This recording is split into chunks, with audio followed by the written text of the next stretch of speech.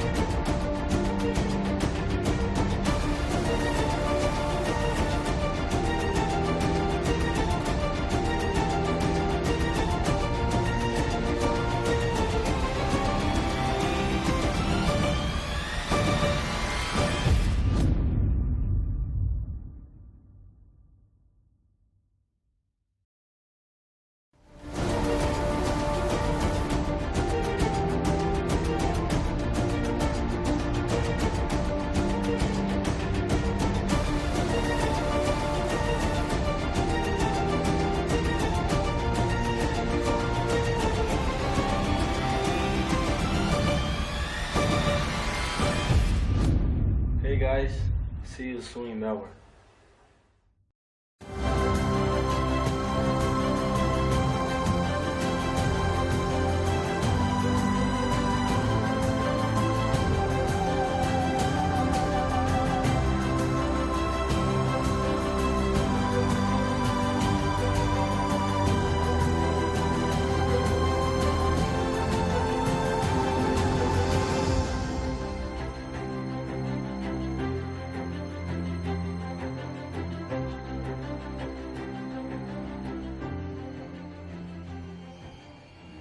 Ahead of the massive event on July the 2nd, Igor and myself decided we'd have a little PASCOE versus FITZROY skill challenge. Igor, are you ready?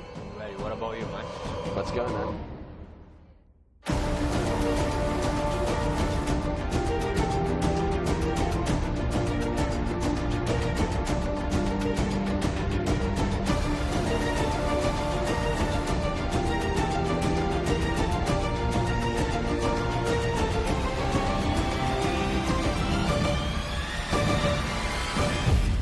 Today, Igor. But that's gonna be a winner on Futsal Oz Live at 2nd July. The State Netball Hockey Centre, Douglas Costa versus Falcao. It's a massive event. PASCOE versus FITZROY.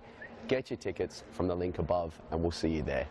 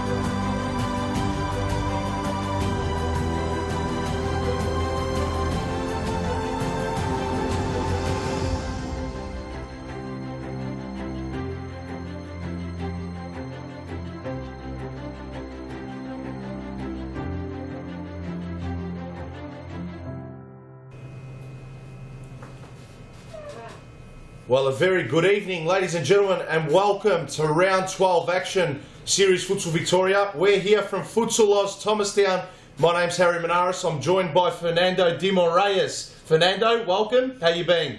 Very good, Harry. It's a pleasure to be here once again. Thank you, Fernando, and always a pleasure to be by your side. 4 entertaining fixtures here this evening. I'm definitely looking forward to the first 2. Your boys FITZROY up against CARLTON. Now, I consider this the friendly derby, but once the players cross that pitch and they go through the nets, they're definitely not friends, they're enemies, aren't they? As soon as you go out there, you have to play to win. Absolutely, so no friends. To win, you're going to go hard. They're going to be enemies for 46 minutes, both players, from both set of teams. PASCOE VALE up against BALWYN, huge game. First spot up for grabs. Top of the table clash, 6 points game for me, and it's going to be a great one. Yep, third game, Ashburton. Let's see if they can continue their good form. And last but not least, 8 PM, Brunswick. They've included Adam Cooper in their team, looking good up against HUME. We'll turn quickly to the ladder just to see what it looks like right now, Fernando. So we'll quickly race through it. PASCOE VALE up against BALWYN, first and second up for grabs today, or first up for grabs. HUME in third, Ashburton in fourth, both on 16 points. That could see HUME and Ashburton move positions today based on results. FITZROY in fifth, Brunswick in sixth, CARLTON and Metropolitan. So a lot of games, and there's so much action that's going to unfold here this evening. I hope they change the ladder today. So let's see what's going to happen in a few games. Well, here we go. We've kicked off live now. CARLTON up against FITZROY. I'm definitely looking forward to this. This is probably my second match of the rounds, and definitely my match of the rounds. And for all futsal. Serious Futsal Victoria fans, definitely close attention will be paid to game 2, but we've got an entertaining first game, and Fernando, I'm looking forward to calling it with you. Let's go through the starting lineup. CARLTON, the home team here. In goals, Adrian Alonso, the debutant from last week, was in great form, showed something. Let's see how he goes today. Number 16, Shaban Rajab. Number 19, Joey Conroy. Number 16, Shaban Rajab. Number 5, who's just played that side ball in now, Ernie Simsek. And we also have Dylan Govic, I do believe. Young gun Dylan Govic. Let's turn our attention now to FITZROY. And Fernando, I'll let you read out the FITZROY's starting 5. Yeah, well, we got right at the top there, we got Jimmy Sufis, number 17. We got Ale, number 9, if I'm not wrong. And then we got Scotty Rogan with number 7 with the ball now. And Leonardo Correa, number 11 on the pitch. And Aaron Yu as a goalkeeper, number 1. Yes, Aaron Yu in some fine form as well. Definitely a much improved player. Always had skill, always had talent, but definitely I think he's taken his game to another level this season thus far. So hopefully he can continue his good form. Let's just remind our viewers, Fernando, the last time these two sides met, it was at Futsal Oz Brunswick, I do believe, about 7 weeks or so ago. That was an entertaining game. FITZROY, I know you're not going to like this, and I don't want to remind you of it, but they were all over CARLTON. They had a 2-0 lead. Crossbars and posts were denying... oh no, was it the other way? There's the opener! Joey Conroy. 1-0 CARLTON. Let's have a look at the replay. CARLTON have drawn first blood. So Rajab with the intercept there. Great pass, and Conroy sidestepping Aaron Yu and coolly slotting it into the to the back post there. Leonardo Correa couldn't get there in time. 1-0 CARLTON. Can you believe that? I'll just remind our viewers, Fernando. 2-0 FITZROY had the lead. Is that correct? That was opposite. That was opposite. Sorry, to CARLTON, it was CARLTON. And the last 3 minutes, obviously, CARLTON was all over FITZROY. They played well, much better game. And then the last 3 minutes, I remember that Jackson made a play to the left and then passed to the middle, and someone, I don't remember who slotted it in. And the last goal was a free kick from Jackson as well. And I was, in the end, it was 2-0. So obviously CARLTON deserved to win that game. Yes. Obviously they didn't capitalize, they didn't score the goals to win it, and then they copied in the end. So today it promised to be a better game from both sides. And obviously CARLTON already started and scored 1-0 with the 1 minute play into the game. And you know, FITZROY has to step up in there, especially on the defensive line, and do better. Yes, exactly, and I think they're lacking a few goals, but the man on screen there, number 9 for FITZROY, Alessandro Verratti, what a good inclusion he's been at youth level, and he definitely knows where the goals are. He scored the odd goal, I think, at Series Futsal Victoria level. Definitely a player to watch and keep your eye out for the future, and you'll definitely be seeing his name on a few more score sheets, won't you, Fernando? Yeah, Ali's a great player. He's a strong player. He can play as a target. He's got a good shot on him. Still learning how to play the game. As he's an outdoor player, he's just started playing futsal not long ago, and he's learning the game quick, but still a lot to do. But he's a great player, he's a great character, a good teammate, so and it's a good inclusion for... Good save there by Aaron Yu. Sorry to cut you off there. Corner for Carlton, but yes, definitely learning the ropes. And the other player that's been doing well week in, week out is Aaron Yu. He's been great for FITZROY. Great form, and not just from now. It's been a couple of years already. So and he's been proving himself every week. Absolutely, but there's a reason why. I'll just let's see this Carlton attack unfold. But now it's Rogan breaking away for FITZROY, and Alonso will collect that. And going back to Aaron Yu, Fernando, there's a reason why I personally believe he's taken his game to another level. Not only does he take game day seriously, but his preparation during the week is second to none. He's training multiple keepers right throughout the 3 Futsal Oz centres, and he's putting a lot of emphasis and work ethic into his own keeper training sessions. So, you know, they do say practice makes perfect. Obviously, look, he's not perfect yet, but he's definitely one of the most improved keepers in the league. Arguably, I think Felipe Blay is the best keeper in the league, and Aaron Yu is not too far behind Felipe Blay. But obviously, Felipe has a lot more experience. He's older in age, but Aaron Yu definitely a great keeper, and he's definitely one of the best in the league. He's been proving that. He's been saying that. So he's been training to do that, and he's been great. So yes. It's been very good. Yes. Fernando, we're just going to quickly go to the sidelines where Morgan Wyatt is. Morgan. Thank you, Harry. Good to be down in Thomastown tonight. It's very chilly down here, but I think I'll cope. Just a reminder, guys, these two teams will be playing next week in our Futsal Oz live event, particularly for FITZROY, who are playing in the main match. This is just pretty much a showcase for these boys to show their respective coaches that they've got what it takes to be selected for this side, and they really want to be in good stead heading into next week as well. Thank you for that, Morgan. So a bit of inside word on the schedule for next week, Futsal Oz Live. Fernando, I cannot wait for that. There's the link, futsaloz.com.au/live. Next Saturday night, State Netball Hockey Centre. Do not miss out. Only 5 days to go. I think everyone's excited. With that, Harry, it's an event that I can't wait to be involved in, and it's going to be amazing. It's going to be great to have the best player that ever played the game, FALCAO. Yes. And Douglas Costa, Rodrigo as well, and Vanessa. And then so it's going to be a great day. I hope just everyone's enjoying and buy a ticket, because the tickets are running out. Just go on Ticketmaster or call Futsal Oz and buy your ticket straight away, because you're gonna miss out. Yes, definitely looking forward to it, Fernando, and I'm looking forward to calling the action there. I do believe next week as well. So I hope I can get you on as a little side gig as well next to me. Yeah, that'll be good. I'll be there. I'll be there as well with bells on. Mark my words. Let's turn our attention to this game. Things are heating up here. Alonso with the throw, ricocheted. FITZROY made a change there. They put Llewellyn Stone in the game. Yes. And also CARLTON made a change. He put Here's Jackson Georgie. Number 25. Introduced to the game.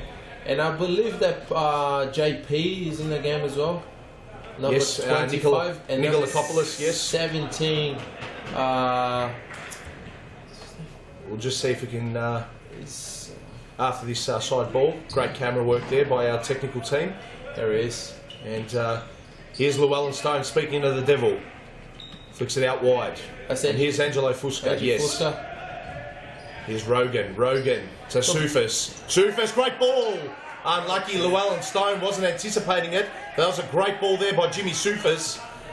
and his game's been taken to another level as well recently, Fernando. Definitely much improved in recent weeks. Jimmy Sufis, and you with the quick. He's another player that's been training hard. He's always at training, always the first one to be at training, and he works hard. You know what I mean? He's the kind of kid that listens to all the instructions and stuff. So and his game is improving every week. So he's been starting the games, and that's a great achievement for him, for someone that, you know, a year ago wasn't playing at all. So it's great. All given away there by Stone. Rajab, just a heavy touch. Side ball Fitzroy.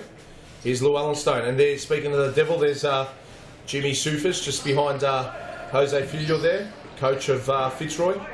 Side ball, Carlton.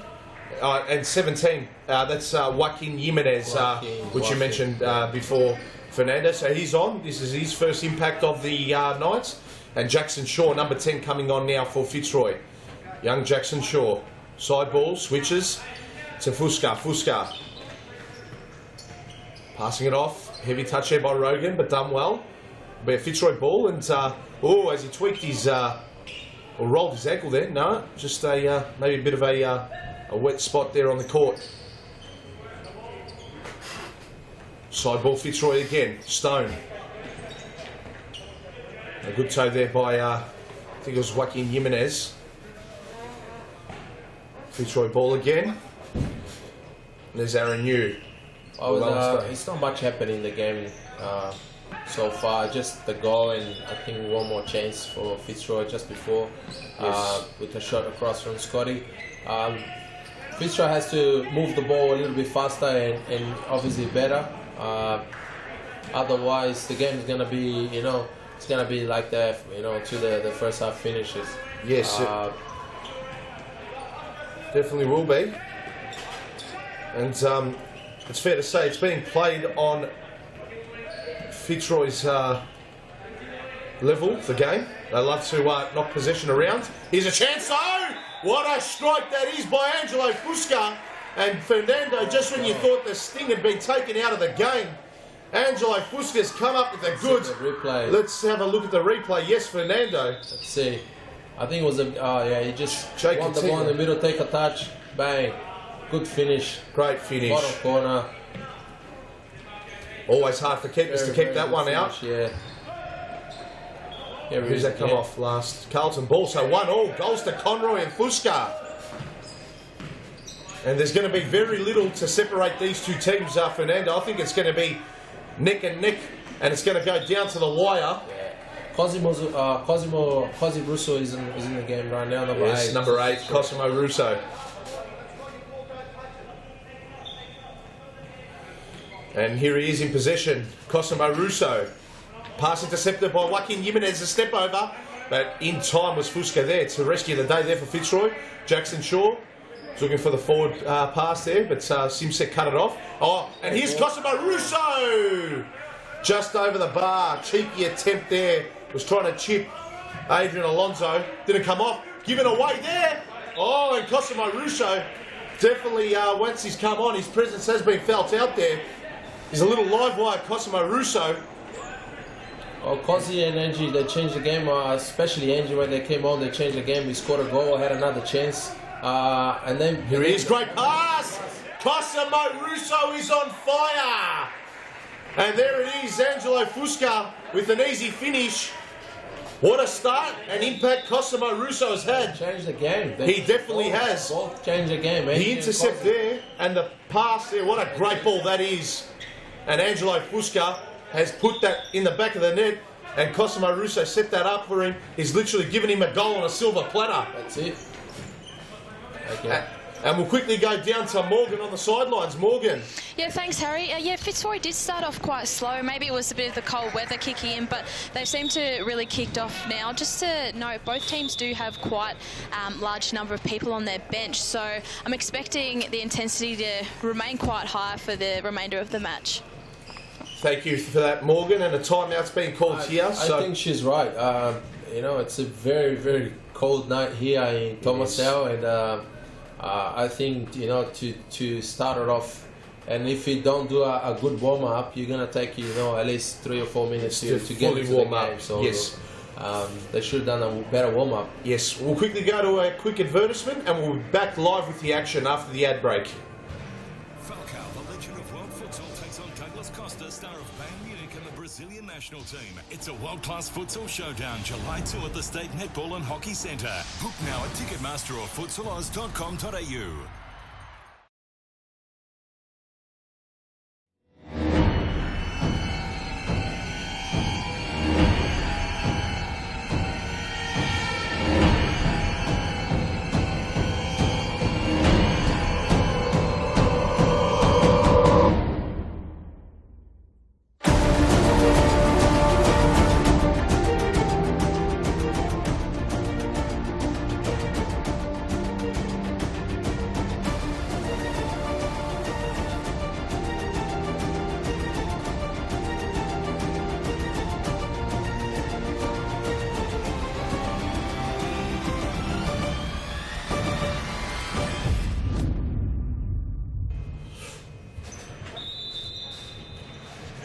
And we are back live, and it's Rajab in possession.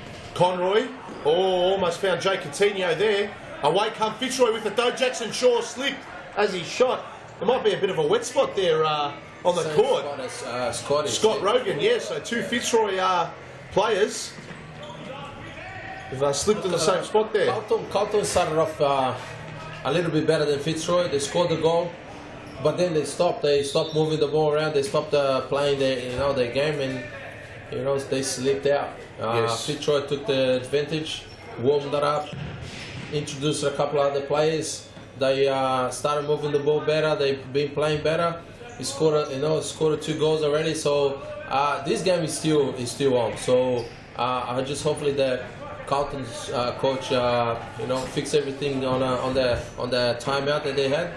And then come back better. So let's see what's going to happen. Definitely, CARLTON did start the better of the two, but I thought Cosimo Russo's influence on the match definitely gave Fitzroy the advantage, which they currently lead 2-1. And already time flies when you're having fun, Fernando. There's only 6 and a half minutes left in this first half. So. Entertaining game thus far, and time has gone extremely quick. Here's Jackson Shaw. Here's Russo. Speaking about Russo, back to Fusca. Fusca assesses his options. Great pass there. And Russo comes away with it again. Shot there by Jackson Shaw. Very optimistic. Too far. It's too far. You can't have a shot from there. No, very far. Too far. Obviously you can, but it's very unlikely that you're gonna have scored a goal from there. Absolutely, very, very unlikely. Oh, great play by Angie. Oh, it is in! Angelo Fusca! He's justified physics. How did he score that? Oh, the celebration as well. It's amazing. Let's have a look at the angle here from where Angelo Fusca scored from. He's just taken on the whole CARLTON team. Got around Simsek and Rajab. And wow, off the back post. The post had to assist him. But what more could he do from there? Look where he is in slow-mo here. So another sidestep around Adrian Alonso. And look at that. Very tight. That is, he's threaded the eye of a needle with that. And Russo with a shot there. But Alonso collects it. Alonso releases it to Rajab. Definitely Angie and Quasi, they changed the game for Fitzroy. Absolutely. So they came on and they changed the game. They scored goals. They set it on one in each other. It's been good. They've been good. So that's what the Fitzroy needs. Because the players they started a little bit slow, not moving the ball much, not doing much. So now they're more dynamic. They're moving the ball around much faster than before. And they say they're attacking the ball. They're defending better as a team, and they're scoring the goals. Most importantly. There you have it, 3-1 Fitzroy. Unbelievable. But here's Conroy, and he was fouled. Yes, definitely a foul there. It'll be Rajab to take it here for CARLTON, just forward of the halfway line. Referee John Nicolakoutis paying the foul there. Rajab, he'll look for the back post here. That he does, but Aaron, you got there. But well done, Rajab. Good chest control, but the shot was very, very high. And here's you, releasing the ball to Russo. Russo, sidestepping, dancing, switches on the outside of the foot. Jimmy Sufa's poor first touch there. And it's a side ball. And Daniel Capolaro is in the house, D10, ahead of his big game against BALWYN. Top of the table clash. He looks very, very pumped and motivated for that one. Very, very concentrated look on his face in our commentary box. Might just see him at the back of the crowd here, just making his way somewhere. Back live here. Rajab switching. Conroy back to Rajab. Rajab pleading his teammates to give him something, and they're not. But Simsek, here he is, trapped and boxed in his own back half. Dangerous ball there. Conroy found. That's number 10. It's I don't know how to pronounce it correctly, but it's Kunate Aiden. Back for Carlton. Rajab. Here's Aiden. Aiden passing it back to Rajab. Rajab. Ball up the line to Simsek, but his touch let him down. I touched on that matter in a lot of the games before. It's in regards to the subs. Rajab is playing the whole game, the whole first half, and you can see he's really tired. Just before he passed the ball and he stood still. He didn't give any options to his teammates, and he didn't get any options as well if he's standing still. You gotta keep the ball moving. You gotta keep on the move as well. And you can see it. You can see it. He's slowing down. He's not doing what he used to do. He's fast. He's got long strides. Intercept here by Russo. Good save, Adrian Alonso. But yes, you're right. And he's tired. He looks tired. Who else can play that role for Carlton? That's a question. You should give him at least a couple of minutes rest here and there. Might just want to play him for the rest of the half and get some fluid and give him a breather at the break. So, but yes, you're right. You're gonna need him by the last five minutes of the game. You're gonna need him, and he's not gonna give you what he's supposed to give to you because he's gonna be tired. So they should give him a little more rest in there. Here's Rogan. It's Aiden that comes away with it. Aiden, good touch here and pressure by Rogan. It's a side ball, Carlton. Aiden goes to Rajab. Speaking of the man, looks a little bit fatigued already. Here's JP, poor pass. Good toe in there by Rogan. And here he is, Scotty Rogan. Deep in his own defensive half. Looks for variety, it was a great ball.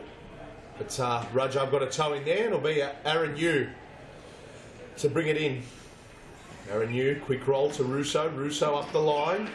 Intercepted there by Aiden. What can Carlton do? Aiden! Good shot! And it's JP! Oh, but as JP was ready to pull the trigger there, Jimmy Sufis in the nick of time got the slightest of toes on that. Rajab's blasted that over the bar. Very optimistic from there. Very good recovery from Sufis there.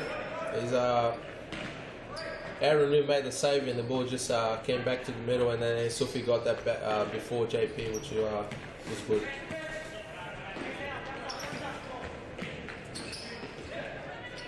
Here's JP, goes to Rajab, puts him under pressure. Was he fouled? Oh, Rajab a bit upset with that call from Robotis, and he's clearly fouled Jimmy Sufis there. That's the and Jimmy Sufis asking for the card. And Rajab just his temper getting the better of him there. Very uncharacteristic like by Rajab. He's definitely not that type of character. I think he's complaining because of the previous challenge. For the previous challenge, and he said that Jimmy touched him. But it seems like he dived a little bit more than there was a free kick. So maybe he got to be frustrated in there. And then he went and gave a little bit of an elbow to Jimmy. Yes, and we'll quickly go to an ad break, and we'll come back live for the last couple of seconds of this first half.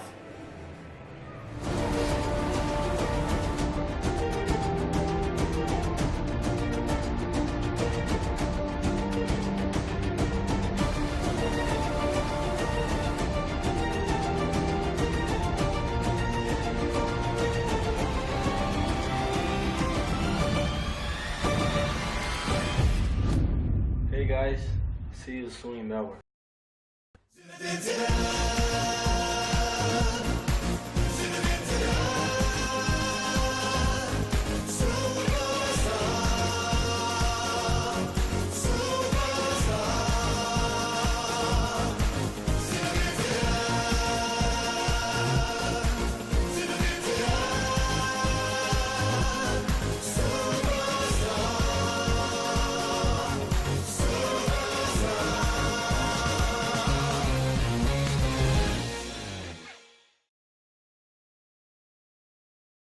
And here it is, Fitzroy with the Let's see what free Fitzroy kick. can Dangerous create position. Sufis straight to Russo.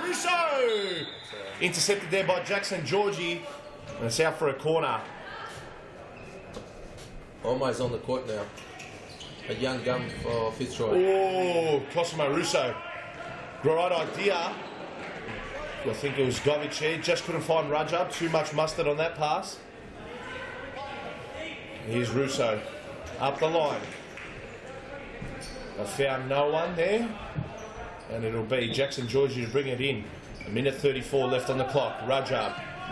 Up the line. Govic. Could have taken a touch. Number 3 for Fitzroy is Omar. So he's a very young player, very talented player. Omar Hardy. Yeah, Yes. very, very skillful player. He's been training with us and playing the youth for a little while now. And, he's very, very quick and skillful. There's still a lot to learn, but he's a great talent.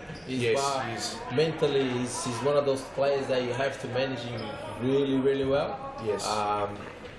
But I reckon, soon in the near future, he's going to be a very, very good player for Fitzroy. Yes, definitely. I've identified him at the in the youth league, Fernando, as a talent for the future. Rajab, where did that come from? Shaban Rajab, what a time to score!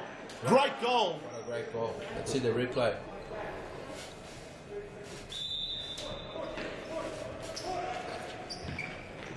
Oh, and that's one of the things about Omar. Defensively, he's zero. He's not that at all. He's got to learn a lot about defending and do his defensive duties, and that proves it. Yes. He turned his back to the player, and But what a great goal by Rajab. Yes, great left foot. Oh, a bit of. Oh, Aaron, you missed that. Lucky he had his hand landing. Very lucky. And that was almost 3. Oh, wow, what an entertaining half, Fernando. We'll have a look at the replay. Here shows Govic. Rogan got a touch, and Aaron, you did not collect the ball. Just misjudged the time of the ball completely. He did, definitely. Lucky the ball hit his hands, as you say. Yes. Or else it would have been most definitely. Very, very lucky over there, Aaron Yu, to pull out that save there, because he wasn't expecting that.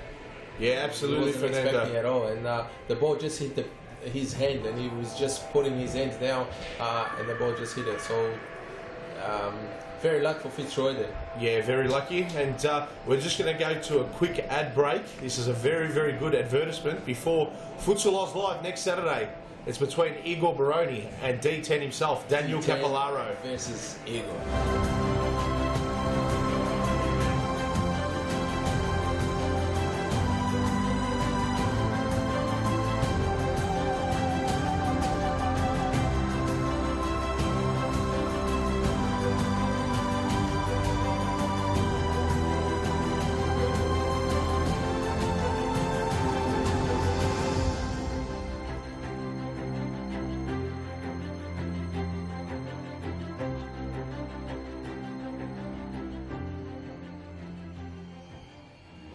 Ahead of the massive event on July the 2nd, Igor and myself decided we'd have a little PASCOE versus FITZROY skill challenge. Igor, are you ready? Ready. What about you, man? Let's go, man.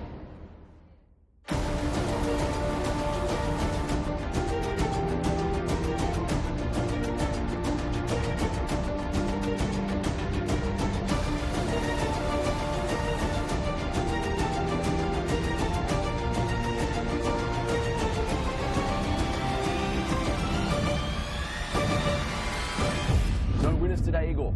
But that's gonna be a winner on Futsal Oz Live at 2nd July. The State Netball Hockey Centre, Douglas Costa versus FALCAO. It's a massive event. PASCOE versus FITZROY.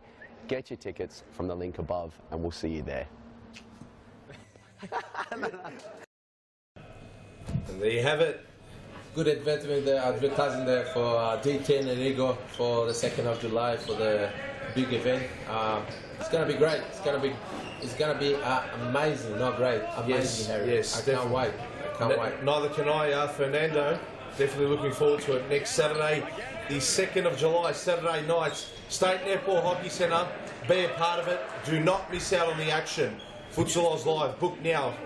July 2 from By the the State way, Hockey once Centre. again, I can't, stop saying that how good it looks this stadium now, Harry, with all our sponsors and all the banners around.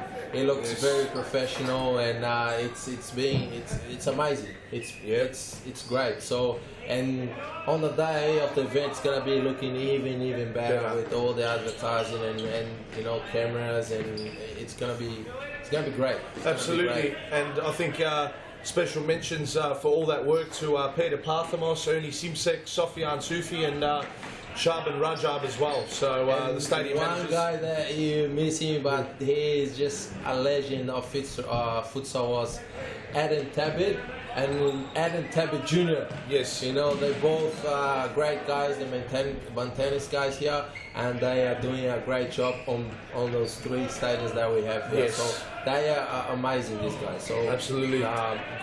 big shout for them there. Yes, as you can see, our sponsors all around here: Solo, Nike, Gatorade. So we thank all our sponsors for making tonight possible. And Our main sponsors. yes, here's Nikolakopoulos.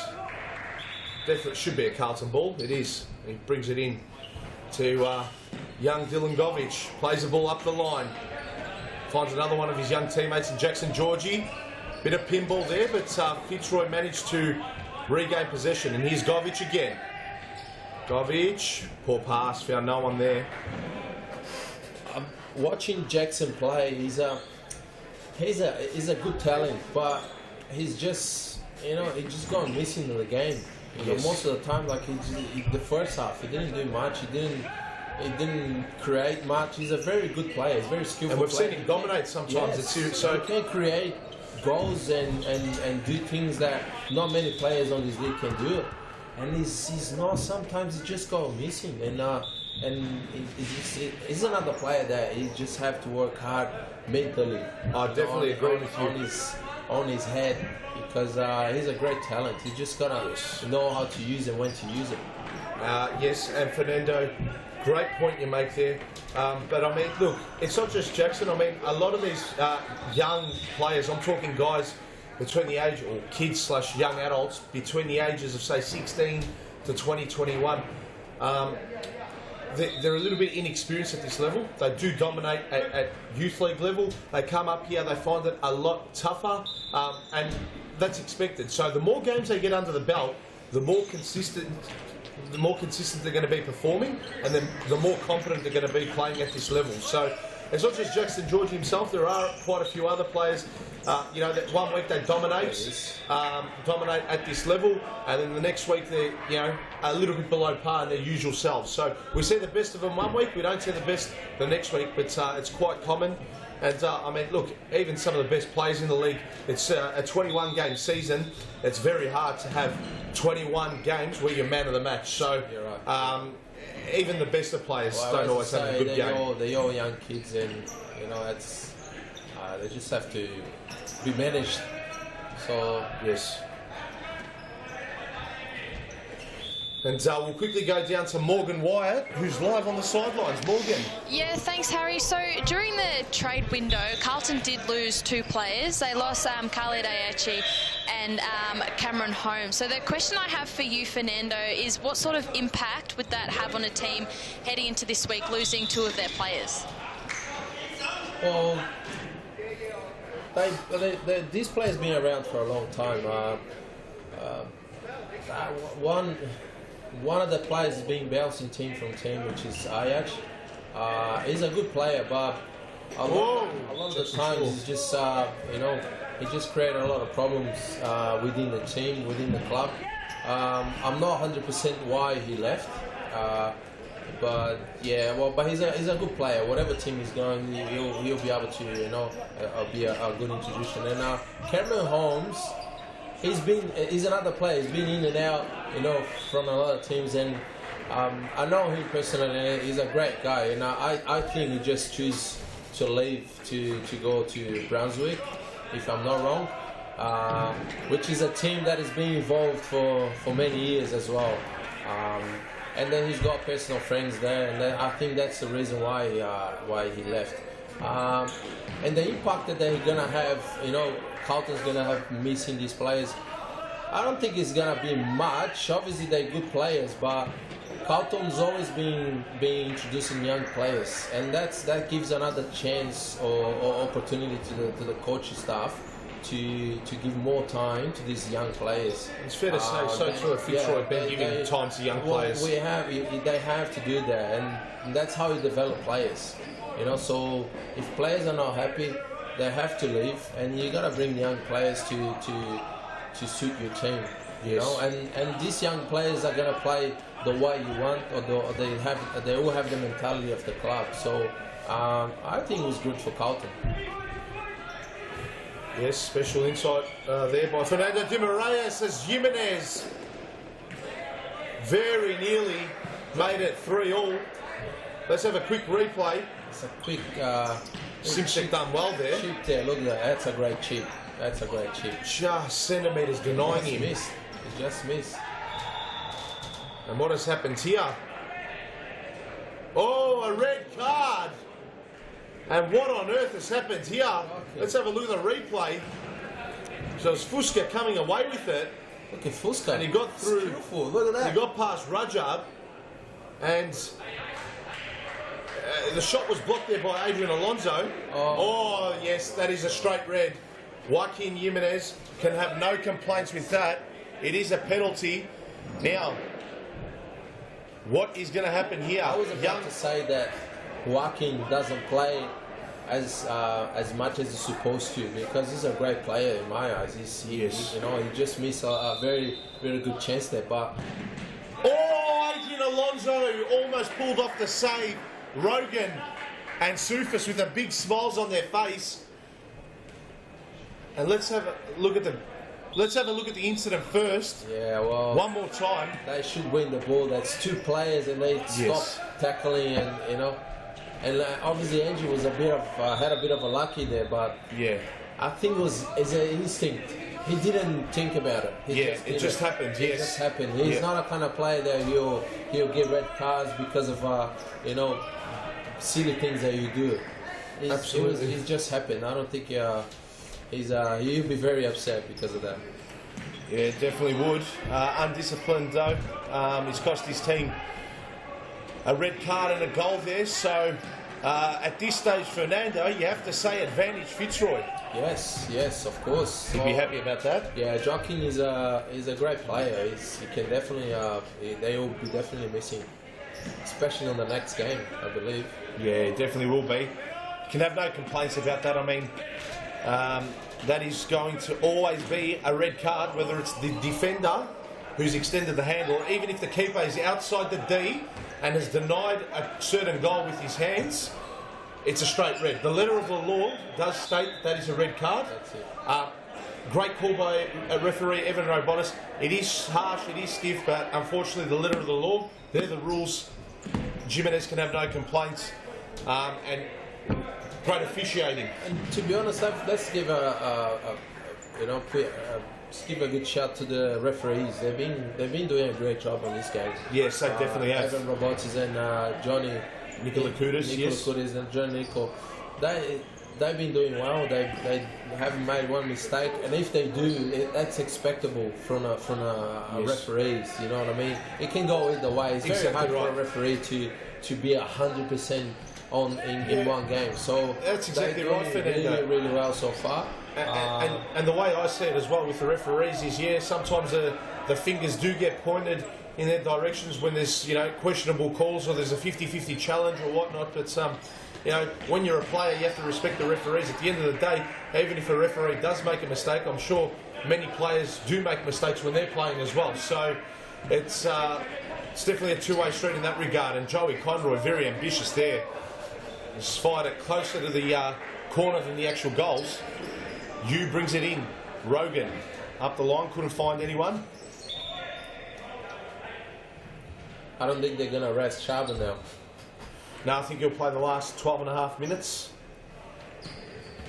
But that's what I told you before. If something like that happened, he's not going to rest now. They should have done late in the first half, or even early in the second half. Early in the second half, or in the middle of the first half. So they have to give him a rest because he can't play the full game.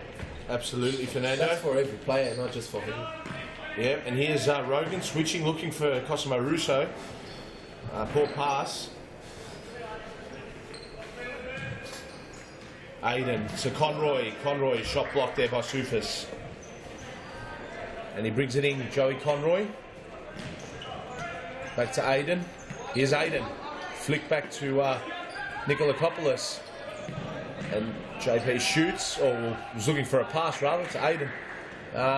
Rudyard's off now, Fernando. He's just come off. Just seen it. So Aiden's replaced him. Well, I don't think he could handle anymore. He couldn't run anymore. At one stage, he just can't do it anymore, and I think he subbed himself off. Exactly. Well, I think in terms of structure, him and Ernie Simsek are definitely the two most important players for Carlton. So, in terms of structure, in terms of structure, Ernie's more of an attacking player. He can score goals. He's fast. He's very dynamic. He can play on the back as well, but he's not gonna be your main player playing the back. And Sharp is as well. So, but Sharp is more on the defensive side of the game. So they do need those players on, but they can't play the whole game. Exactly. They have to start introducing one of the young players together with Sharps. So he can start learning and do what Sharp does for the team. Yep, definitely. Or even one of those more experienced players. So. Yep, and shot wide there by Verratti. Now Fernando, 5 team fouls committed by Carlton, so they're in a big hole now. This is going to become very, very hard for them to get themselves out of this hole. One more foul, it's going to be a 10-metre shot. So, yes. They're going to be very concerned about, Great pass though, Simsek! Great save, Aaron Yu. Quick release.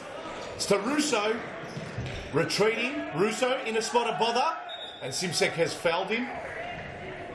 And there it is. That's a 10-metre foul.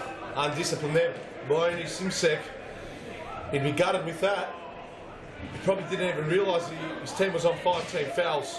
He didn't know. I believe he didn't know. To make a foul like that, and the attacking field like he did, he had no idea. So there's a very poor communication between the players or the coaching staff right there. Yeah, definitely. And here's Leonardo Correa stepping up, and it's young Adrian Alonso in goals for Carlton. Great save! Adrian Alonso. Very good save. He's been keeping well at this level. A little bit casual from Leonardo there. Didn't take much step or. And another good save there by Adrian Alonso. Good young goalkeeper. He is. I think the only thing that's against him is his height. So hopefully he can grow a few more inches. That's it. Might have to sleep upside down and tie his legs up on a rope, and he might grow a few inches. But apart from that, he moves well, he reads the game well. I'm a big fan of Adrian Alonso. I seriously am. I see him week in, week out play on this very court in the Premier League and also Youth League level. But I'll elaborate more on him after the advertisement break. There's a timeout's been called. Back live shortly.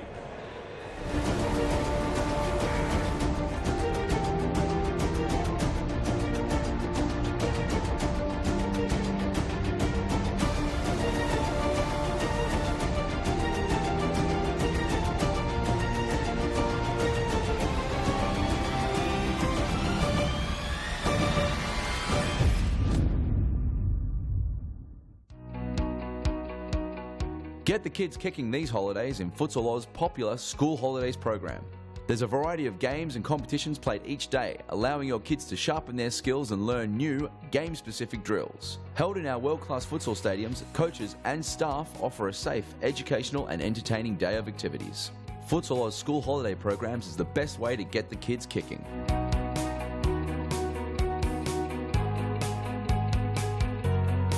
For more information, visit futsaloz.com.au. And we are back live now, so the team's ready to break up from their huddle there. Fernando, as I was saying before the break, young Adrian Alonso, keeper for Carlton. This is his second game. I thought he kept not too bad last week in Carlton's 6-5 loss to Ashburton. Couldn't really blame him for any of the goals, but yeah, on this very court, he plays 2 games a week. Youth League on a Wednesday night, and Monday night he plays in the Men's Premier League. So this is definitely his home court. He knows the court better than anyone else, and quite a regular here. So I think he's more comfortable on this court more than any other. I like him. He's a good young player, and he's doing well. Obviously, it's hard when your team is not helping much, and Carlton is not in a very good time now for Carlton. They've been losing a few games, and they can't get the win, and they're struggling to get the win. And even when they get the lead, they still giving the win away. But he's doing well. He's doing great. So and he's young, which is good. Yes. So age definitely on his side. Can make a big name for himself one day. Adrian Alonso. If you see in both of these teams that are playing right now, they got some good talent right there, and they're young talent. So these two teams in 3 years, 4 years time, they're gonna be really, really good if they keep these players. Yeah, I think they're gonna be great. So unfortunately, it takes a little bit of a time to build a team, and especially with young players and young talents. But you gotta take your time and do everything properly. Oh, Ernie Simsek not happy there.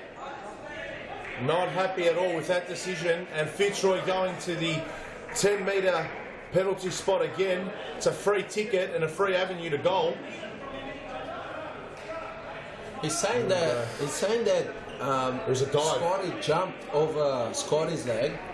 I don't know. It seems like he was. I'm not 100% sure. And Alonso got a hand on it. Oh, he's frustrated with himself. 5-2 FITZROY. Done well there, Adrian Alonso. But unfortunately, too much power. Let's have a look at the replay. And it's 5-2 FITZROY now. Jimmy Sufis stepped up, selected his spot. Alonso read it late, got a hand to it, but not enough to keep it out. So, and there's another foul. And this is starting to get ugly now. 6 minutes to go. That's Ernie again. Well, if you think about it... No, it was JP. It was JP, number 7. Oh, no, it was Ernie.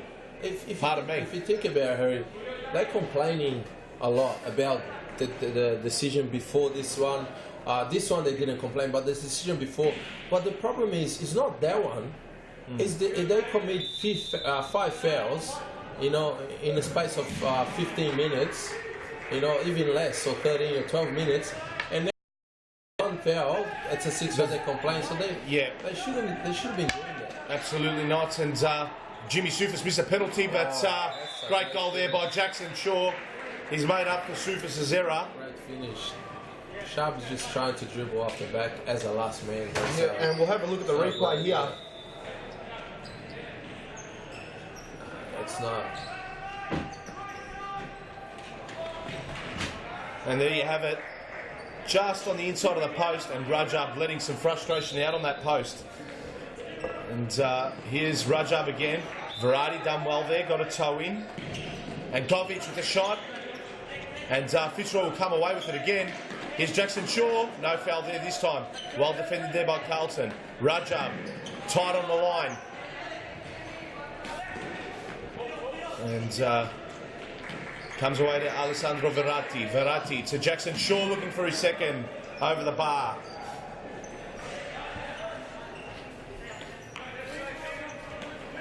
And here's Conroy, Joey Conroy.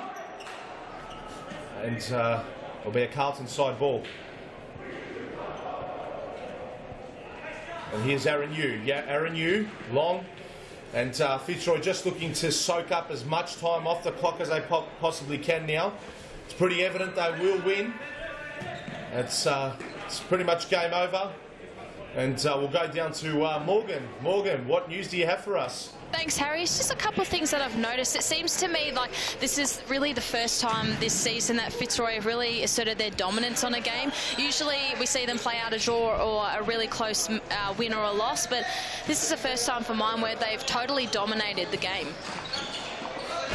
Yep, definitely, Morgan. I definitely agree with you on that one. I mean, they've got a few more wins than Carlton under their belt, but I've never really seen FITZROY win by this margin. So it's been close games, and that just proves that the league is improving every year, Harry. I remember, a couple of years ago that we used to play against teams, and there used to be a very large amount of goals scored.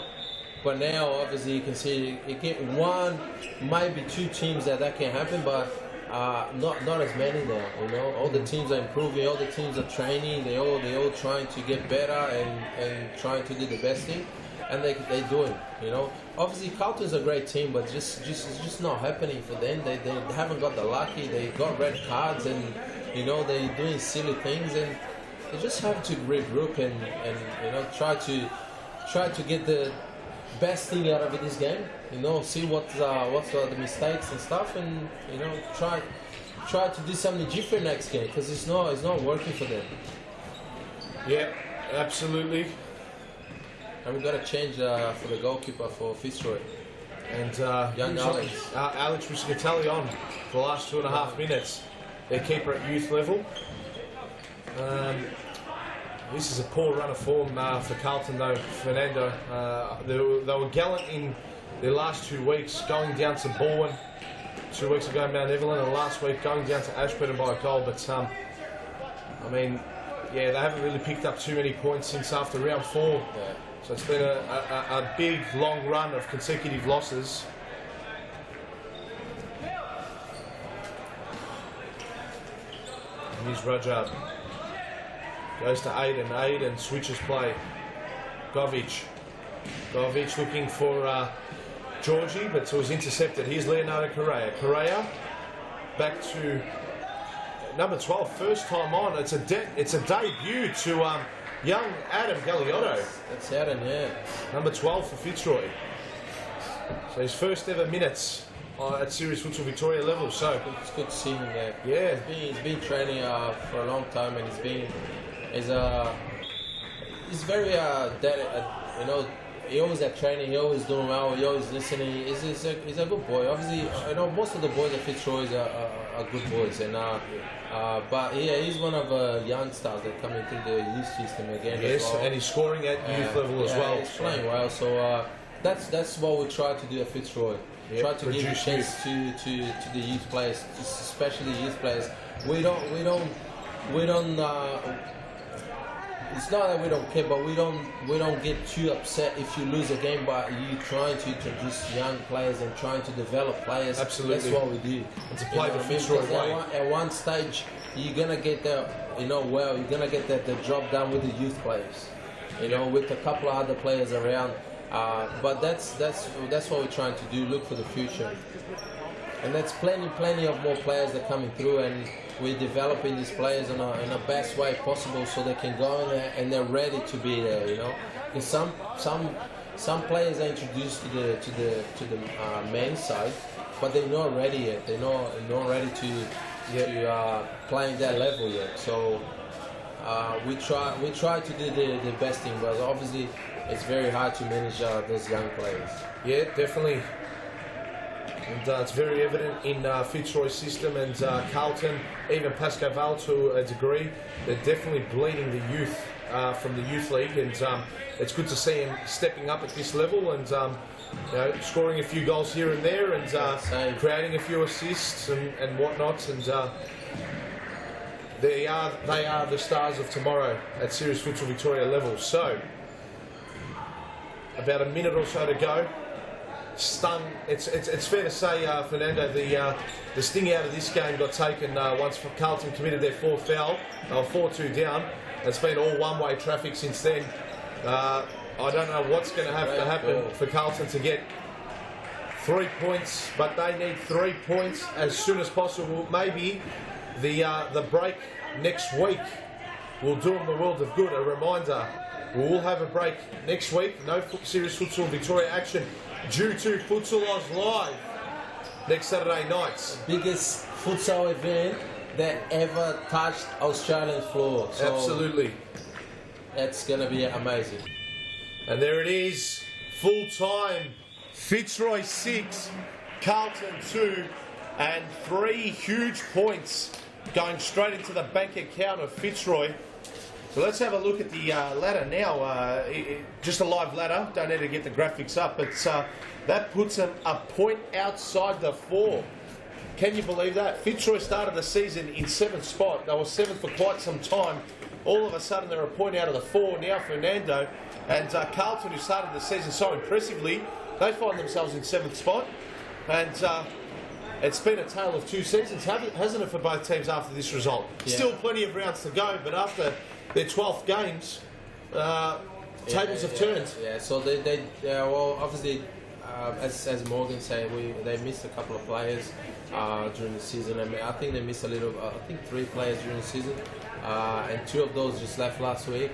Obviously, the impact is not big because they were losing together with those players. So, but they have to get together and think about the season because they're gonna go down hard. So yes, they need to regroup. I think we got an interview with Angelo Fusca. Yes, we'll go to Morgan. Yeah, thank you, Harry. I've got Angelo here. Great win. It's probably the best win for the season. How are you feeling after the match? Yeah, very happy. Obviously, the boys have been training really hard and stuff, so it's good to see something pay off. And in terms of your own performance, you scored a hat-trick today, so you must be happy with yourself? Yeah, I got lucky, tripped over the ball a few times, so I went in, so I guess, yeah, always happy. And big match next week. How excited are you to play alongside FALCAO and against Douglas Costa? I'm super excited. I don't know, probably very nervous in the change rooms, helping put his socks on or something. I don't know. Now, do you expect to see some of the young boys like Scott Rogan, etc., making this team? So are you going to have a similar lineup, just adding a couple more players in? If Scott Rogan's not there, I won't be either. He's better than me, so nah, for sure they'll be in there. You know, they're quality. Well, all the best for next week. We appreciate your time after the match and congratulations. Great, thank you very much. Thank you. Back to you, boys. Big game coming up, this one. BALWYN versus PASCOE VALE. Top of the table clash. It doesn't get much bigger than this. Thank you very much for that, Morgan. Now Fernando. How good is Andrew, man? Oh yeah, he's a comedian. It's fair to say he's a comedian. He's always have a smile on his face. He's a great boy, and obviously he scored 3 goals and I trip over the ball. Yeah, definitely. But yeah, he played well, and every now and then had this game that he scored a few goals. So yes, it's been good for the team. Fernando, we'll go to a quick break, and we'll be back live for a huge encounter. A huge game between PASCOE VALE up against BRUNSWICK, first place on the line. Back shortly.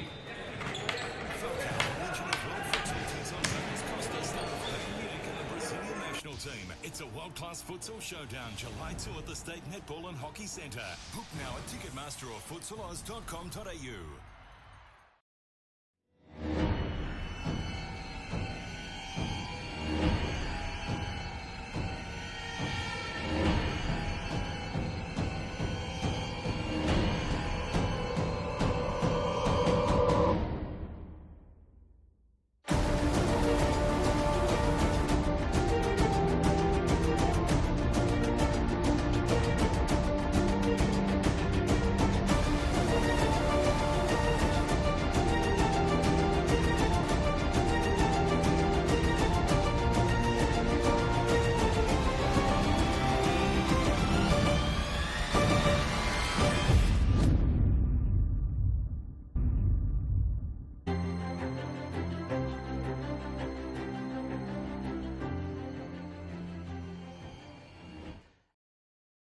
And we are back live now, Fernando.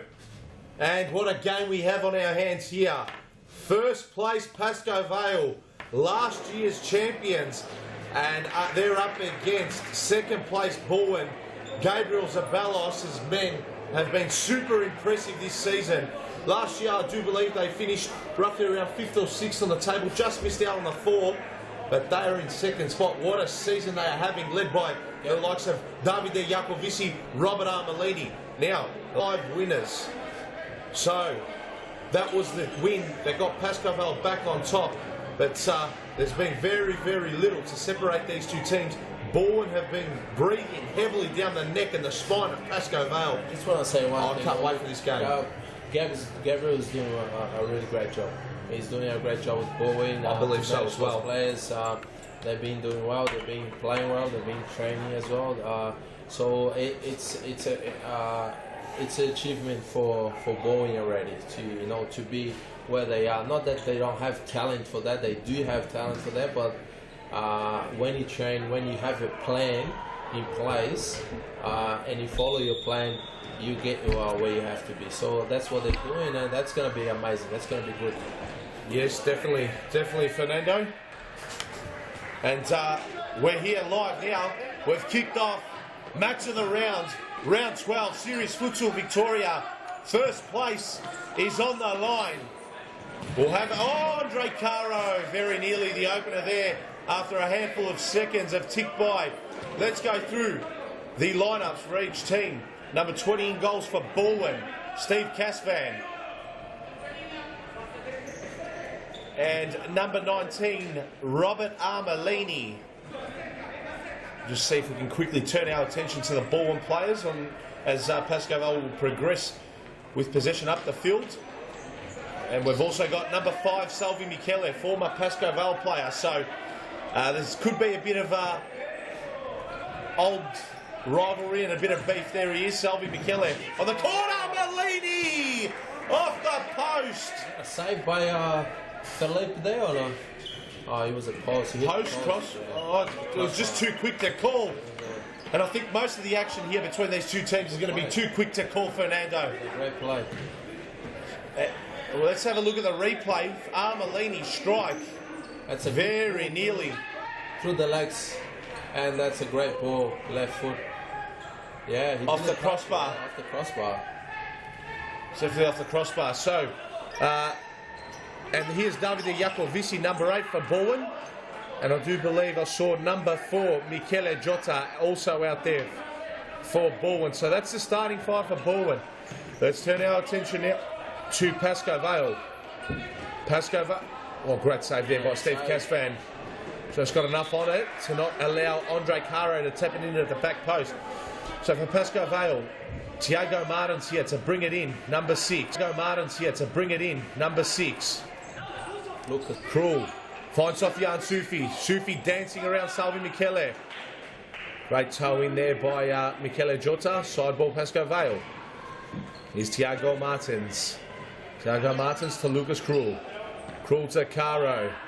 Goes out to Sofiane Soufi. Great ball up the line to Tiago Martins.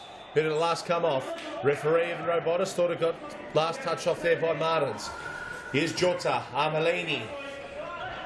Here's Michele. Michele up the line. Couldn't find Michele Jota. It'll be a BALWYN side ball. Huge crowd in for this one. They've braved the weather. They've come here to Futsal Oz, Thomastown on Settlement Road, Thomastown, Fernando. That's pretty cool. And all eyes are on this contest. They have to love the game to be here tonight, and you can see it's a lot of people love this game, and especially these two clubs. So it's been good to see a few people out there tonight. Definitely, as you can see in the background there, a few familiar faces, a few players even from the Women's League in the crowd as well. So good to see the support there from the Women's League and also the Futsal Oz community. Back to the action. Andre Caro brings it to Lucas Cruel. Cruel trying to get around Michele. Patient build up here by PASCOE VALE. Cruel does well. And Jota got there in the nick of time. And Robotis. I thought it was a foul there to Lucas Cruel, but referee was closer than me to the action there, Fernando. Oh, and what happened has there? happened? There's been a bit of a hold up. Oh, Lucas Cruel already on an early yellow. Not good at all. What was that for? And you can see the disappointment in the face of Tony Vidic there. So I think he's holding someone's shirt. Oh, sorry. He was stopped. Oh, he pushed the referee. Did he push the referee? Touch the referee, yeah. Touched the referee. It looks like he touched the referee. Yeah, he did touch Evan Robotis. That's why he stopped the game and he copped a yellow card over a free kick. So, which I thought it was PASCOE VALE free kick, to be honest. But yes. it would be good to see a replay on that one. Very, very undisciplined there by yeah, Krul. but you can't do it. You can't touch the guy, referee like that.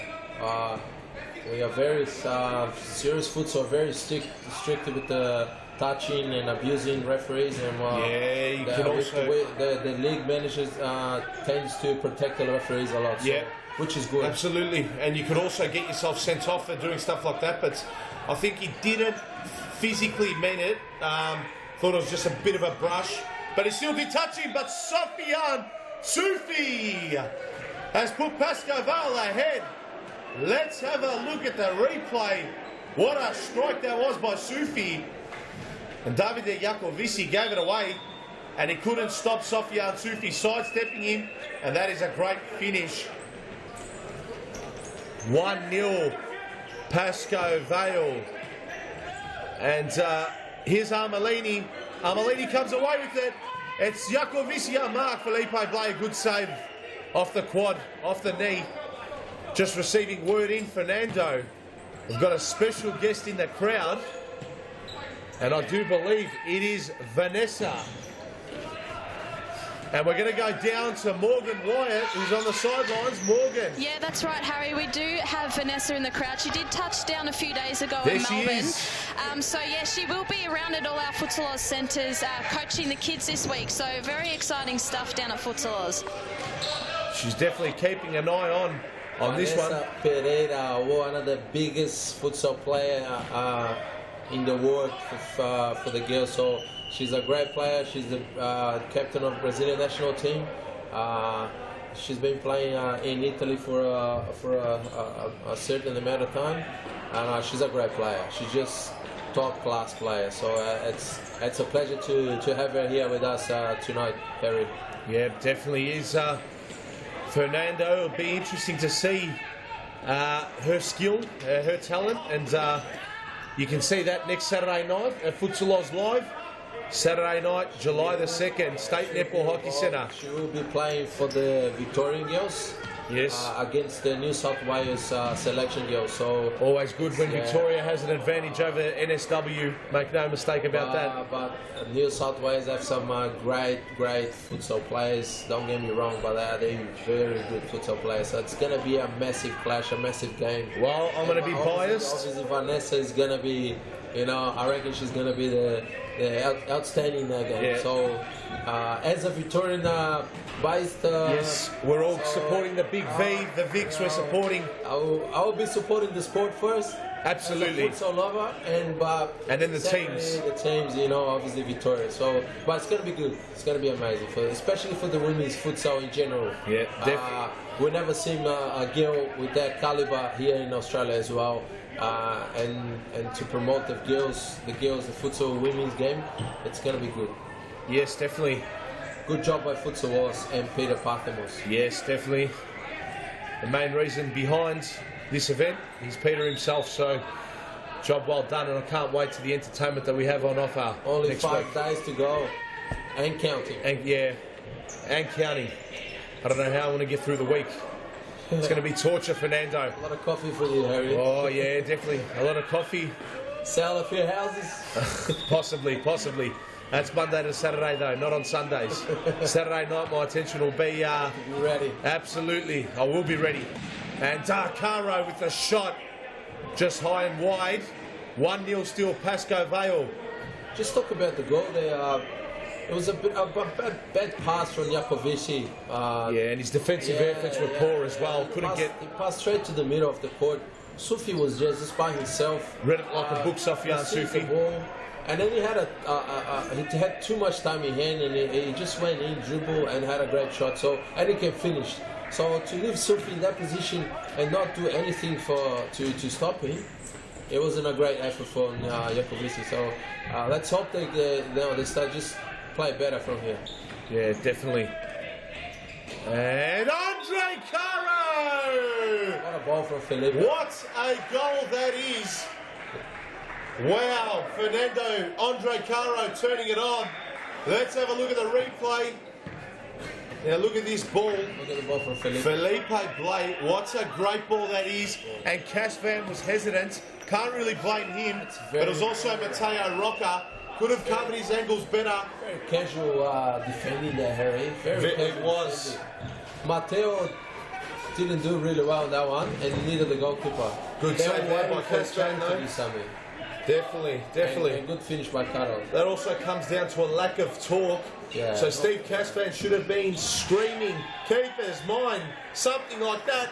And in the meantime, Richard Ferguson is on the score sheet. PASCOE VALE 3, BALWYN 0. Let's have a look at the replay now, brought to you by Nike.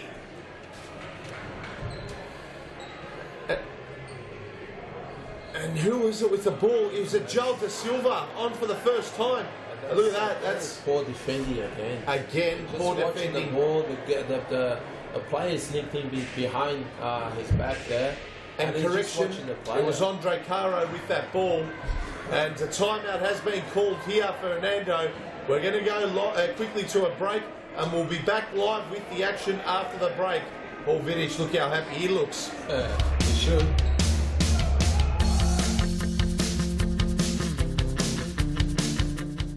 Futsal Oz is the home of elite futsal in Victoria, with leagues for men and women played every week. For the men, start your journey to the top in League 2, played each week at our Brunswick Stadium.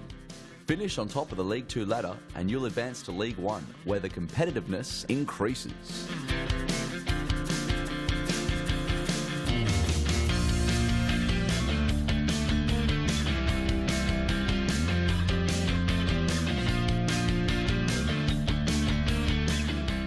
If your team wins League 1, you'll qualify for the State Championship. And if you win that, you'll be playing Series Futsal Victoria, the highest level of futsal in Victoria featuring the best clubs and players. Series Futsal Victoria also holds 2 separate competitions for women and youth, both played out each Wednesday evening at our Thomastown Stadium. So once you or your team has conquered the social leagues, take the challenge against the best futsal players and join the elite leagues at Futsal Oz. For more information, visit futsaloz.com.au. And we're back live. Still early on in the piece, but all one-way traffic, Fernando. It is PASCOE VALE 3, BALWYN 0. BALWYN have come out and more sleepier of the two, or drowsy of the two. PASCOE VALE, they've hit their straps early. Let's see how long they can sustain this momentum and this play for. That's going to be the key. And Andrea Zacconi and Matteo Rocca on for their first impact. Yeah, ball is a little bit sleepy, and it's still they're not playing their game. They're not executing their plan really well. They have to wake up. They have to start, taking actions, have a couple of shots in goal, but they're not doing really well. I reckon they have to press the ball in more. Not at all. Yes, definitely. And we're going to go down to Morgan. Morgan, got a bit more information for us. Thank you, Harry. Yeah, both teams will be participating in our Futsal Oz Live event next Saturday night. So be sure to see some of the players try and step it up tonight to prove to their Gabriel and Paul Vidic that they've got what it takes to make this team. Looks like Daniel Capillaro will be coming on soon, so I'm sure he'll be keen to impress the coach and his teammates to ensure that he's got a starting lineup for next week. Yeah, thank you for that, Morgan. So definitely looking forward to that contest as well. And Matteo Rocca, interesting ball there. And there's Andrea Zacconi, and almost trickled in, but Blade done enough to keep it out. Corner here for BALWYN. Andrea Zacconi straight into Richard Ferguson. Oh, is that crossed the line? Controversy here. Evan Robotis has blown his whistle straight away and said 100% it's a goal. Let's have a look at the replay in slow motion. BALWYN, no matter what though, they're on the score sheet now. And Zacconi went to, it was Valerio Celenza, and great call, definitely over the line. Well over the line. That is a goal every day of the week. 3-1. Good to see BALWYN come back a little. How much fight do they have left in them? That's what they needed. They needed a goal straight away. Otherwise, this game would probably be over by the first half. And they got that. And look at Gabriel Zabalos, very animated now, trying to rev up his troops, introducing Camilo Marin as well for the very first time, wearing the number 14 Guernsey for BALWYN. And D10 is about to come on. Cashfan to Rocca.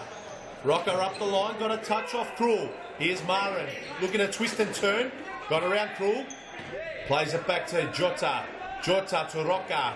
Roca switches it to Jota. Patient build up here by BALWYN. Here's Marin. Marin sidestepping. Krul gets a better of him. Lucas Krul. Shot blocked there by Mateo Roca. Who was very annoyed there with Camilo Marin, who's quickly passed it though to number 6, new player there for BALWYN. Anyway, comes away to Lucas Krul. Shot blocked there by Steve Casvan. Krul, second bite of the cherry. Out to De Silva.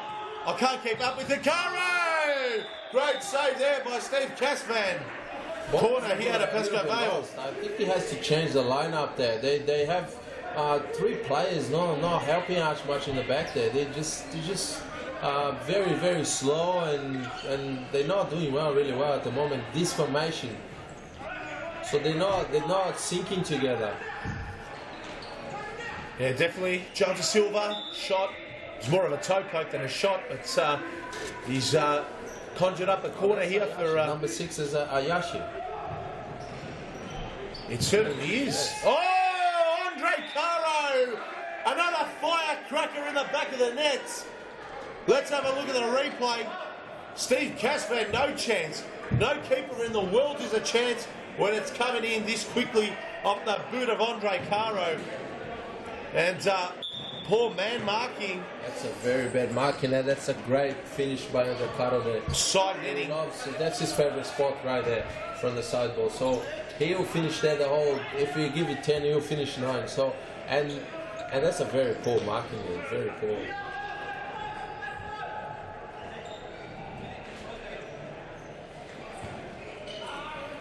Definitely is Fernando. And PASCOE VALE get that 3-goal buffer back in their advantage. Here's Lucas Krul switching it out to De Silva. De Silva finds Lucas Krul. And a pass that slowly should be intercepted. That's too passive from BALWYN. They have to be more aggressive towards the ball especially. And yes, you're right. It is Khaled Ayache for BALWYN. Here's Armelini. Armelini to Oscar Magrina. Magrina back to Armelini. Jota just holding possession here. BALWYN trying to keep PASCOE VALE cold. Oh, Ayache with the header. Felipe Blay well read, and that was a very optimistic throw. Looked to his left, threw it out to his right, and found no one there. There's a big Paul Vidic looking on very intently.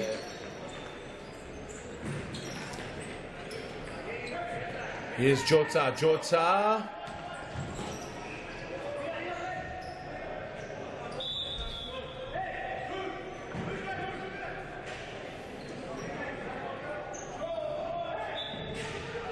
Corner here for PASCOE VALE.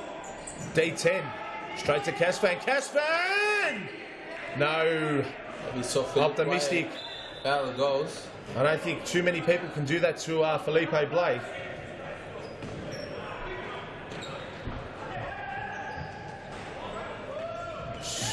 And Casvan well off his line. Very good reading. Well read, yes. That's what's the goalkeeper supposed to be doing. That's brave. That's brave on the halfway line though to come out there, Fernando. Yeah, but the player was gone already. You know, he couldn't follow his player. Here's De Silva to bring it in from the sidelines. Krul just assessing his options. Asked for someone to go out to his right, and it was De Silva who did. Sufi back to De Silva. Oh no, a bit of accidental. An accidental clash there that had Valerio Salenza, the goal scorer for BALWYN, on the canvas. Rather, it was Oscar Magrina. Pardon me, and Khaled Ayache. Felipe Blay rolling it out to his compatriots in De Silva. Right there. Cheeky. D10. He asked for it. See, you got 3 players in one in there, and look how they're marking. Great passing there by PASCOE VALE. A bit of tiki-taka. That's pretty bad marking by BALWYN. It is. They 3 players press the same player. They try to get the ball. They're just looking for the ball.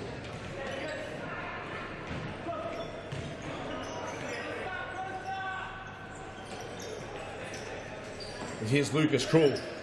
Healing it back to Capillaro. Capillaro. He goes to... couldn't find anyone. Dispossessed. Ball in possession. Armelini up the line.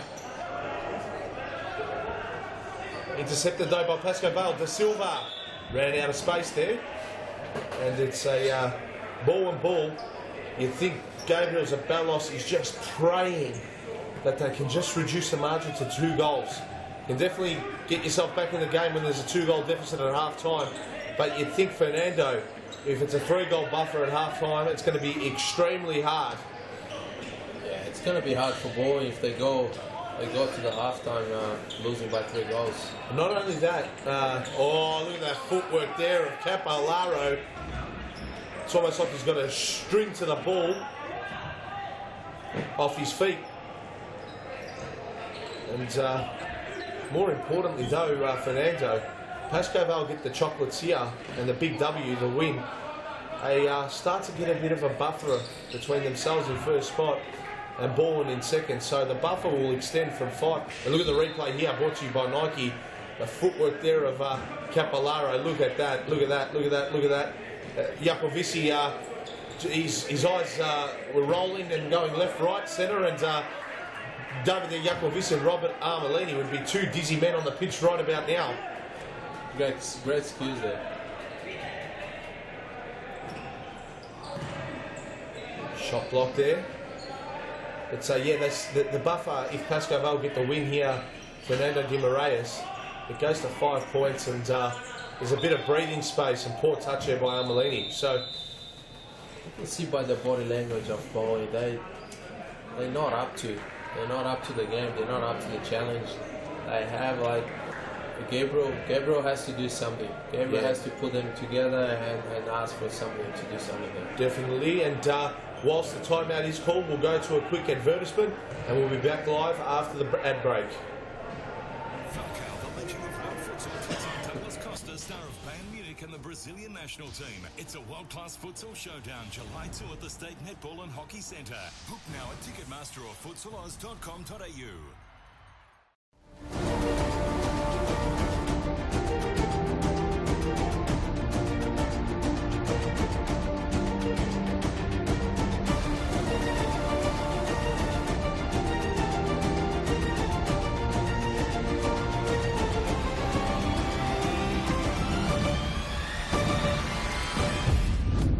Hey guys, see you soon in Melbourne. And back live now. So 2 minutes, 10 seconds left on the clock.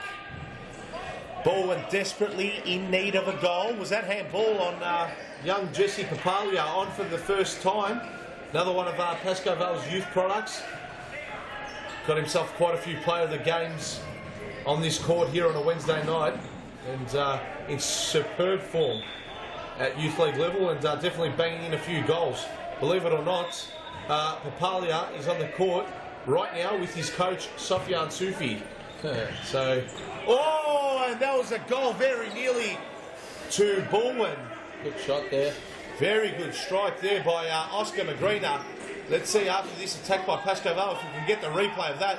That was a whisker wide of the back post there. Blade was beaten, but unfortunately for BALWYN, the post wasn't beaten. It was wide of the post. And here we go. We get an opportunity to have a look at the replay. So it's Davide Jakovici. Great spot there. And very nearly, look how wide that is, Fernando. Not far away at all. And you just think, geez, that was the one that got away from us from a BALWYN perspective. But Jakovici, Andre Caro, done very well there. Play on the back post there. He was too far. Yes, definitely was too far.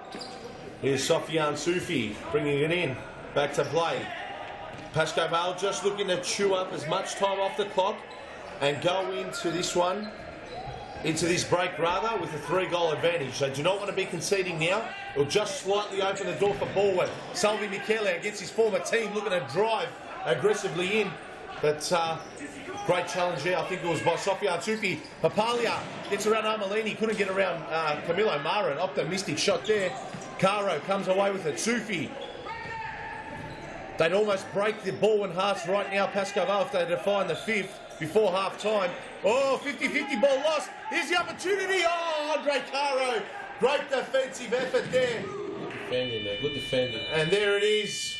He can't dribble on the back there as the last man, and I think Sufi lost the ball there, but Caro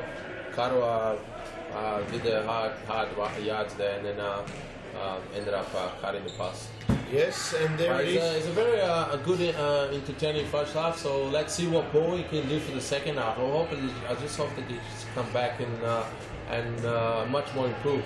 So absolutely. Otherwise, they're going to be in trouble in the second half. Definitely want a game on our hands so far. PASCOE VALE has scored 4 out of the 5 goals. So let's see if BALWYN can turn it around. We'll go to a quick break and we'll be back live for the second half between PASCOE VALE and BALWYN. Top of the table clash. Back shortly.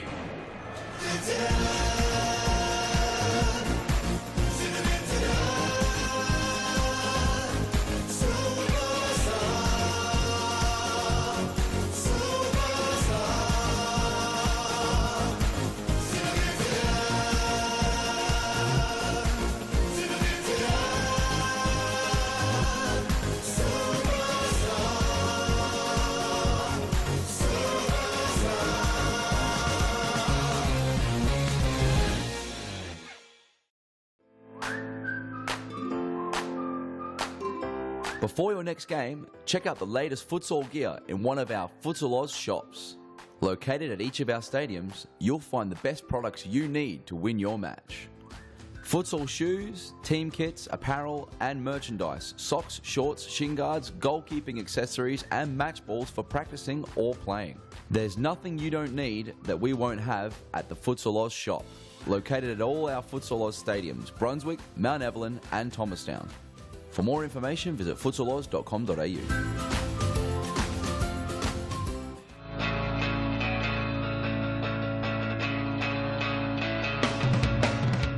Save the day and improve your goalkeeping skills in our junior and senior keeper training only at Futsal Oz. Improve your techniques at ground level and in the air while running through new skills and drills developed by our elite level goalkeeping coaches. Become perfect post to post in our comprehensive goalkeeper training. It's happening this week at your local Futsal Oz stadium. For more information, visit futsaloz.com.au. And we're back live. We've just kicked off. Big second half to come here. It's Salvi Michele in possession for BALWYN. Round 11 action. Oh! There we have it. Salvi Michele against his former team, PASCOE VALE. He's brought BALWYN back into the contest. Just the start Gabriel Zabelos was looking for, and so too BALWYN. So here's a ball from Armelini. That was a great head there. Great ball. It's a great ball. First time.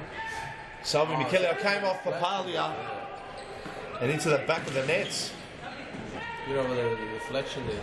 Yes, that's it what was. BALWYN need to come back and score the goal straight away. Otherwise, they will be out of the game.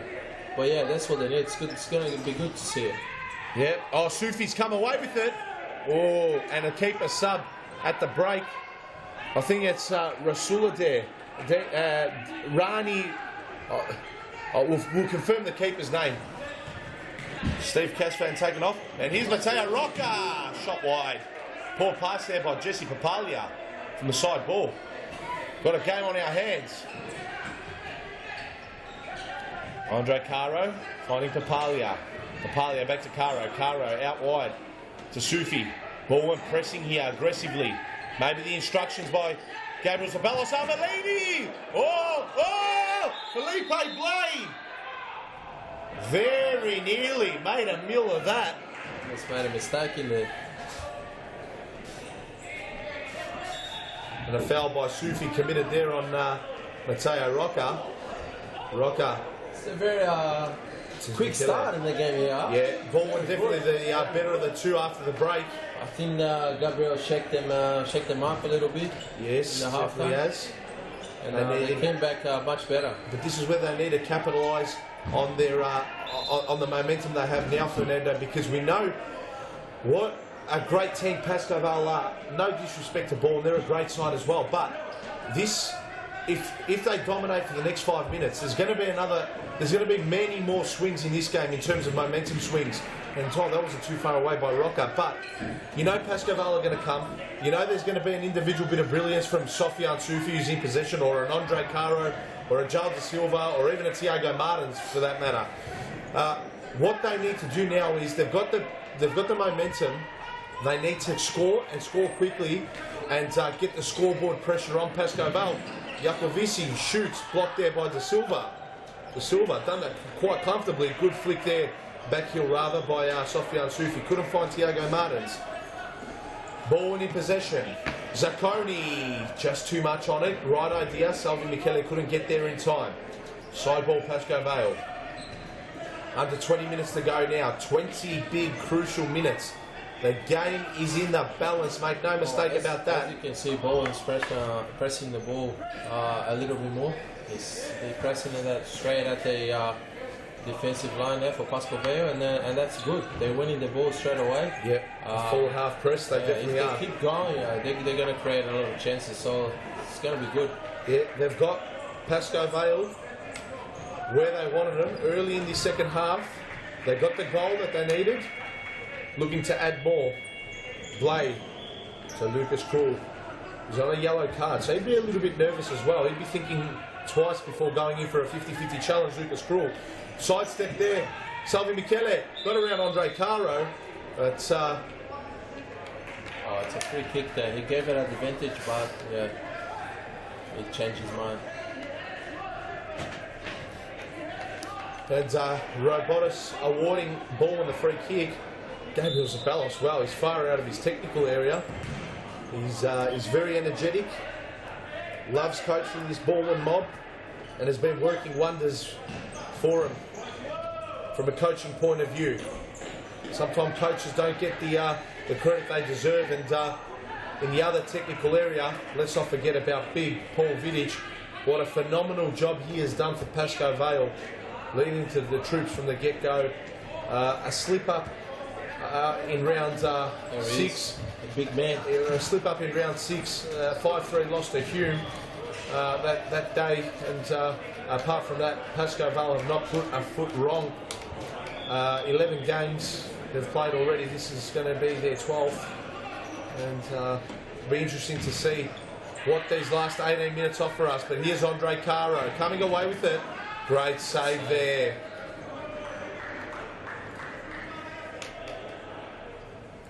Side ball, PASCOE VALE. Felipe Blay. Blay, oh, he's given it away! Golden opportunity missed by Davide Jacovici. You can't miss a chance like that, Harry. Very unlucky. So let's have a look at the replay. That's a simple tapping. No goalkeeper, and he missed it, and they just popped the goal. There you go. PASCOE VALE. Great ball by Sofiane Soufi, and Da Silva got the crumbs there, flicked it off to who else but Andre Caro. You see how the game changes. You miss a golden opportunity. Absolutely. And it's straight away, you cop a goal, and then it just kills your team, your momentum. If they score that goal, that would be 4-3. And your momentum just keep going because you're doing well, you're playing well, and you're doing the right things. And because of one miss chance, you know, the game changes completely once again. So it's in favor of PASCOE VALE now. Yeah, Fernando, I couldn't agree more with you on what you just mentioned. We see it happen so often, you know, and like a sport like futsal and like many other indoor sports as well, games can be decided by millimetres, chances. That's the beauty of sport, I guess, and in particular futsal. That's why I love the game of futsal. You don't take your opportunity. It's such a dynamic game, and you can change it any second. Not any time, any second. Exactly right. Any second, you're spot on. And that was evident there. BALWYN missing a golden opportunity at one end. PASCOE VALE going down the other end. And regaining that 3-goal buffer.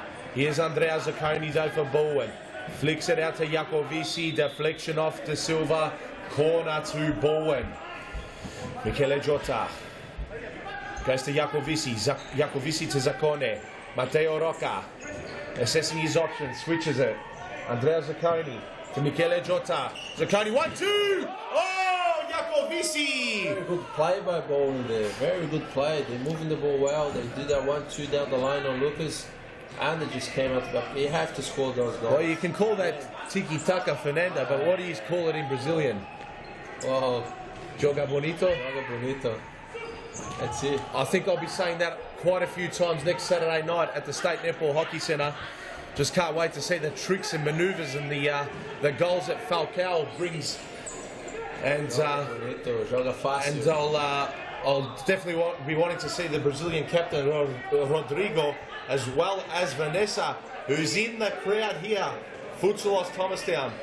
Only 5 days to go to the event, and I can't wait. I can't wait.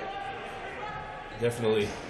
And what a great job by Grant Rowley himself, the man himself. He's doing a great job behind the scenes, organising the event as well. So special mentions to him as well. Mentions to him. And not only for Futsal Oz Live, but his work and dedication behind the scenes for Series Futsal Victoria, our live stream here, and also Andre Basso as well. So they're doing a great job. Mr. IT, Mr. Smart. Mr. He is Mr. IT. Mr. IT. He's the IT encyclopedia. Yeah, unbelievable. If I've ever got a problem with a computer at home, I'm definitely going to be giving him a bell. I gave him a call a lot of times already. So, mates rates, eh? Free of charge, Fernando. That's it. Yeah. Just pay the dinner. I shouldn't have said that. He might start charging us from now on. Inviting down with dinner with his wife, and it's a good way of getting him in, hey? Yeah, that's it. Didn't think of that one. Yeah. Thanks for the idea. That's it. Anyway, back to the game, and Matteo Rocca looks up the line. Jacovici got around De Silva, but he was fouled. Good call there by referee Evan Robotis. Dangerous free kick here for BALWYN. They need to score now. They need to put scoreboard pressure in on PASCOE VALE. Every time they score a goal, PASCOE VALE have responded. They concede one a bad one. So poor shot by Rocca. They have to do it and keep the momentum going. Last touch of Davide Jacovici, and it's a side ball here to PASCOE VALE. Here's De Silva, boxed in. It's too passive. To Cruel. Cruel is just given possession away. Side ball to BALWYN. They are pressing them hard now, BALWYN. PASCOE VALE, definitely not the side they were in the first half. That's a goal. What a goal. Andre Caro has just scored. Just like that, an individual bit of brilliance. And that's definitely game, set and match now, Fernando. He's dribbling almost as a last man, and then that's a bad mistake, to have in front of a player like Caro. So definitely a goal.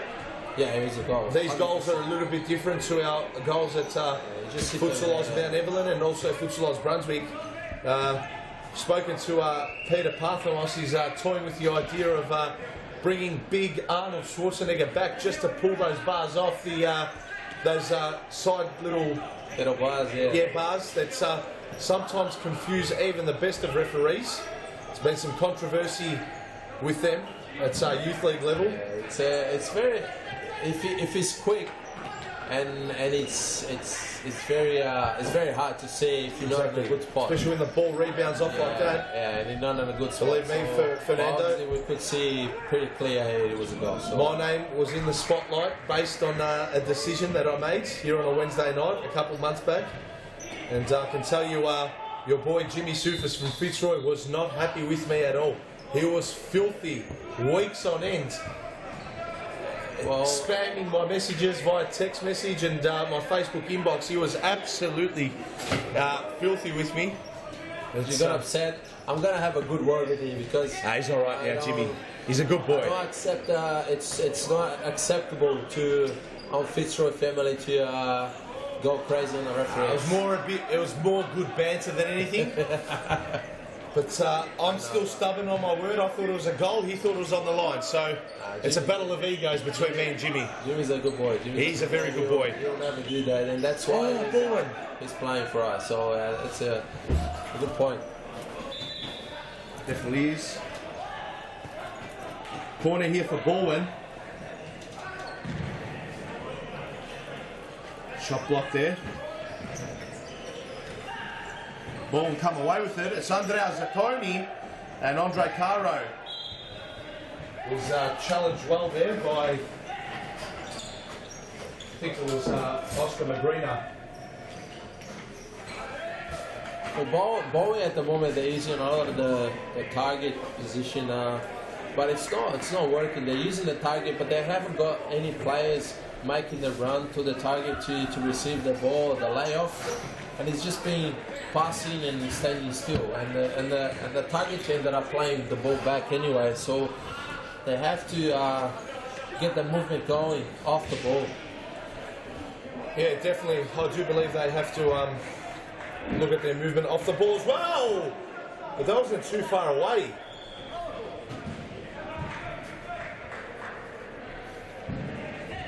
And Felipe Blay rolls it out to De Silva. Martins to Krul. Oh, intercepted. And Andrea Zacconi scored.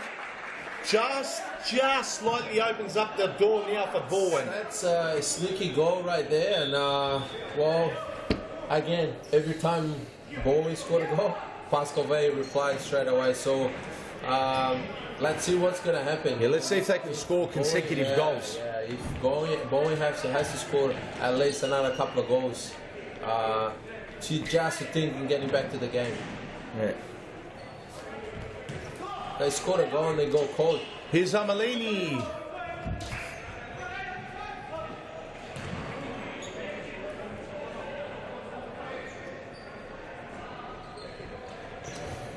Amalini is looking for the back post. Counter attack here for PASCOE VALE.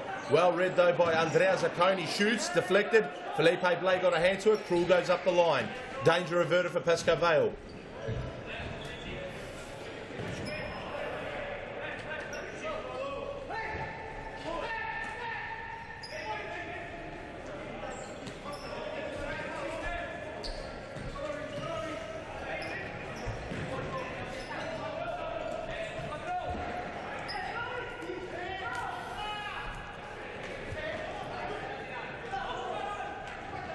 And it's De Silva who comes away with it. Done well there, De Silva. Oh, I thought there was a bit of a shirt pulled there. Referee John Nicolakoutis not giving it. He didn't say, maybe he had his vision covered. Perhaps. But here's Valerio Salenza. Let's see the replay. Lost the ball. Yes, and he definitely is pulling the shirt. Grab the shirt. Timeout is called by Paul Vidic. So, very, very interesting 7.5 minutes left on the clock, Fernando. It will be very interesting if BALWYN score straight away. Yes. They come back from the timeout. Yes. They haven't been great, but they're scoring a sneaky one here, another one there. And if they can keep going without popping any goals, they will have a little chance, but I don't see BALWYN. Thank you very much. We've got Gerardo Soto here from Cambio Cumbre, our FAFL winners from this year. Gerardo, welcome. Been playing this weekend. It must be freezing cold conditions down here for you. Yeah, it's very, very cold here. So I think it was 3 degrees. I was in Mount Evelyn on Friday. So I think it was 3 degrees then, and yeah, it's just, yeah, I'm not used to this at all. So coming up to our FAFL in September, which will be Series Futsal Australia, how does that competition rank in terms of the competitions you want to win in Australian futsal? Well, yeah, it's a top competition that we play. So we play 6 months, the whole season, to qualify for this competition. So it's what we want to do. Yeah, it's what we look forward to for the whole year. Well, we better move on. We've got the play back on now, but thanks for joining us. I know, no worries, thank you. Well, back from the break there, it seems like BALWYN is going to press PASCOE now, and that's all they have to do. They have to have the attitude to press and keep them on their own court and try to win the ball right there. Because if they win the ball on their own court, they can certainly score some goals. Yes, definitely. And you just think as well, oh, that's a foul, definitely a foul there. You just think Fernando, obviously PASCOE VALE came out the stronger of the two sides, and they jumped BALWYN by 3-0. And ever since that point in time, it's been very, very even ever since. Great save there. Armelini going to get it around. And that's the 3 goals from the start of the game. That's the difference right now. Ultimately the difference right now, yeah. In 6 minutes to go. I don't think PASCOE VALE will be conceding a goal every 2 minutes and surrender the 3 points here.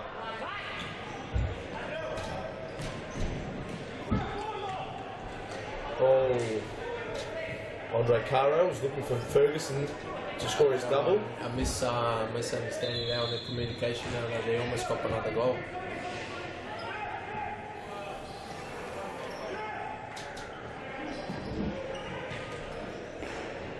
Definitely. And here's Lucas Krul coming away with it. Krul. Oh, a bit of push and shove between Magrina and Da Silva.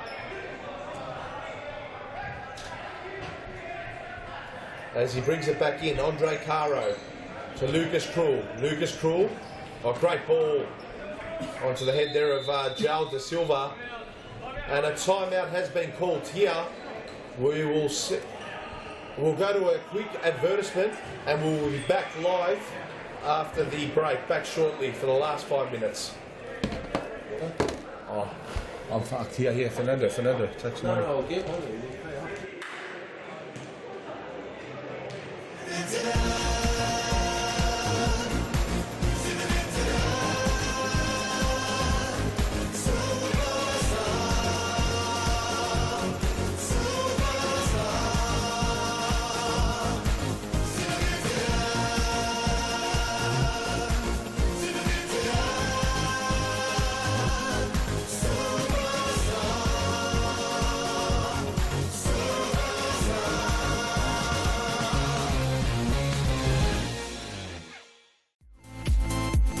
Futsal Oz mixed leagues are a great way for all your friends and family to play futsal. Boyfriends can play alongside their girlfriends, and wives and husbands can join forces to take on the mixed futsal world. There's a great league waiting for your team of guys and girls to play. Whether you are a group of super competitive players or you just want to have a bit of fun. So pick up your phone, text your pals and start a Futsal Oz mixed team today. For more information, visit futsaloz.com.au.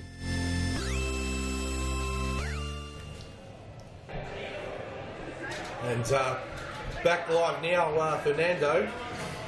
Last 5 minutes to go.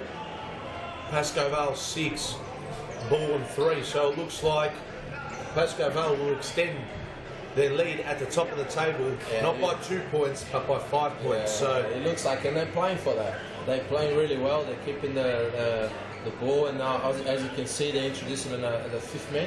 Yes. For BALWYN. And that's Michele Jota wearing the vest. Let's see if they execute that well. It can go that way, but usually it's pretty hard to play in that position. You could cop 10 goals. Well, let's see what they do, what they can do if they're well trained. Especially when you're playing it against PASCOE VALE. Here's Armelini to Matteo Rocca. Rocca to Armelini. Here's Jota. Play with the toe. This could be danger. That's no. Side ball for BALWYN.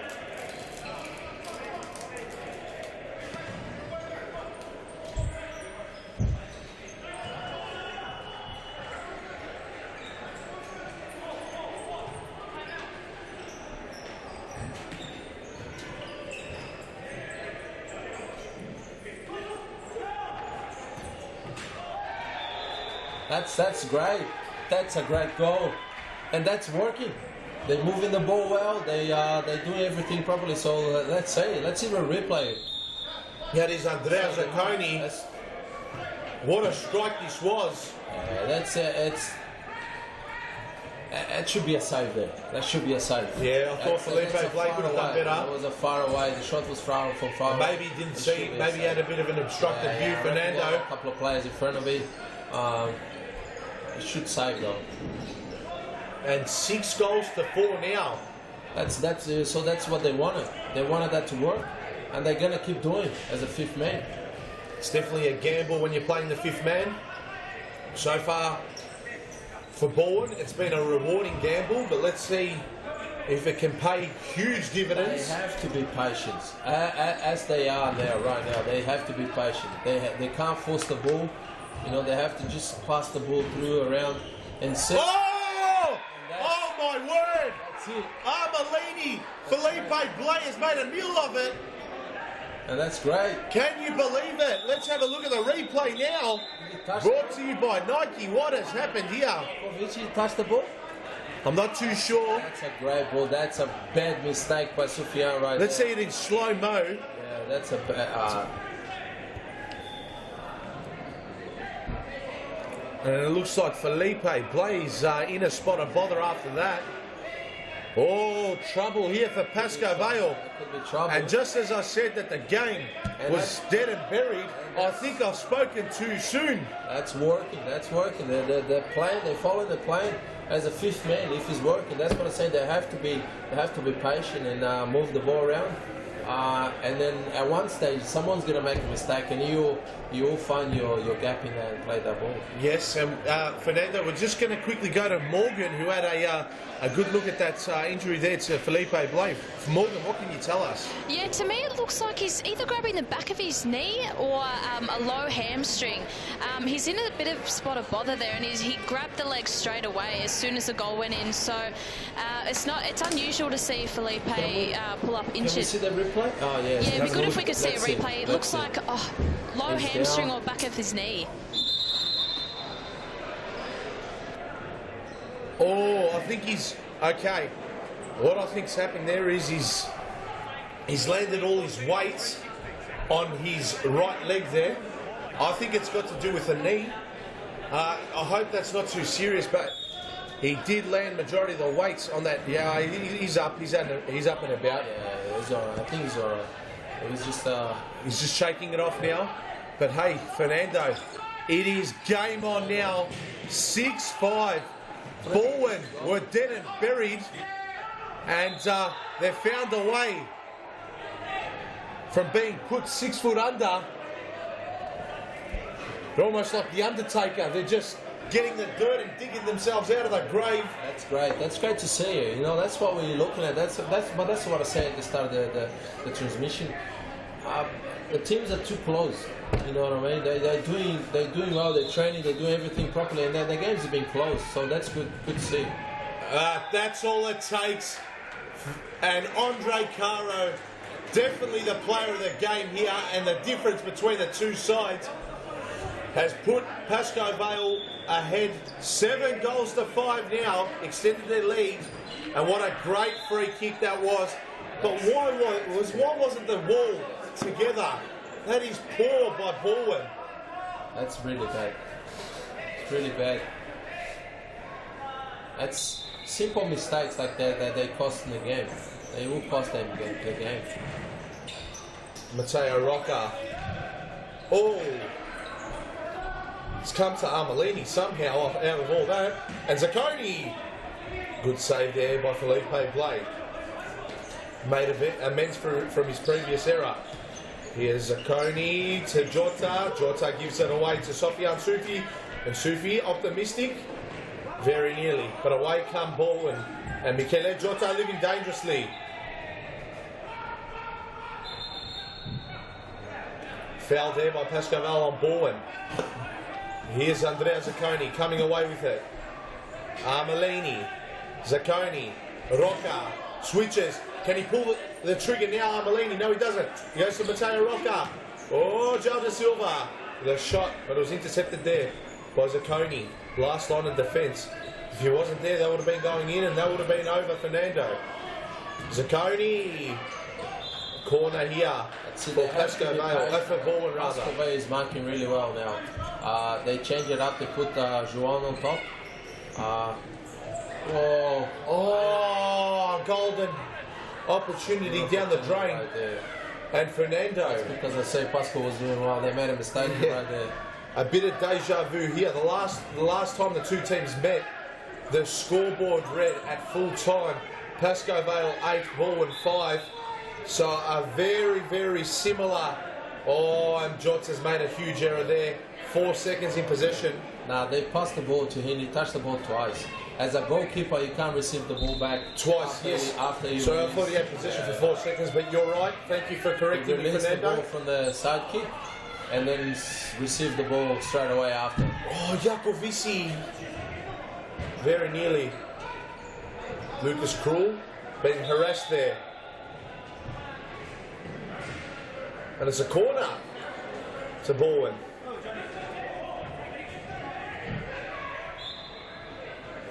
Armelini to bring it in. Could there be late drama? Shot blocked, side ball. And Armelini goes to Matteo Rocca. Rocca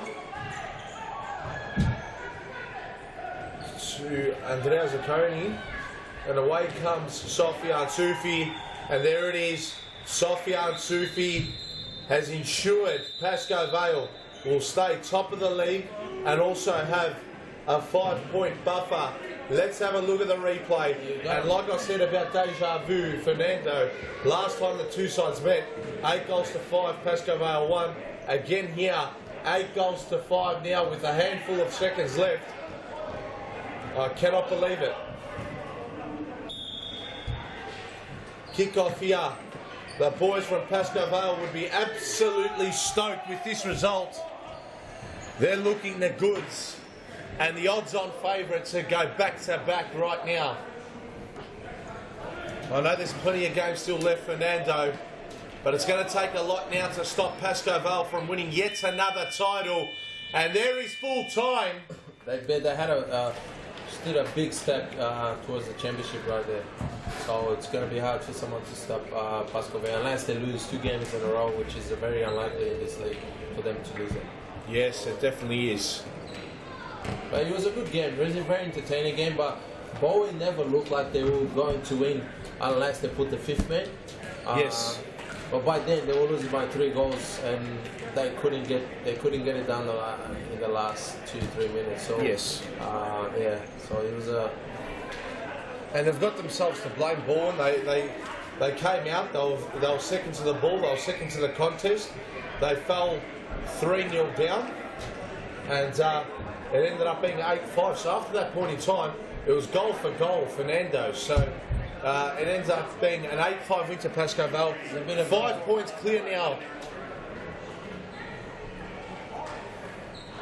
And very shortly, we're going to go down to the sidelines, and I believe Morgan Wyatt is going to have an interview with my player of the game, and the difference at the end of the game. And a superstar of Series Futsal Victoria, Andre Caro. And here she is, Morgan Wyatt, joined by Andre Caro. Thanks, Harry. I've got Andre Caro on the sidelines. Man of the match performance tonight. It was coming into the match, it was top of the table clash. Highlight of the round was your goals today. Very well done, and you must be very happy with the win. I was very lucky today. Everything I shot went in. It's one of those days, like sometimes you have 10 shots, you score 1-2 goals. Sometimes you have 5 and you score 5. So it's the more you train, the better your shots are going to be. And yeah, today was one of those days. And now PASCOE VALE's really established their place at the top of the ladder. How important was the win today? Definitely. Yeah. We win, we go 5 points clear. We lose, they go top. The pressure's on them. They can't lose any games if they want to go. If you want to compete for the title, and yeah, pressure's definitely on them now. And now next week, the big event. How excited are you to play alongside Douglas Costa and against your hero, Falcao? Oh, I think both of my heroes. I cannot wait to play. I think everyone, if you haven't got a ticket yet, get a ticket. But plus the highlight will also be Vanessa. Like I've been spending the last 2 days just taking her around Melbourne, and she cannot wait to play. It's going to be unbelievable having the two best players in the world, the men's best player and the women's best player. Well, we're very excited for next week. Congratulations on the win, and we'll see you in action next week. Thank you. I can't wait. Thank you. Back to you guys in the commentary box. Excited for a big third match, Series Futsal Victoria. Yes, thank you very much for that, Morgan. Great interview there with an absolute superstar and legend at Series Futsal Victoria, the PASCOE VALE stalwart, Andre Caro, my player of the game. I think in most people's eyes, he was definitely the player of the game, and the difference at the end. Scored the goals, delivered some assists right there. And, there's no, I didn't see BALWYN getting too close to PASCOE unless they put the fifth man in. But PASCOE played well, and they deserve it. Yeah, definitely did, Fernando. Now we're going to go to a bit of a break. We're going to take a bit of a break here. We'll be back live in about 2-3 minutes time, and we're going to have our third game, Ashburton in action up against Metropolitan. Stay tuned. Back shortly.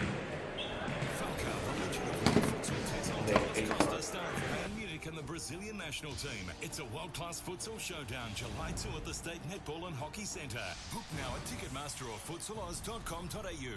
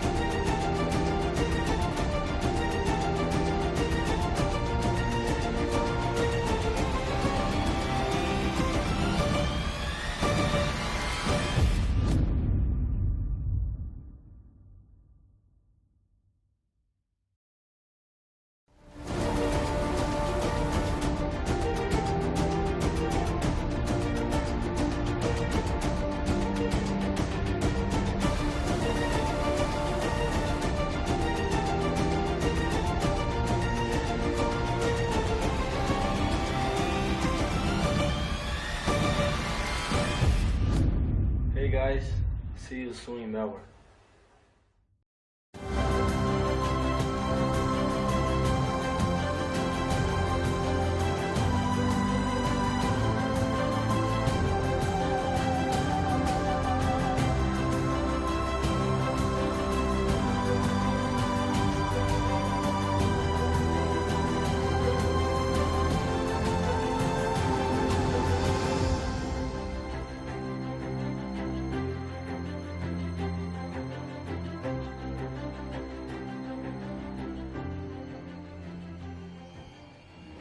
Ahead of the massive event on July the 2nd, Igor and myself decided we'd have a little PASCOE VALE versus FITZROY skill challenge. Igor, are you ready? I'm ready. What about you, man? Let's go, man.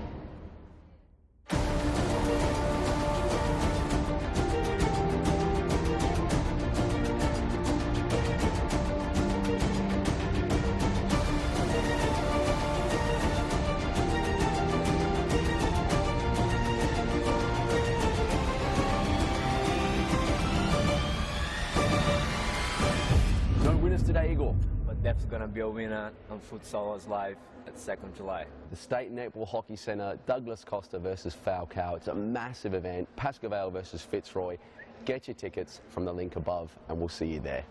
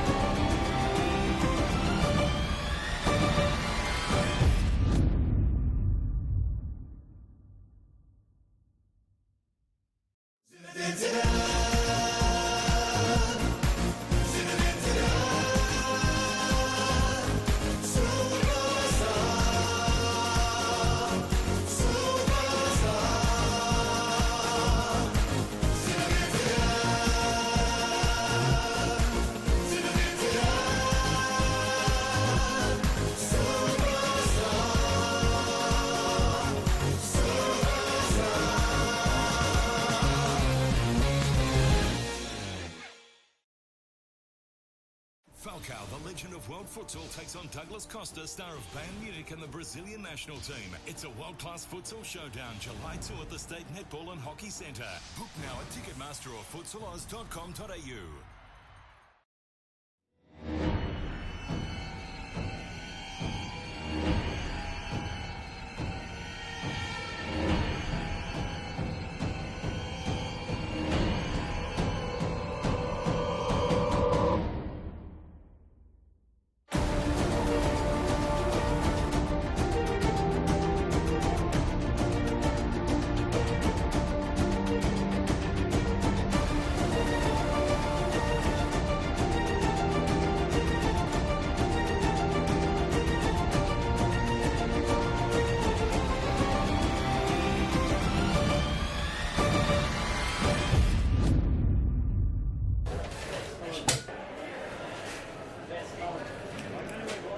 And we're back live, ladies and gentlemen.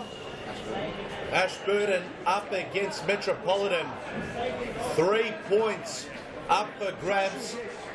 Both teams need the 3 points for different reasons. And Ashburton need the 3 points to obviously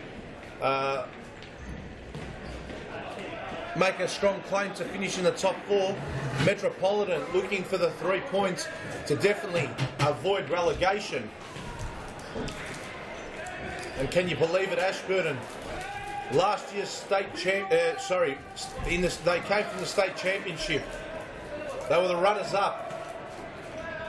They are absolutely dominating at Series Futsal Victoria level. So they've been the surprise packet, and Metropolitan have been quite accustomed to Series Futsal Victoria, previously known as the V-League, and their season, one would say, is quite disastrous, as Tomislav Grigic almost opened up the scoring for him. Very shortly I'll be joined by CARLTON player Ernie Simsek here in the commentary box. It's just a few moments away, and we'll be able to take you through the team lineups once he comes in. Alex Cobo switching here.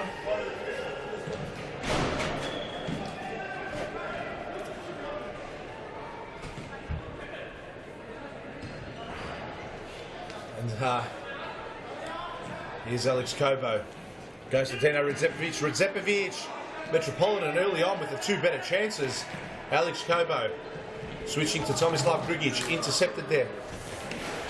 And goal here, Ashburton. The opening goal, they've drawn first blood against Metropolitan. And let's have a look at the replay, brought to you by Nike.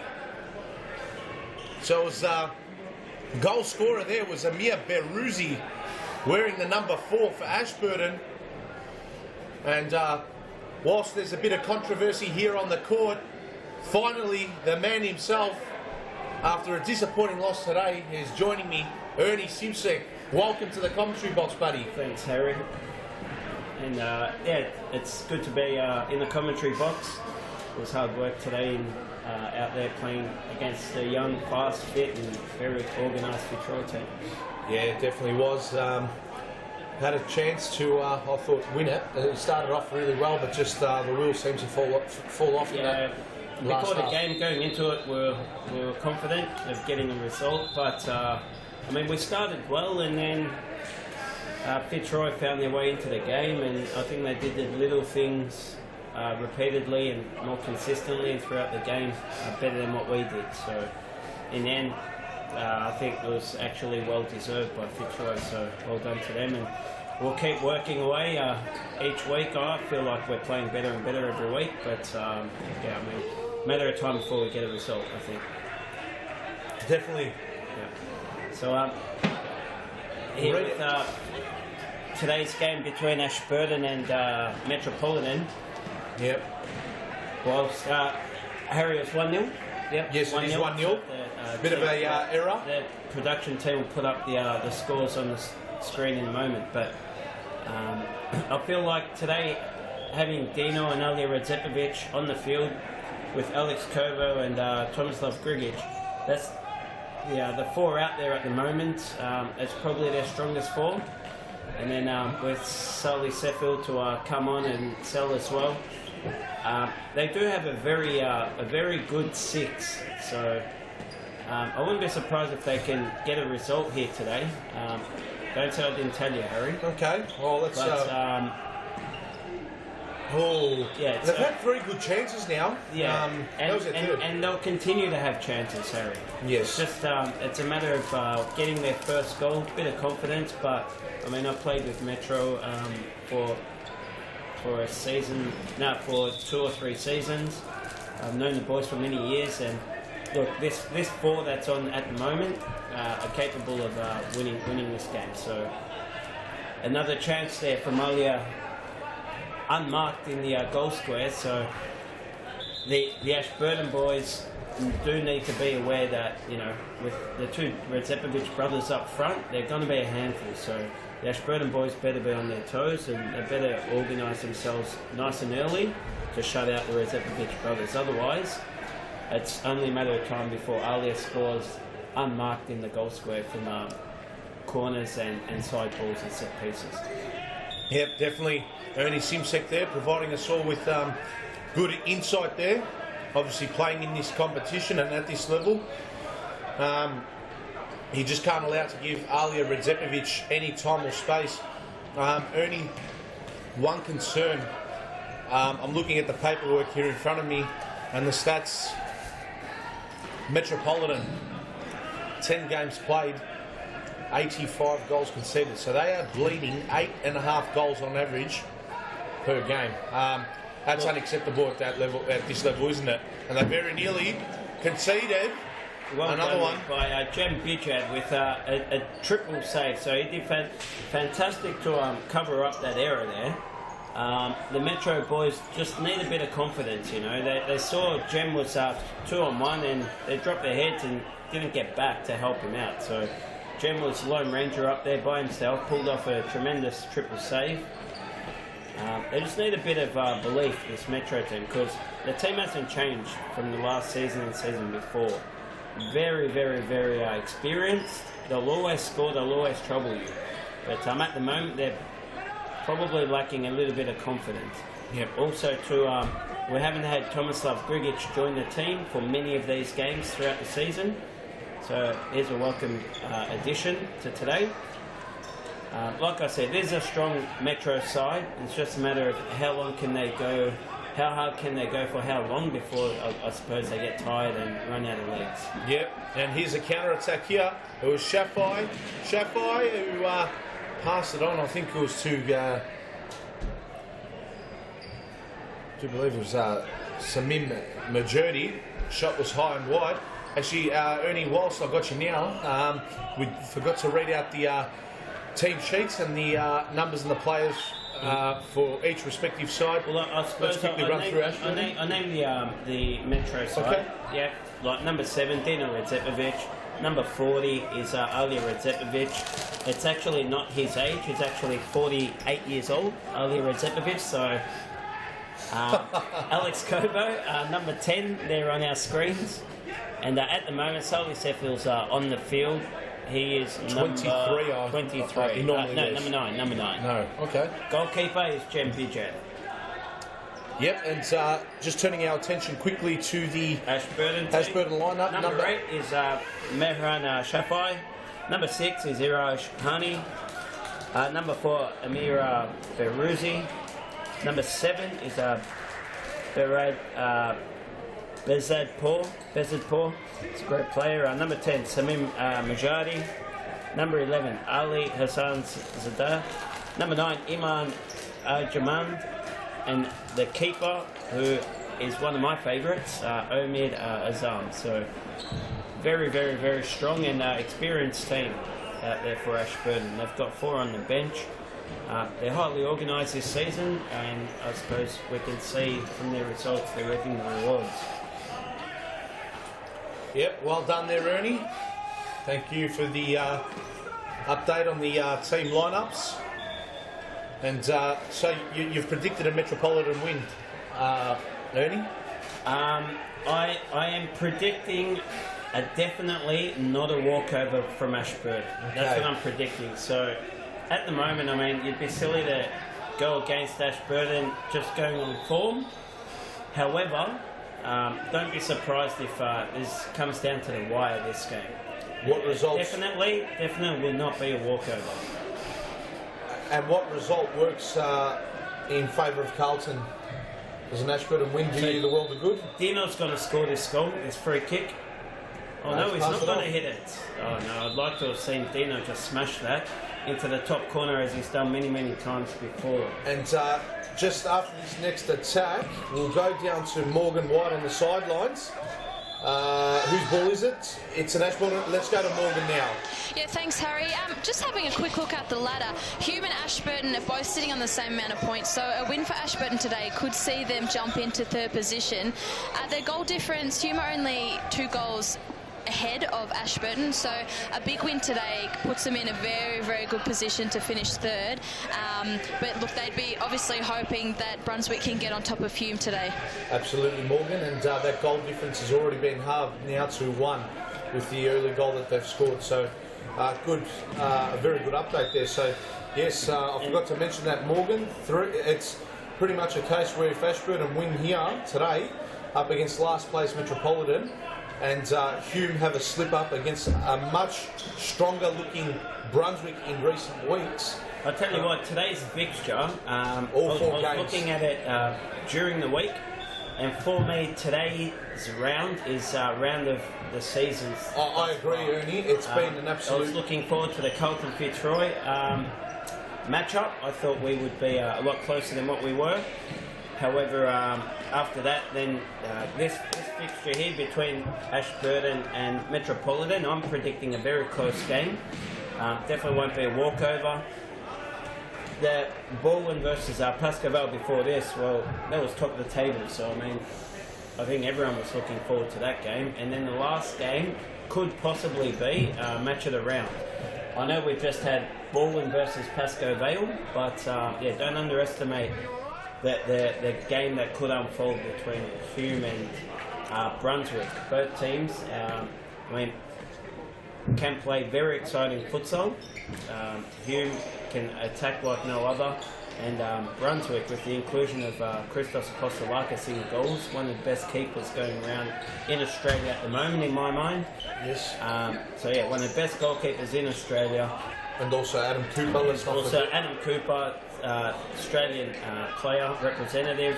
So the Futsal Oz and former the Futsal Oz. He's a rock in defence who can also score goals. He's a fantastic player. He pulls the trigger, watch out. Brunswick, they do look good at the moment. So that is a fixture that will be fantastic coming up next. But anyway, we'll turn our attention back to this game here between Ashburton and Metropolitan.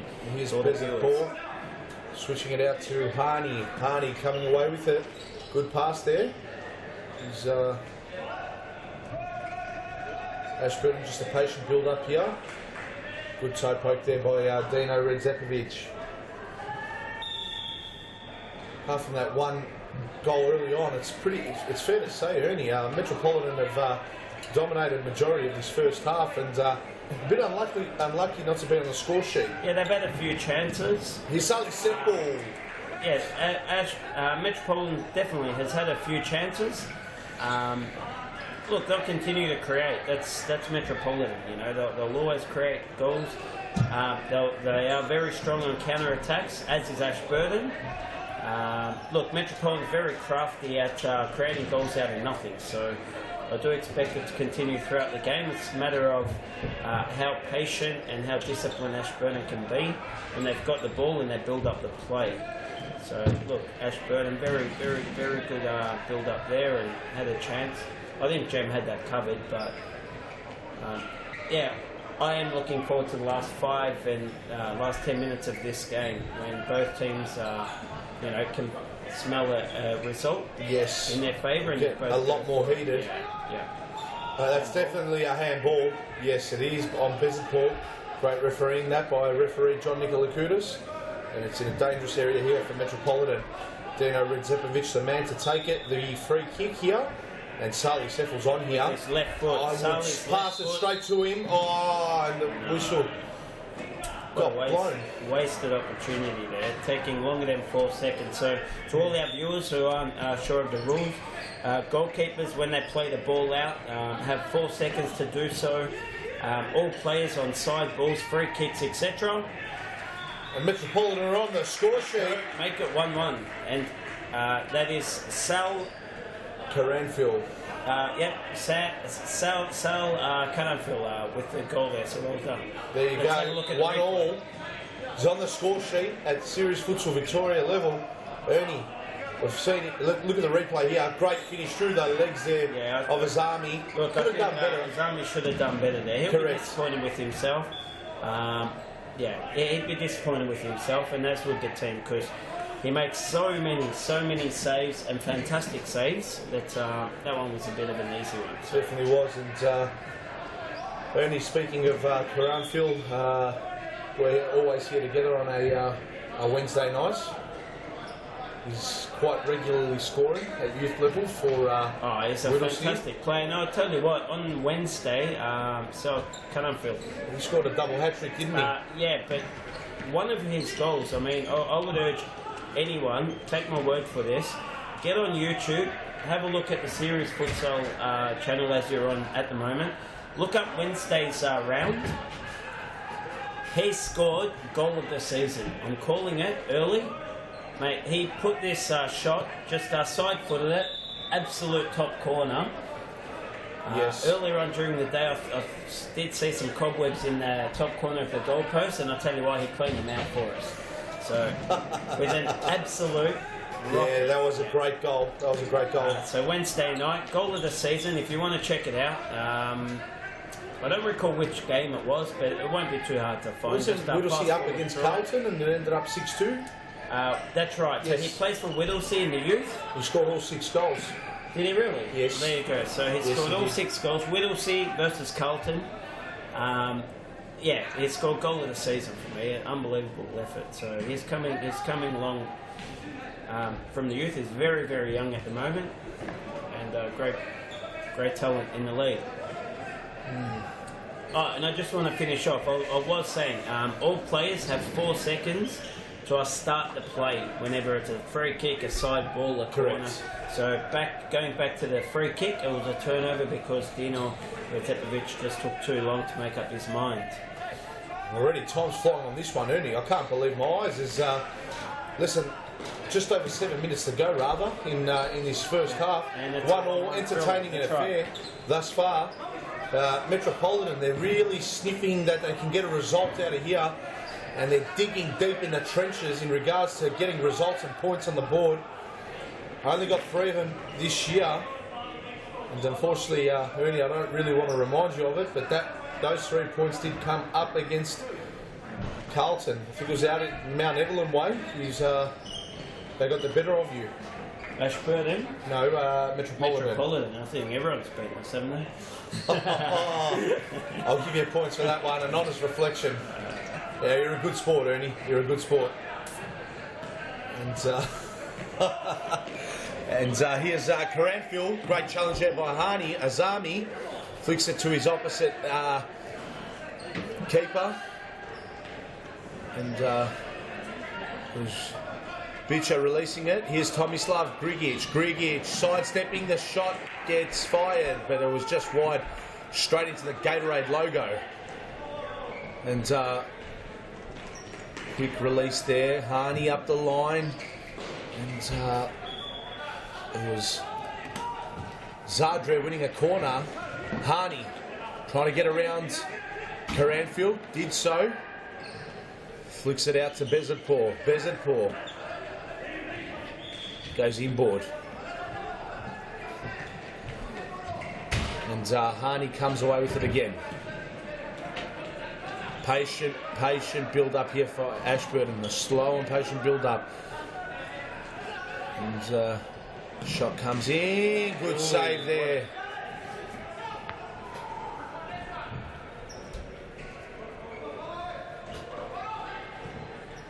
Corner here for Ashburton. It's Bezadpour. But poor pass. Possession given away. Grigic for Metropolitan to come away with it. Passes inboard to Dino Radzepovic, and he just gives possession away to Ashburton. Ashburton bringing it in. Tight tussle there in midfield. Ashburton in possession. Grigic, ooh, almost made it hard for. How did you pronounce his surname? The keeper for Metropolitan? Cem Biche. Yeah, Biche. I used to call him Sem Bisa, but Cem Biche. Yeah. English it says like an S, but in Turkish it's a J, like a J. Yeah, okay. Yeah. Thanks for that, Ernie. And a timeout's being called here. 1-1 is the score. About 5.5 minutes to go. We'll be back after the break.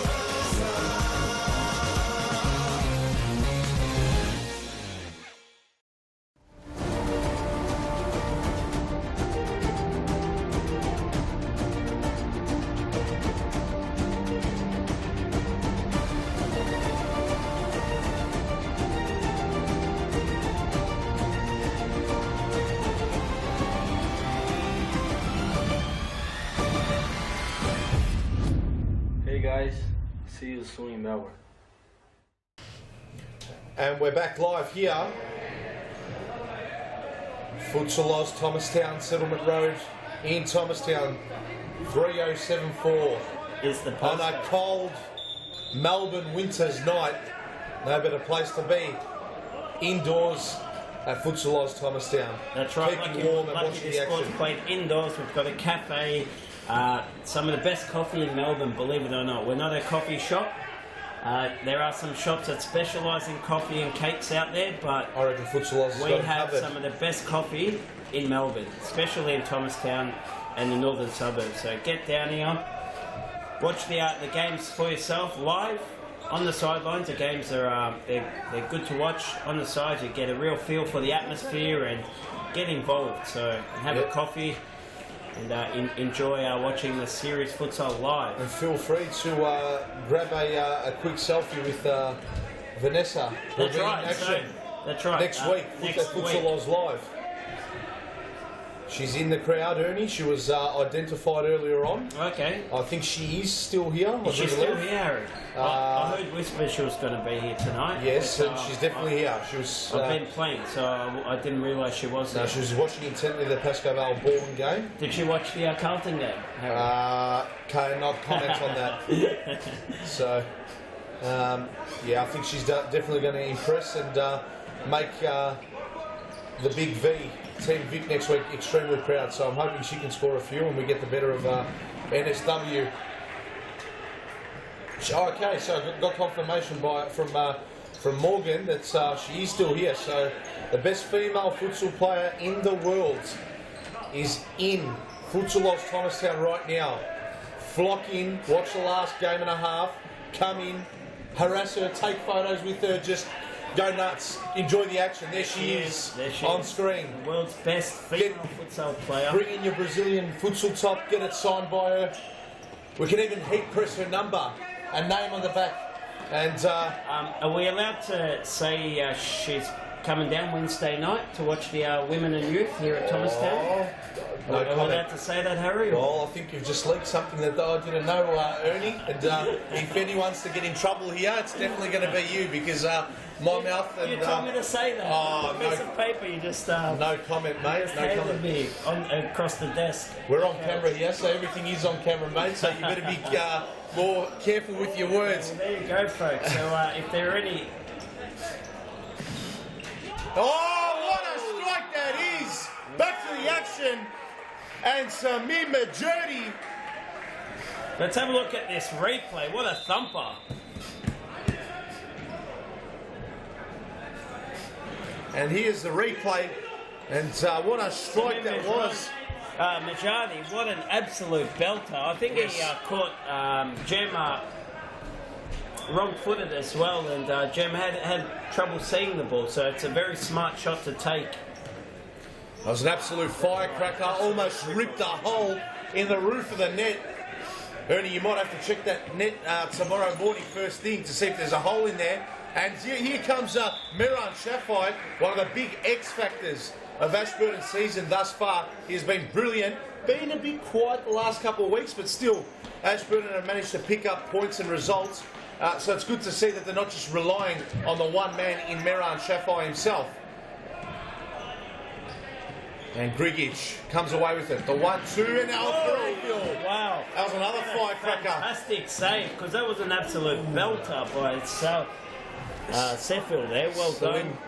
Caranfield, yes. Oh, sorry, it was Caranfield, that's right. Yes.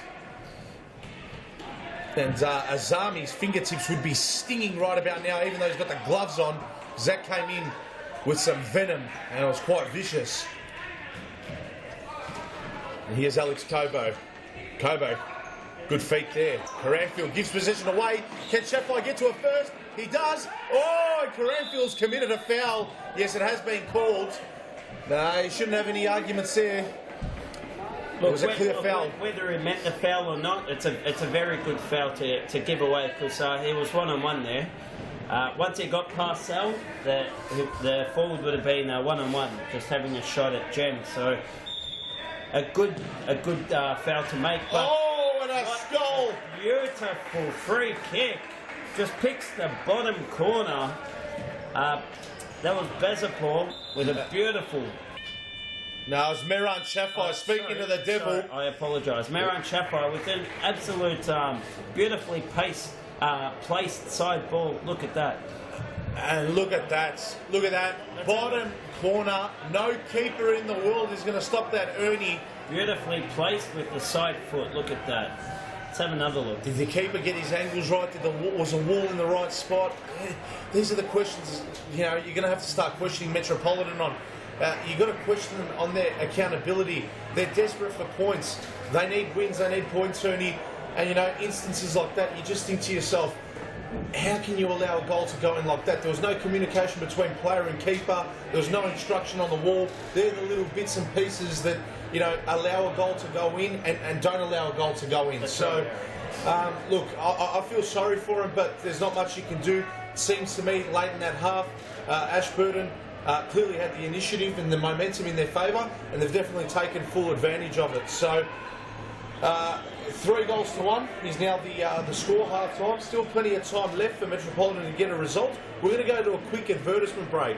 It's one of my favourites. D10, Daniel Capillaro versus Igor Baroni. Enjoy.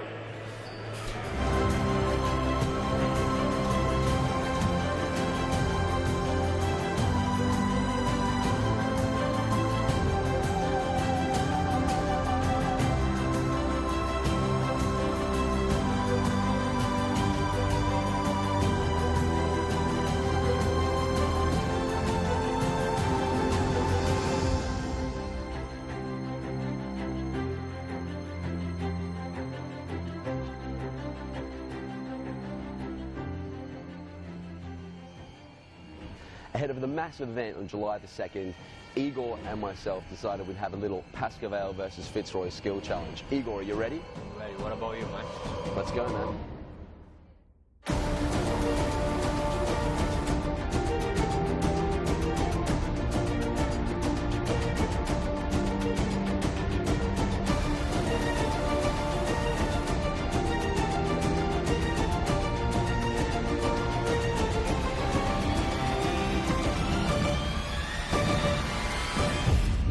Today, Igor.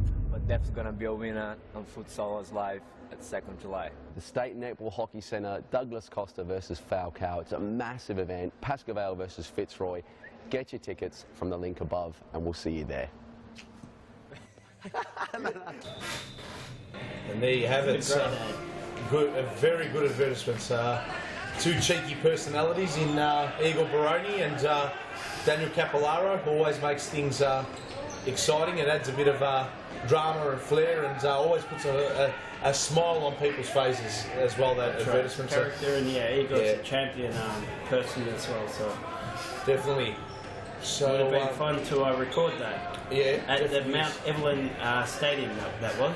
Yes, it was. And speaking about the Mount Evelyn Stadium, and also our Brunswick Stadium, and also Metropolitan. I'll just hold that thought for a moment. The left foot thumper. I'll hold that thought for a moment. I'll get back to it, but let's look at the replay here. Ernie Simsek. I love seeing Ned Sahin from Hume and Sali Sefel from Metropolitan getting in areas like this and just pulling the trigger on that left foot. And look at this.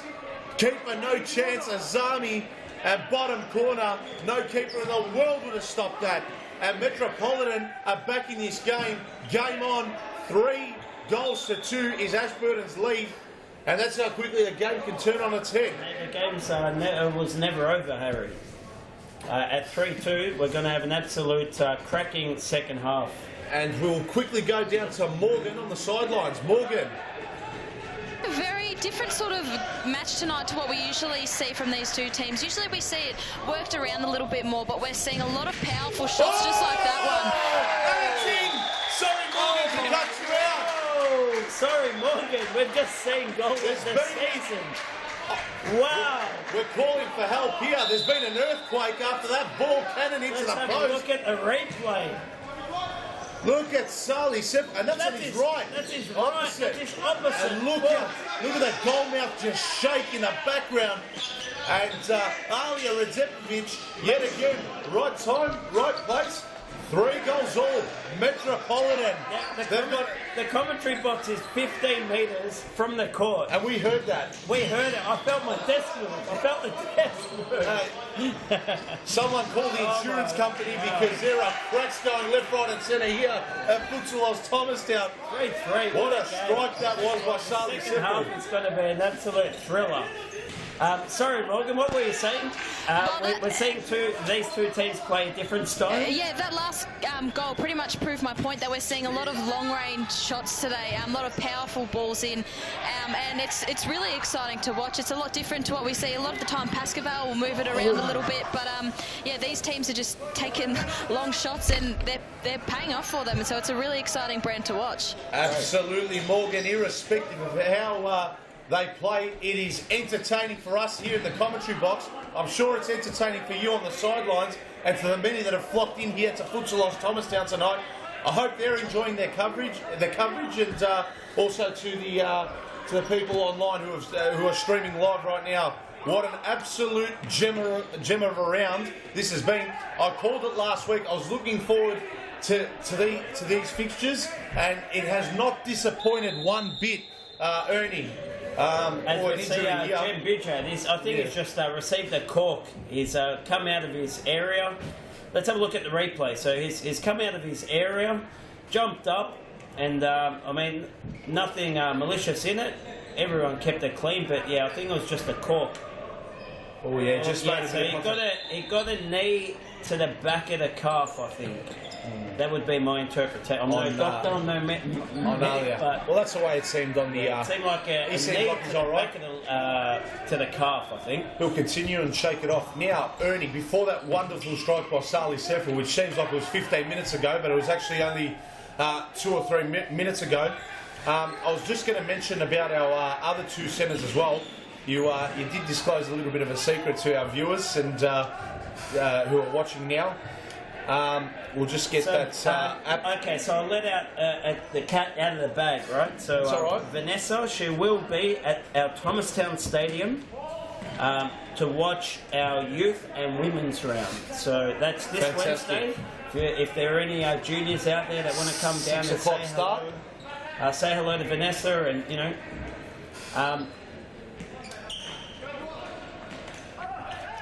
And yeah, so that's Wednesday night. But before we get to Wednesday night, tomorrow is the school holidays for all the kids out there. So if you get a chance, tell mum, tell dad, sign up to one of our junior school holiday programs. Vanessa will be there during the week. So school holidays don't get any better than this as far as having a break from school, playing futsal all day, every day for the school holidays. Join up. We've got the program on at Brunswick, Mount Evelyn and Thomastown.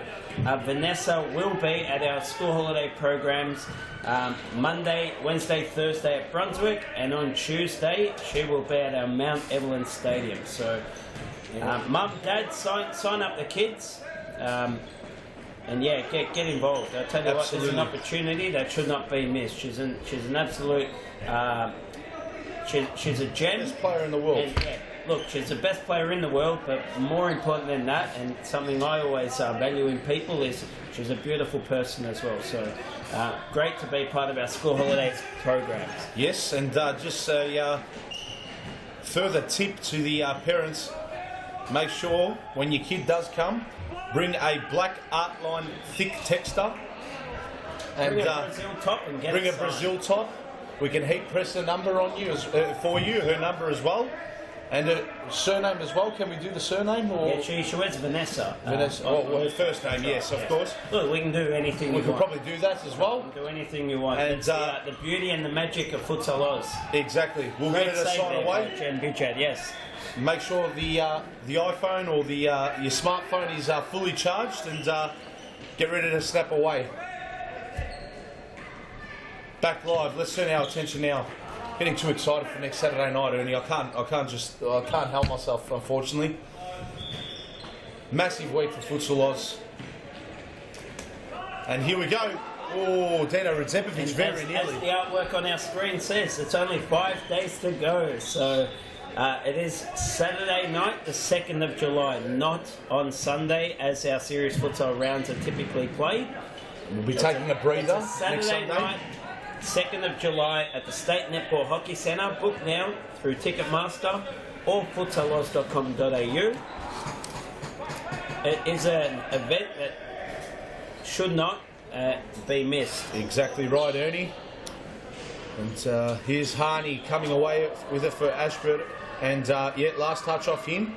And a Seffel goal scorer already. Goes to Alex Kobo. Kobo, the long ball. Great ball by Alex Kobo. Dino Radzepovic and Alia. Azami, what a save that is. Brothers combined for a fantastic Azami again. Chance at goal, but what an absolute ripping save by Omid Azami. This is just getting... Oh, and it's on for young and old here. Cards are coming out. There's got to be 2 yellow cards given, one to Dino. And I think it's Harney on the ground there. Good refereeing there by Johnny Nicolakoutas. Yellow card there. And there's a yellow card coming in the direction. I think the referees are discussing whether it's a yellow or a red here. Definitely a card. It's just a matter of what colour, I think, that the referees are discussing. Let's see what they decide. But before that, just turning our attention, there was great link-up work for the Radzepovic brothers in the build-up there. But, it was a fantastic chance. Azami, a fantastic double save. Okay, so I suppose I was wrong. No, not a card each. Just Dino Radzepovic with the yellow card. Obviously, the referees thought he was the instigator of that, but it's all right. Back to business as usual for Dino. And here's Alia, his brother, losing possession. Bezidpour. Oh, trying to get... thought that was a bit of a foul. Risky game he played there. And there's clearly a foul committed. Okay, and number 5, Hamed Kademi. Kademi there, winning the foul for Ashburton. And he couldn't get around Salih Seffel. But referee Evan Robotis picking up a foul. And it's a great angle there that the... Morgan, can you shed some insight into what the game's like down courtside, please, at the moment? Yeah, thanks, Ernie. Things are getting pretty physical down here.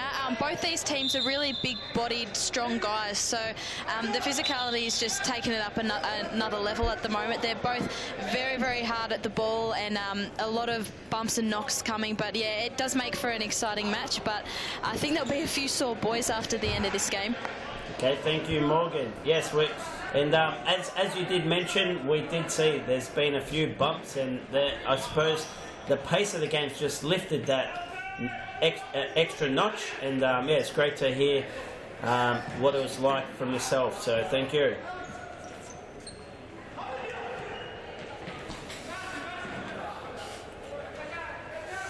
So here's business ball for Ashburton.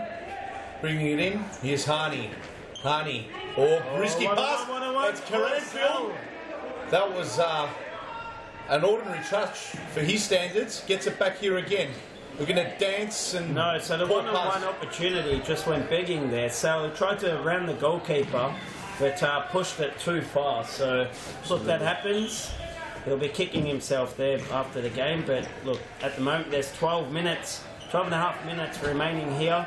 There's at least probably, I always say double the final 2 minutes, make it 4. That's typically about right with the stop clock.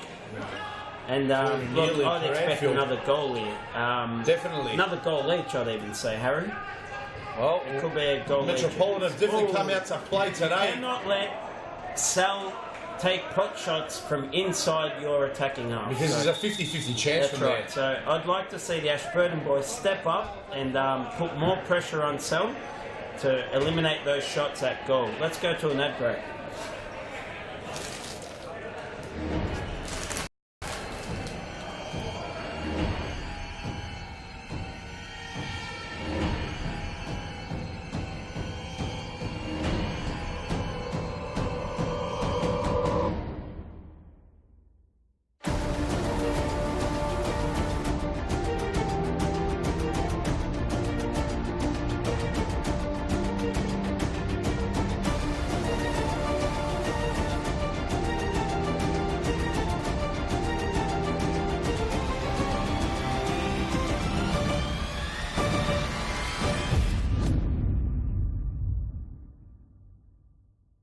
Falcao, the legend of world futsal, takes on Douglas Costa, star of Bayern Munich and the Brazilian national team. It's a world-class futsal showdown, July 2 at the State Netball and Hockey Centre. Book now at Ticketmaster or futsaloz.com.au. Here we go, back live. Back live. So, Harry, if you were the Metropolitan coach there, team manager, what would you have said at half-time? Give us your half-time talk. That time-out, you mean? Yeah, during the time-out, sorry. No, that's all right, that's all right. So what would your talk be? Look, in a situation... Great double save there. As a coach, you'd have to base it on, obviously, their current situation at this point in time. Okay. What would you say, Harry? All right, well... Come on, tell the viewers what you would have said during that time. Well, you've put me on the spot. Let's go, so, Coach Harry. Right, I'm giving it some thought, but I'd just encourage them to play the way they have been, continuing. I think just a little bit more creativity in the final third, but they're just got to take on every opportunity that they can possibly get. Maybe defensively, just to be a little bit more aware and just tighten up. But apart from that, yeah, I've been really impressed with Metropolitan. So if I was a coach right now, 3-all, 11 minutes to go, I could definitely sniff 3 points and I'd be definitely going for them. But you know, they always say defence is the first form of attack. So if they can tighten it up defensively and get the better of Ashburton in that regard, I think they can go in and win. So that would have been my focus. Great, thank you, Coach Harry. Thank you for that. As we see, Sally Sheffield is on the ground. It's just, I don't know what he's heard. I think he got a knock while he was trying to defend the 2v1 situation just before this. Can we have a look at the replay, please? So here, he's caught 2 versus 1, Sully, and he decides to step up, puts his foot out, okay, and he gets... So I think he's rolled his probably... He gets a kick in his ankle. Left ankle, yeah. Accidental, of course, but this is a massive blow now. Oh, and the yellow card to add insult to injury. Come on, Johnny, you got to be a little bit... but it was definitely... Better of the law, he's held up an attack. Yeah. He's injured himself, but Johnny he's got the yellow card. He's on his game, Johnny, so... Yeah, clear yellow card for his efforts. And that is 5 fouls Metropolitan. 5 fouls to Metropolitan. So, would you have addressed that during your timeout? Absolutely. Well, Harry would have said, boys, we're on 4 fouls. You no do more not...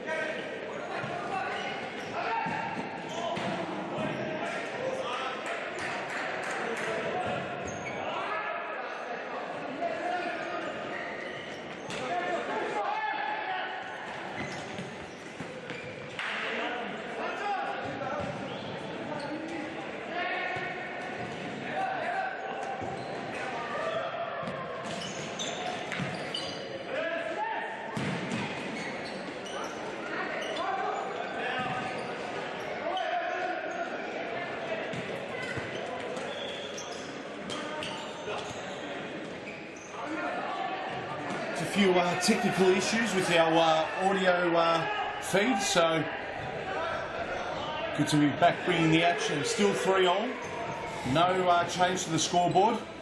Reminder to our viewers, Metropolitan are on 5 team fouls. Good save there by Azami. Very, very good save. In fact, he almost stopped a certain goal there. And here are Metropolitan in possession with the ball, deep in their defensive half. And that was Caranfield with the shot, saved. Pretty easy save there by Azami. Ball's gone out, side ball to Metropolitan. Here's Alia Redzepovic. Alia brings it into Alex Kobo. Kobo headers it away. It's headed last touch off Caranfield. And here's Harney to bring it out. Harney. Arjumans. Here's Arjuman. First impact of the day. And oh, that's a poor pass. Caranfield pounces on it. Salim Caranfield. He's put Metropolitan ahead. They lead 4 goals to 3. Let's have a look at the replay now. Brought to you by Nike. It was a poor pass from Iman Arjumans. And Caranfield read it, he pounced on it, he took the side step and finished it in the roof of the net. And well done, Metropolitan. Backs to the wall, everything going against them. And now they finally lead 4 goals to 3, and they are in with a huge chance of getting the points. Keep in mind though, they've got 5 team fouls. They've got to be very disciplined from this stage onwards. As a shot there came in and was saved well there by Azami, keeper for Ashburton. And a corner here for Metropolitan. Here's Alex Kobo pulling the trigger. That's Alia Redzepovic. Oh, a bit of pinball in the box. And away comes Zadre with the ball. Switches, poor switch. And a pressure on Ashburton. And Ashburton just retreating, holding Metropolitan off. Ball will go around. It comes out to Caranfield. Caranfield. Oh, what lovely footwork. What a strike that is. Salim Caranfield. What a goal that is. Metropolitan 5. Ashburton 3. Ernie Simsek, you've called the upset. And the upset is looking more and more likely on the cards now. Look at the replay. 2 fantastic goals by Sal. He's just turned the game on its head. He's stamped his authority on it, got around Hardy there, and look at that finish off one post into the other and in, and it came out. That's a great finish. Beautiful. 5-3 Metropolitan. And look, Sal and many absolutely fantastic, exciting youth players. I mean, when we say youth, they're under 23 years of age. They all play here at Thomastown every Wednesday night. It's a fantastic night. It's the best youth players in Victoria, best players in the state, as well as the best female players in Victoria. They all play here on a Wednesday night. They all hang around, watch each other's games. It's a great night to be a part of. Come down, have a coffee, sit on the sidelines, and enjoy some of the best youth and women's futsal that Victoria has to offer. Kademi, good ball there. That was a lovely ball there by Ahmed Kademi. It's the touch lets Miran Shafai down, and referee pointing in favour of Ashburton. So Metropolitan with the win here today. Look, there's still 6-7 minutes to go. But if Metropolitan were to hold on now, that would put them up to 6 points. 1 behind CARLTON. They're breathing down your neck now. Let's have a look. So time out at the moment. Let's have a look at another advertisement. We'll be back in just a moment.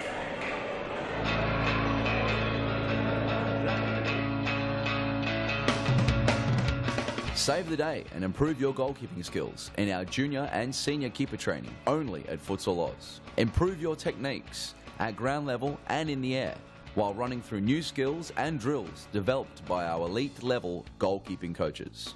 Become perfect post to post in our comprehensive goalkeeper training. It's happening this week at your local Futsal Oz stadium. For more information, visit futsaloz.com.au. Get a head start on the junior pack by joining Futsal Oz Little Stars preschool program. Our qualified coaches use their international experience to get the most out of your young kids, improving their confidence on the ball, keeping them active and having lots of fun inside our world-class facilities. Parents are treated with quality cafes and premium snacks every Tuesday and Thursday morning. The Little Stars program is open for boys and girls aged 2 to 5 years old. So enroll your little superstar and kickstart their futsal career now. For more information, visit futsaloz.com.au.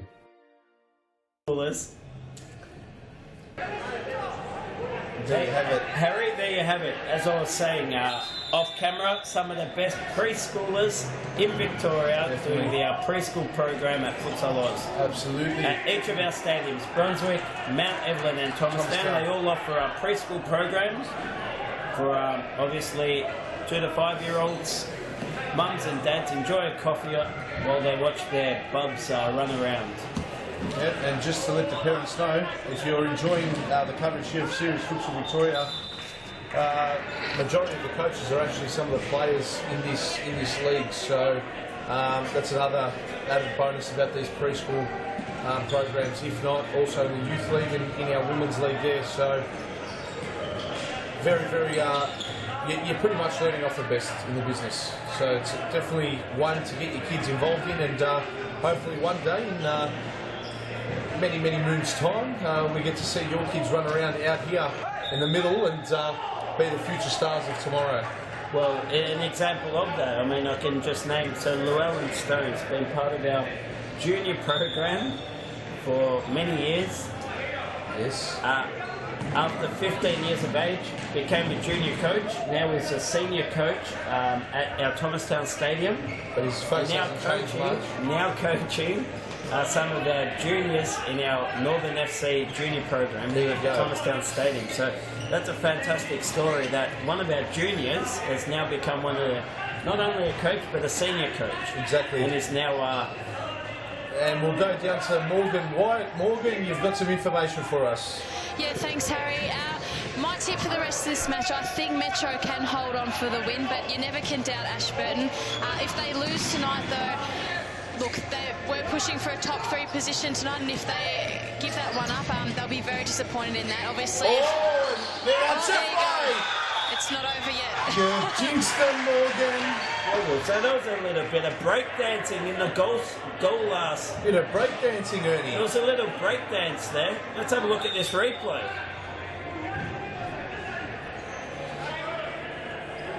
So that was an odd pass.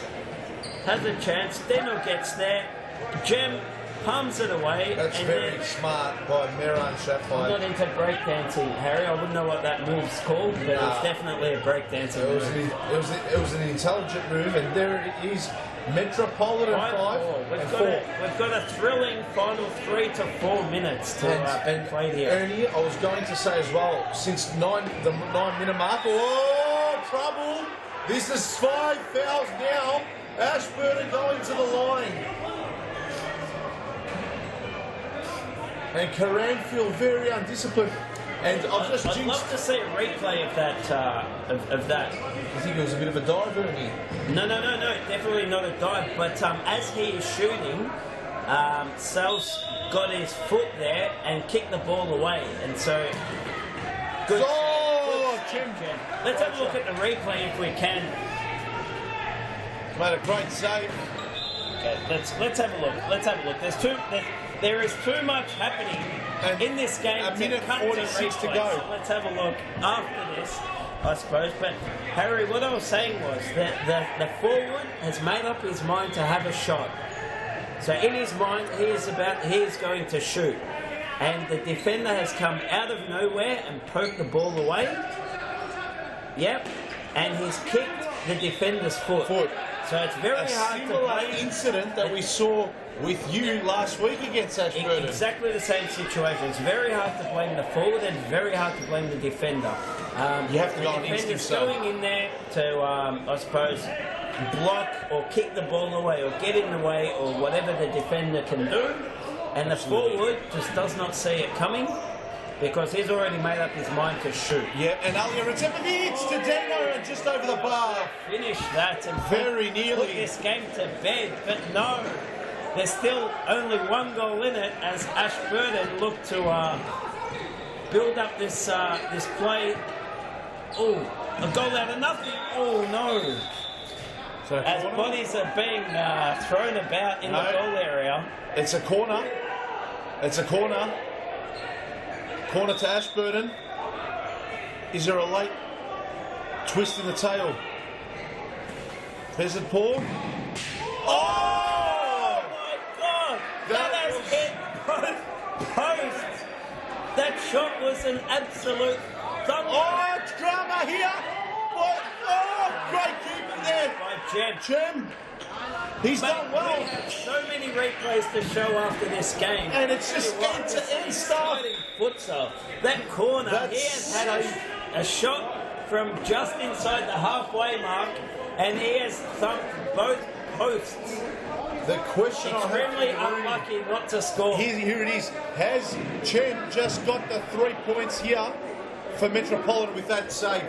That was a great save. Look at this. Read the feet there of Sheffo. Thumper. I think it took a slight deflection there. Okay, it only hit one post. 50 seconds to go. One post, Harry. Was that replay right? That was a different replay to what actually happened. No, I'm pretty sure that was both posts. No? No. Okay, I apologize. I think your eyes are playing tricks with you as Tomislav Krigic very nearly.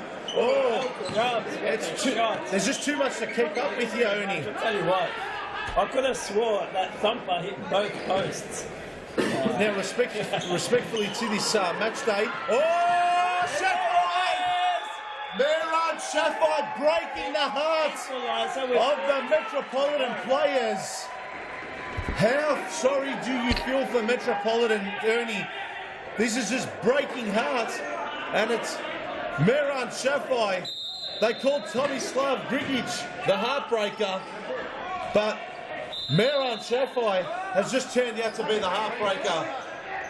35 seconds to go. Is it a foul? Yes, referee John Nicolakoutis calling a foul. This game is not over, Harry. I am calling a winner. One way or another, there is going to be a winner in this game. Now, Ernie, I was speaking respectfully to the fixtures that were provided here today. You would have looked at this one and thought this is probably going to be, out of the four, probably the least entertaining, but this has proven to be the most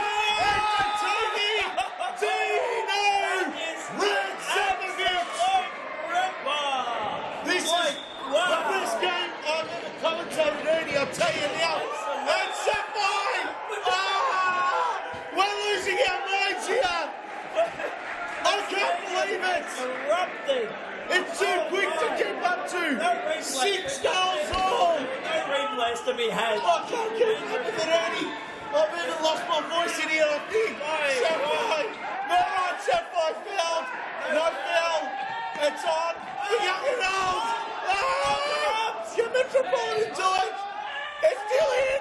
Oh, yeah! Racepovic! Oh, yeah, Racepovic! I've lost my words, Harry. And it's in! Just words! Oh, my word! What a game! 4 goals in the last minute! Wow! We can't keep up with it! We cannot. We're losing our minds here in the commentary box! Ridiculous! Unbelievable what we've just witnessed here! With 7 seconds 7 Metropolitan, 6 Ashburton, 6 seconds to go. Is there a late twist in the tail here? And Dino Racepovic, who's it up? Metropolitan. It's over. Take your hat There off it is. to Metropolitan. Metropolitan. Of the season so far for me. I tell you what, I thoroughly enjoyed that game. What a game, Ernie Simsek, we have just witnessed. Wow, very unlucky result for Ashburton. A fantastic win for Metropolitan. Believe me, whoever won, the other team would have been unlucky to lose today. What an absolute thriller. Thank you to both teams for providing such entertainment. That was unbelievable. This is going to go in the highlight reel, Ernie. This is what you're going to call a Futsal Oz classic, this game. This was an unbelievable game. I cannot believe what I've just witnessed here. Metropolitan, Ashburton have just played game of the season. I'm calling it game of the season. Not one game is even compared close to this. This is just unbelievable. The excitement levels of this game was unbelievable. Let's have a look at the last 3 goals, Harry. Let's have a look at the replays. We'll take you through. Look at this free kick. He has put that into the top corner. What a strike. An absolute pearler of a free kick from Dino Radzipovic. What a beautiful free kick. Great camera work by Isaac Wyatt on the sidelines.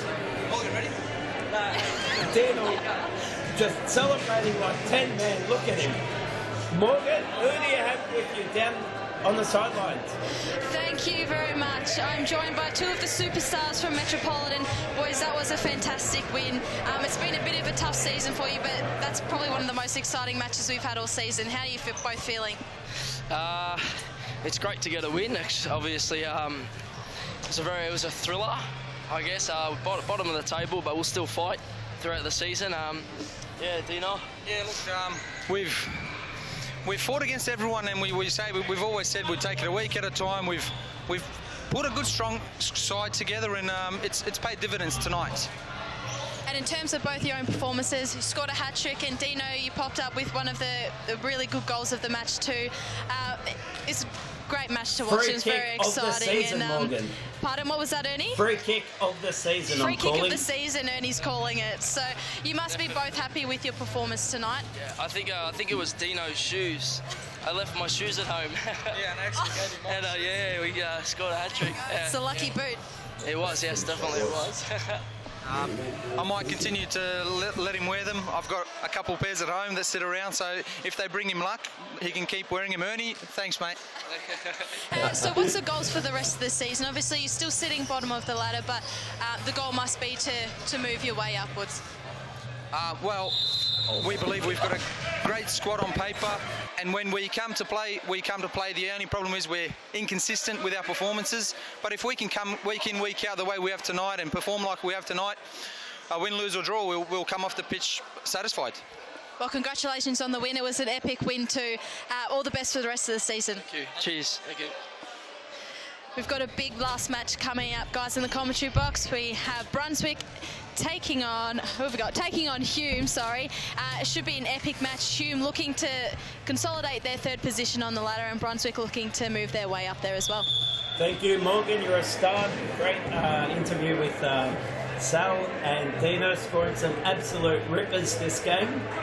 Absolutely. As we say goodbye and thank you to Harry's fantastic golden voice in the commentary box today. So thank you, Harry. You have a rest.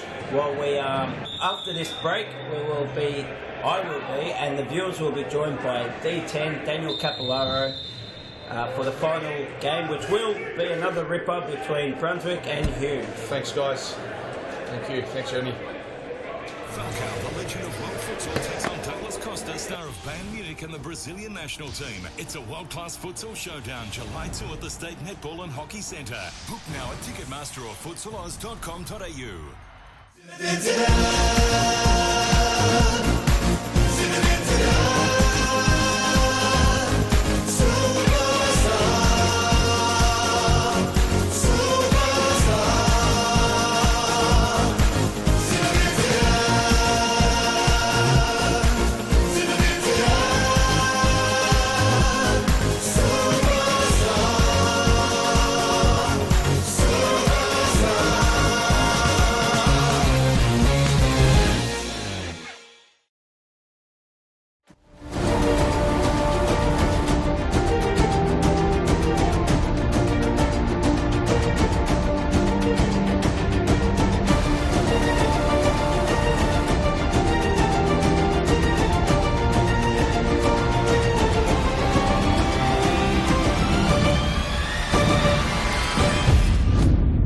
Guys, see you soon in Melbourne.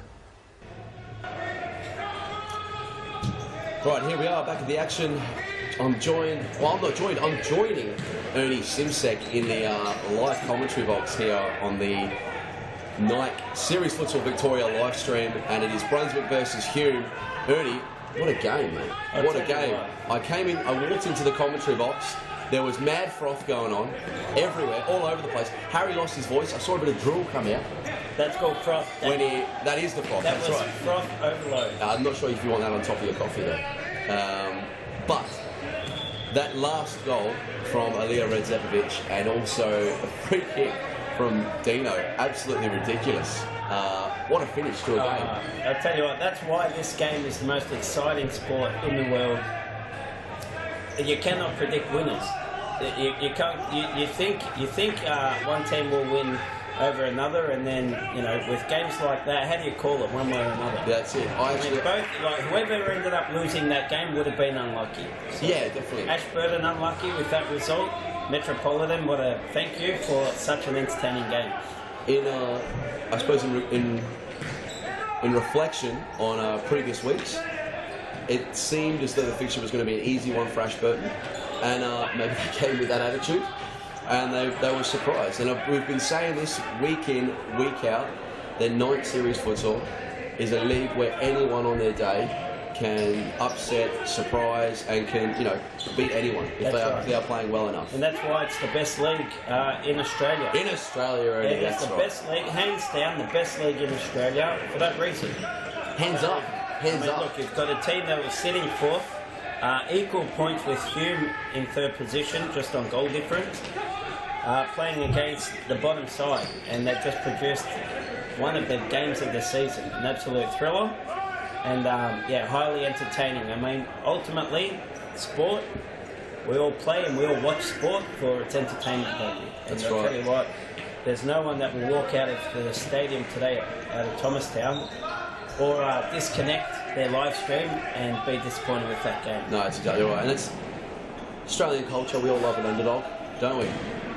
We all love an underdog story. So, no, great to see Metropolitan getting another win there. Their season... How would you call this game, Daniel? Who's going to win here? Give me a prediction. I feel Hume are going to take the points. Okay. I feel that Hume will take the points. Yep. However, with the inclusions in the Brunswick side recently, fantastic. Paul Varenti. I said to him in the change room actually, Paul Varenti hat-trick today. Really, Daniel? Okay, let's have a look at this replay of this. So, long throw. James Bush is the Brunswick goalkeeper. He's gone long to Paul Varenti with a very clever and very calculated flick header. Beautiful goal past Clayton Chapter. So, Paul, well done. Beautiful goal. And he actually made that look easy, Daniel. He did. That was not an easy goal. No, glancing. He made that look easy. Glancing header into the corner is not easy. It is not easy. And so, Daniel, do you want to go through the team lists, or should I? Are they in front of you? Okay, so we'll start with Brunswick. We've got, let's start with Hume. Hume? Okay, so Mo Mata with the ball right now. Number 10, having a little whinge to the referee. He's just lost possession. Mo Mata, don't worry about the referee, just play the game. Number 14 for Hume, Jason Barrientos, an absolute fantastic player. He is a goal sneak. Very always in the right spot at the right time. I've heard silly people say he's lucky and he scores lucky goals. I'll tell you what, it is all about positioning and knowing where to be at the right time. So you make your own luck, don't you? And I'll tell you what, Jason Barrientos is not lucky when he scores his goals. No. Number 14, Jason Barrientos. We've got Ahmed Azam on the field, number 4. I've heard some people, now I don't know that this is true, but I have heard some people say he's got the biggest nose in Victorian futsal. Ahmed Azam, number 4. Is that a futsal attribute? Can be. Does it help? You can nose goals in. And you can nose goals in. You can nose goals in. I've seen Ahmed Azam score many like that. I've seen him. He'll never admit to it, but I have seen him score many with his nose. We've got, who's the goalkeeper? Can we have a look? The goalkeeper for Hume, Clayton Chapel. Clayton Chapel, yes, correct. And with the ball right now, the rock is Reset Chulchulola. The rock. He's got some decent shorts on tonight as well. I'll tell you what.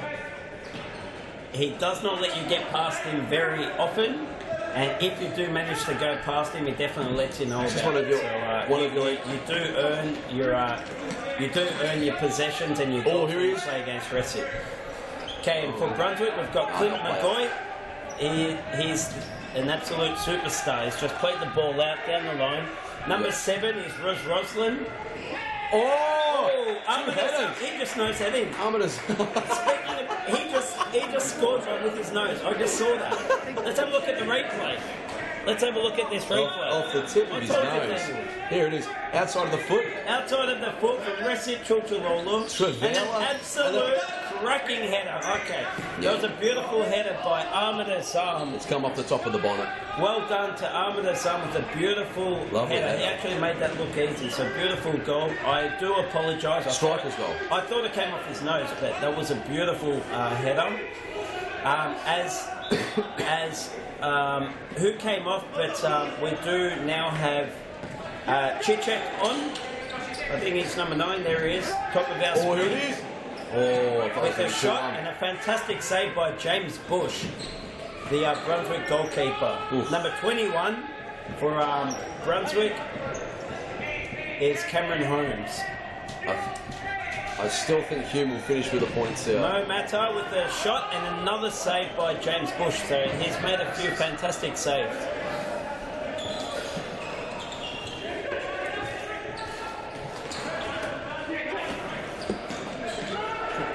Paul Valenti with a shot. Great save. Clayton Chappell. We got Hume playing out from the back. Mo on the flank trying to beat Roslin. Yep, and Recep Chulchulolu just solid. As always. Here we go. Mo to win the ball back. He does not muck around. He keeps it simple. He doesn't show off. Long balls forward. He's a fantastic player. He's an absolute gentleman. And, He is. Very nice guy. He's a champion person and player.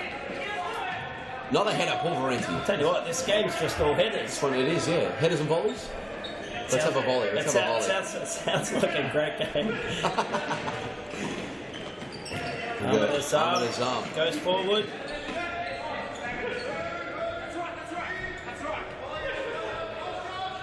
Hume, bit of patient build-up from Hume. He's cutting inside onto that left foot. Ooh, yeah. Ubi Chichek there, number 9 for Hume. Very good striker, always scores. He is one of the most exciting young players Talents, in definitely. the league. I'll tell you now, he is an absolute beast. He's very strong, he's very fast, and he's very he's very accurate with his thumping shot. So as a defender, you can't give him time. If you do give him time to shoot, he'll make you pay. So he does it. Keep your eyes out for Ubi Chichek. He's an absolute good superstar. celebrations as well. He has some nice Yeah, he celebrations. doesn't mind celebrating, which is fine. I like that. I reckon we want to see more of that. Celebrate your goals, definitely. But he's an absolute star, so keep your eyes out for him. Let's go down to Morgan, see she can shed some light on the sidelines. Thanks, Ernie. Yeah, a win for both teams is pretty important for these guys today. Hume looking for a win to consolidate their 3rd position on the ladder. But at the same time, Brunswick definitely need this win to keep in touch with the top 5. They're going to find it difficult tonight, though, without Adam Cooper, Antonis Apostolakis and Christos Apostolakis all not playing tonight. So I'm not sure, Ernie or Daniel, if you know any reasons behind that. But yeah, those boys aren't there tonight. Yeah, thank you, Morgan. The Vic Vipers had a game earlier today, so that could be as to why the boys are not playing night series futsal. So an absolute rock effort by Recep Chulchulolu, defended. Let's have a look at this replay. So it all started with Recep, the solid rock in defence, gets the ball, Chichek goes forward, and he gets brought down. I don't think it was malicious or... The ball was 4 metres away. He did a slide tackle, definitely didn't mean to hurt him. But look, I suppose clumsy in one way or another. Yes, that's it. Yeah, definitely didn't do it to be dangerous or hurt him or anything like that. It wasn't malicious, but yeah, it was just a bit of... Knuckle free kicks, knuckleball.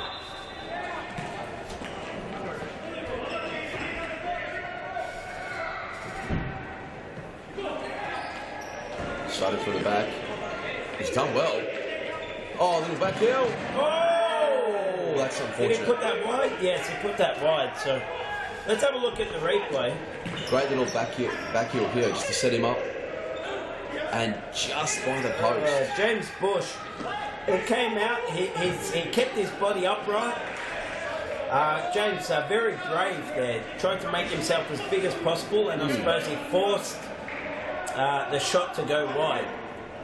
Yeah. So it was good goalkeeping, even though he actually didn't make the save, he forced that shot wide, which is he was out great work by the goalkeeper. He was out quickly to narrow the angle.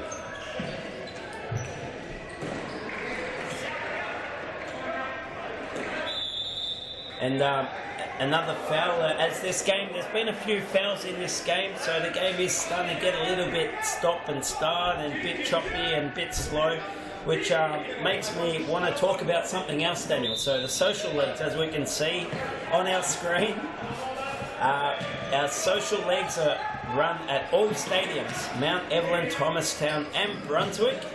Currently, Daniel, I believe the stadium you work at, Mount Evelyn, they've got finals. Yes, so it is. starting tomorrow is finals. I'll tell you what, under the sun, just wide of the post. So social leagues, it's a great and exciting time of the season. After 14 weeks, Daniel, tomorrow is the first of finals down at Mount Evelyn. Can you tell us a bit more about it? Yeah, it's going to be a massive week. We've got, it's just gone to a goal. So beautiful goal there. We'll check a replay of this goal and then we'll go back to chatting about these social leagues. So we are nice bit of play there, 1-2, and just drawing the keeper and the ball across. Yeah, it's sloppy defending by Brunswick. And tapping into an open goal. Way too open, too easy. Yeah, they could have got back a bit quicker possibly. Okay, and as there's been a timeout called by Brunswick, so let's go to an advertisement break.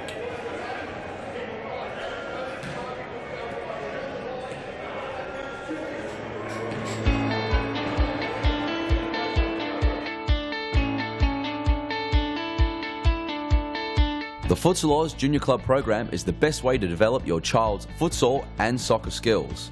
Guided and encouraged by our elite level coaches, your child will get lots of touches of the ball, allowing them to improve their skills while making new friends. Futsal Oz will place them in a club, with a coach, competing against players with comparable abilities. Teams and leagues cater for children from the ages of 6 to 15, with training held each weekday and competitions played on Fridays or Saturdays during the school term. So there's no more excuses. Get your juniors in the game and kicking goals in the Futsal Oz Junior program.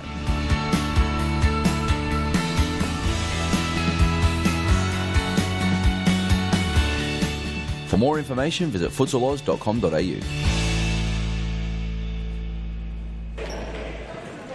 Okay, as we're back live in this game, James Bush with the ball. What's he doing? Just puts it out. Sensible play by James Bush. Put it out and let your defenders get back, set up, and we'll start again. Daniel, going back to before you were cut off with our ad, the social leagues at Brunswick and Mount Evelyn this week, starting tomorrow, is finals. Tell us about finals. Yeah, so it's going to be a massive week at Mount Evelyn, also Brunswick and Thomastown, I believe. We've got our school holiday programs, but we've also got our social league finals at Mount Evelyn. So it's a huge, busy week at Futsal Oz. Very busy week at Futsal Oz.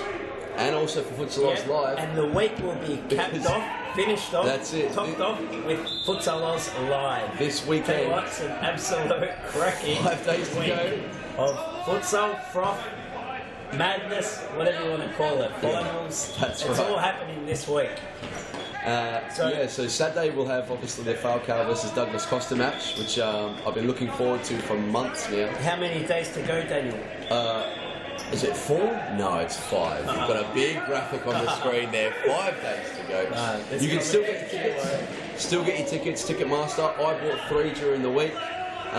For my mum, my dad, and my beautiful girlfriend, Bianca, who I think is watching. She was watching the game before. So they'll be coming along. There's still seats left. Make sure you get in. Futsal Oz Live, futsaloz.com.au/live, and follow the links to Ticketmaster and you can purchase your tickets. But we were talking about the social leagues. That's right. So we've got, I think it's 9 social leagues, which include mixed, women's social leagues, men's social leagues. We've got 6 different divisions to cater for all ability ranges. That's right. And you know, basically at Futsal Oz, we're about everyone playing and everyone having a great time and playing in a safe environment. And the finals is always a good celebration of that. You know, it's always nice to see teams coming away and playing with passion, because I believe you've said it before, Ernie. You've said it before that froth is not dictated by levels of ability at all. No, definitely. You know, so there's people with very, very little ability, but they will play the game like it's a World Cup. Froth and ability are mutually exclusive. That's it, and I think that's the beauty of futsal. You know, that's what makes our game so great. Is that people are passionate. You know, no matter their ability or age or. So, can I give you an example of what you're talking about? Go for it. I think some people might. I think some people won't understand what you're talking about. So, I'll just give an example of froth and ability are mutually exclusive. They don't go hand in hand. Doesn't mean you're a big frother if you're a great player, and vice versa. The chief of our production team, Grant Rowley, for anyone who knows or has heard the name or even seen his face, when he plays, he wears his headband. He is one of the biggest frothers I've ever seen. He is. And he plays social league. He froths from his head, you can see. Mate, he froths like no other. Yeah. And Unbelievable. with all due respect, with all due respect, he is a good player. Facebook pages. Being polite. Sorry? He's got a Facebook page. Mate, but he froths like no other. He runs websites, stats, leagues, videos of his beloved Hampton Street, who have come up from social leagues, played in the Premier League, and they are now in League 2. So that is a perfect example of anyone who wants to get together, 5 friends, make up a team, play in the social leagues, work your way up, and then end up playing through Premier League and get into the elite leagues. League 2, League 1. And now here he is, Roz. This could be, is this 2-all? Well, great save, Clayton Chappell, great save. Oh, Roz, some good feet. Like he's just running out. Oh, Momentara, not the place to dribble. Oh, Roz, great save again, Clayton Chappell. Great save. Fantastic. There's Nico, he's not happy. Look at Nico, he's not happy. He's not happy so at Nico, all he can do is hold he has called the timeout. He's not happy. I would not want to be a Look at those player eyebrows. right now. Look at those eyebrows. Boys, come on, he's just said. Mate, the back of his head is frowning too. Yes. I'll tell you what, I wouldn't want to be a HUME player right now listening to Nico giving the boys a talk. And he's just talking to Matar, telling him exactly what we just pointed out. So he's not very happy at all. Looks as if he's going to get a kid on and start playing. I promise not to harp on about the social leagues, but I do want to say, with finals now at Brunswick and Mount Evelyn, next week will be finals at Thomastown. And now is a perfect time to give your local Futsal Centre a call. Register a team. That's it. Next because season. you do need to play a grading game before you can join any league. And the leagues start the following week. Yes, you do. So it is perfect timing to sign up, play your grading game, and join in the brand new seasons, which start next week. And it's the best way. It's the best way to play indoor soccer. Indoor soccer used to be with the nets. That's now old news. It's now all about futsal. That's right. No one does it better than Futsal Oz. So get involved, sign up, register. It can be work friends from work. It can be mixed teams. It can be social. Men, women, doesn't matter. The point is, make a phone call, get together some friends, and get involved. 1300 788 799. Thank you. And I believe it's your voice that's on the recording as well. See? Let's go down to Morgan. Stop, Daniel. Let's go down to Morgan.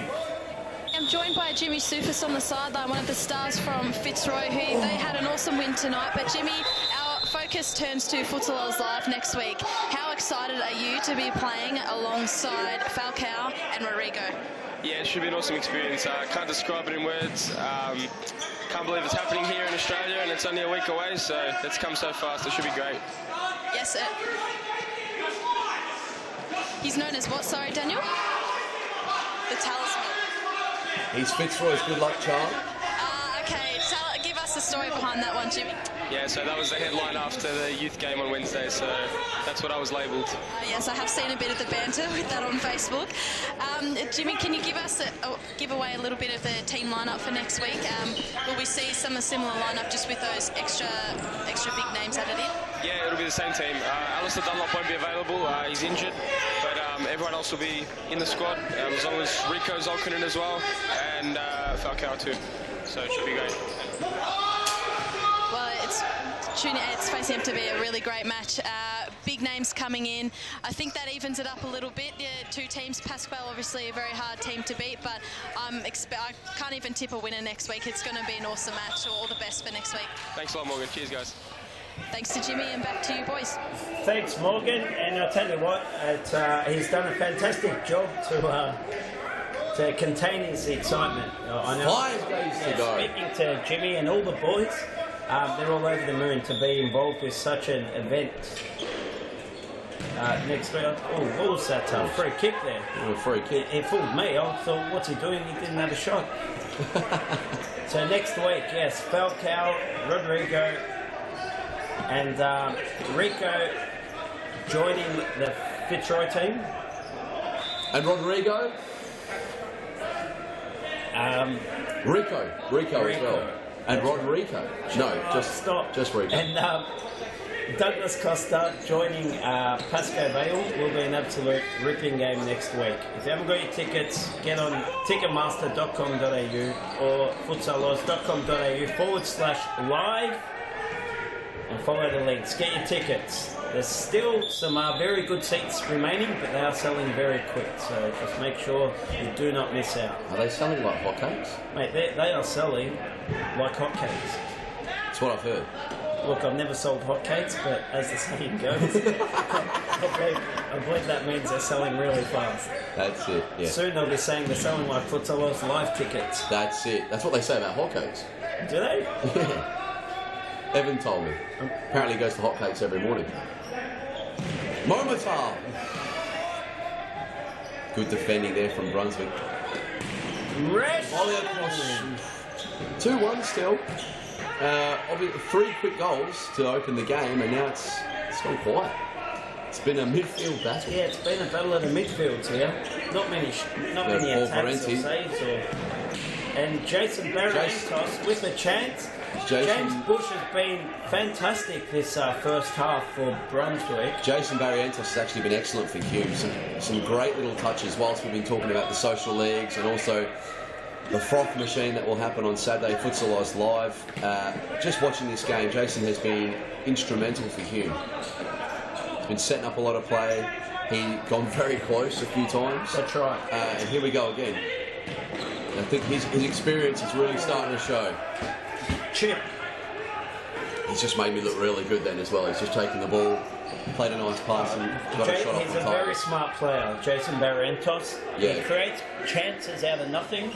Excellent. And more often than not, he puts them away. But James Bush having an absolute solid first half. And so he's been equally up to the challenge today. Well done, James Bush. One thing I'd like to point out, Brunswick like to do this in each of their games. They'll be trailing, but they will still defend from just inside their own half. So there's not much of a press happening. Not much of a high press at all. Whereas I suppose we see most teams here at Futsal Oz will tend to press the ball. They'll tend to press hard and press high. I know playing at PASCOE VALE, if we are goals behind, we will press constantly until we can win the ball back. Or as I'm saying that now, they're starting to move further up the court. But it seems that Brunswick are always happy to just close the middle and sit in behind the ball. And it's I suppose the beauty of the game where different tactics, different opinions, different styles, and Brunswick, that's their philosophy. And as long as they all stick to the same game plan and execute, that's what's been working for them. So yeah, that's right. and 2-1.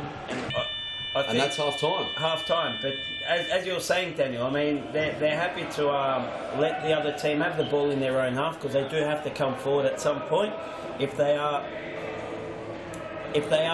you know, shutting the middle, then they do force turnovers. But anyway, let's go across to an advertisement, and we'll be joining our viewers straight after this.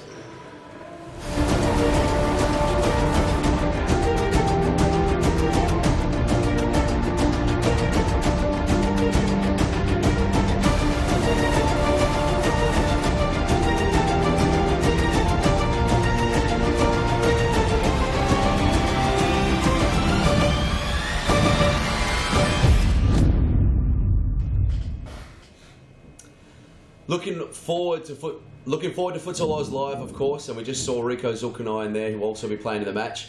Here's something that myself and Igor Baroni did during the week. Take a watch.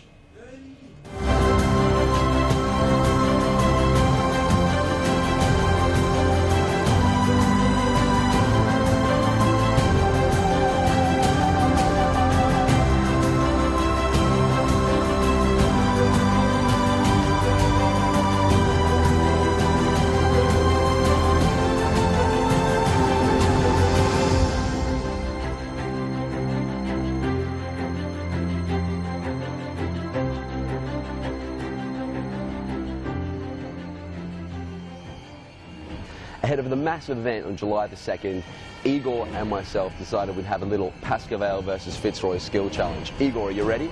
Ready. What about you, man? Let's go, man.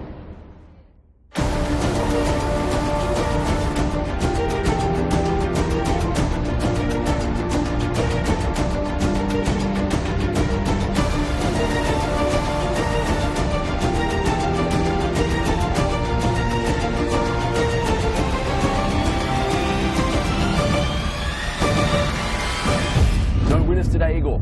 But that's going to be a winner on Futsal Oz Live at 2nd July. The State Netball Hockey Centre, Douglas Costa versus FALCAO. It's a massive event. PASCOE versus FITZROY. Get your tickets from the link above, and we'll see you there.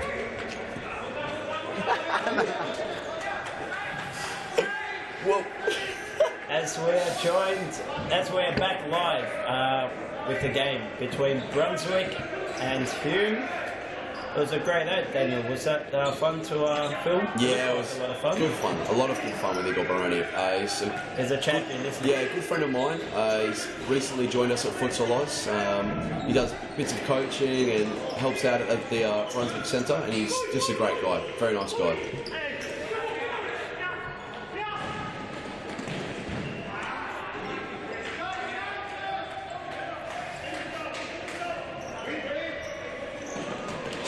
And as you see, Chichek with a header.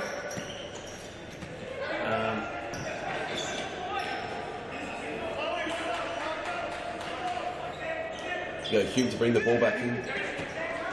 Oh, ball goes forward, or nearly finding the striker up there by himself. Ahmed Azam to bring the ball back in. Again, Brunswick happy to leave a 1v1 situation at the back there. Roz with the ball, some nice feet. Not being able to take the ball past Ahmed Azam though. Great defending from Hume. 2-1 still for those playing at home. Chris Triantafopoulos to bring the ball back in.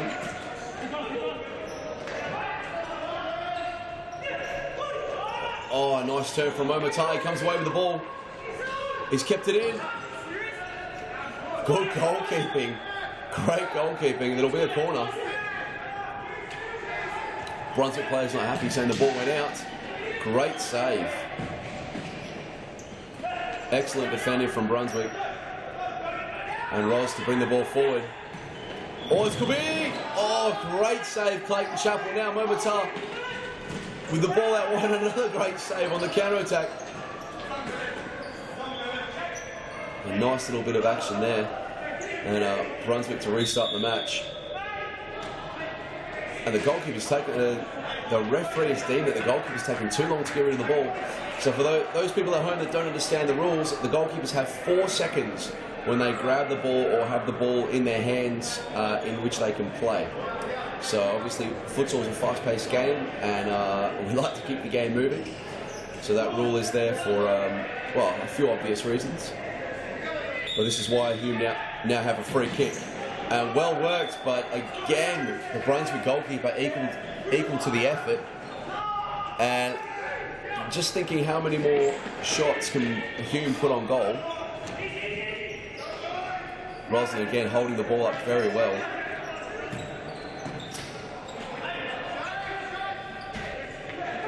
Momatar with the ball. Coming out wide, but no one up top for HUME. Here we go, Brunswick with the ball from the back. They need one, just a break, I feel, just one chance. And they'll be back in this match. 2-2. Lots of time to go, 19 minutes on the clock. Ball goes forward.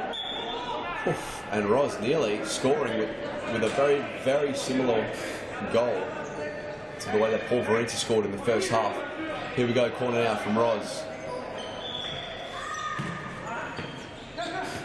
Ball goes out wide.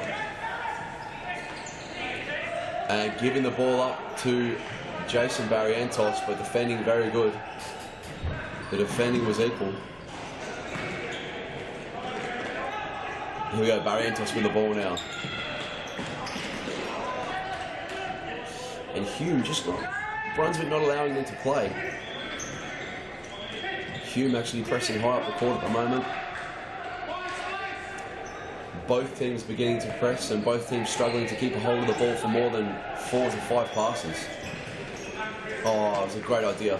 Nice little ball into the middle there. Roz to hold the ball up on the line. He's giving it straight to the danger man.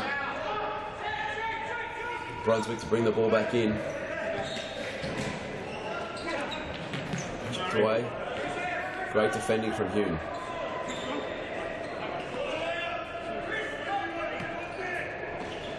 Okay, Daniel, I'd like to just obviously point out and thank our viewers.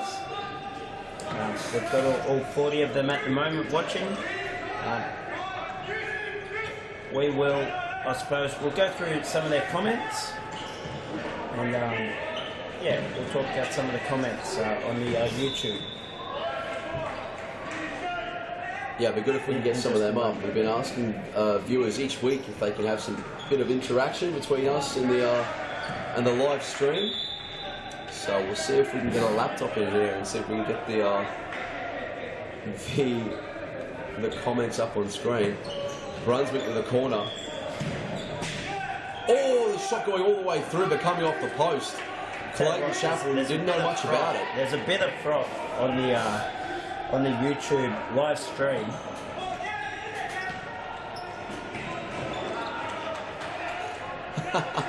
Touchdown HUME. Touchdown HUME. What a challenge. Can we get a close-up on the Sprite Cam? I'm not sure what the Sprite Cam is, Adam Gallo. Does he mean on the ground cam? The Sprite Cam. Is that the cam on the ground? Could be. Could be its tech name. I'm joined by my co-commentator John Stakos. John, what do you think of the match so far? Thanks, Adam. Great to see and hear you boys following this stream. Thank you. Big shout out to Vic Demopoulos.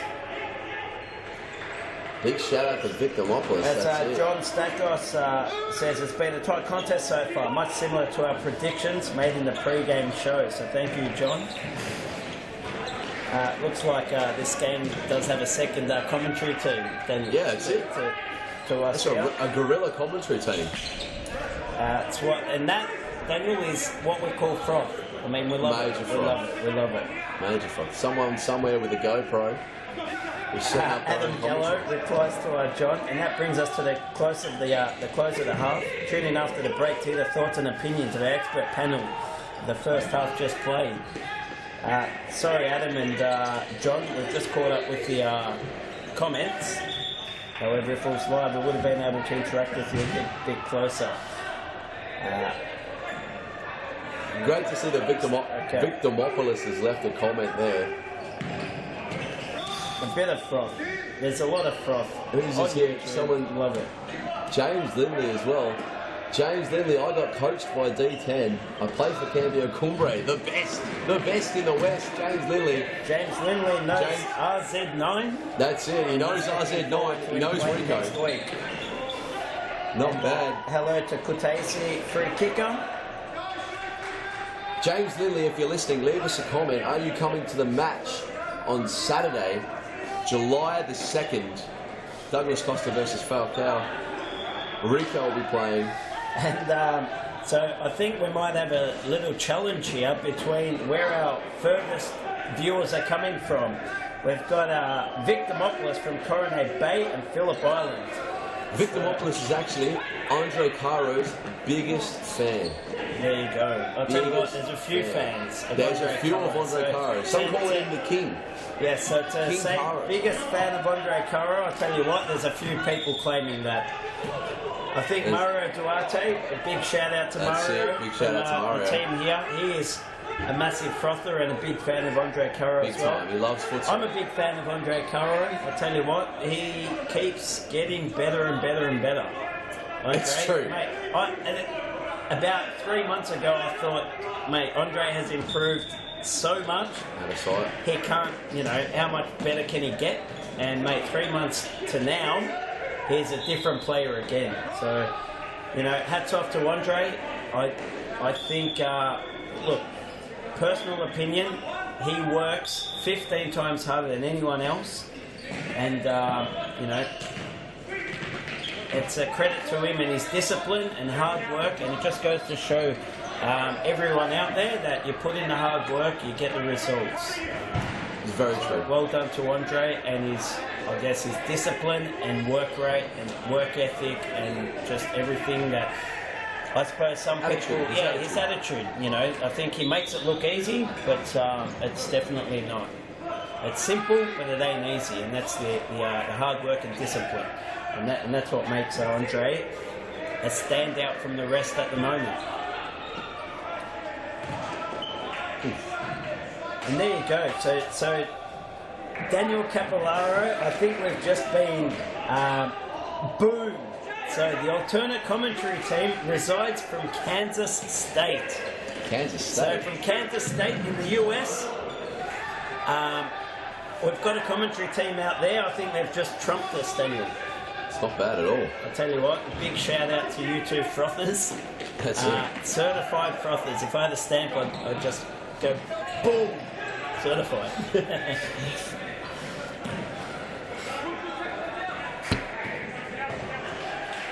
As we go back to this game,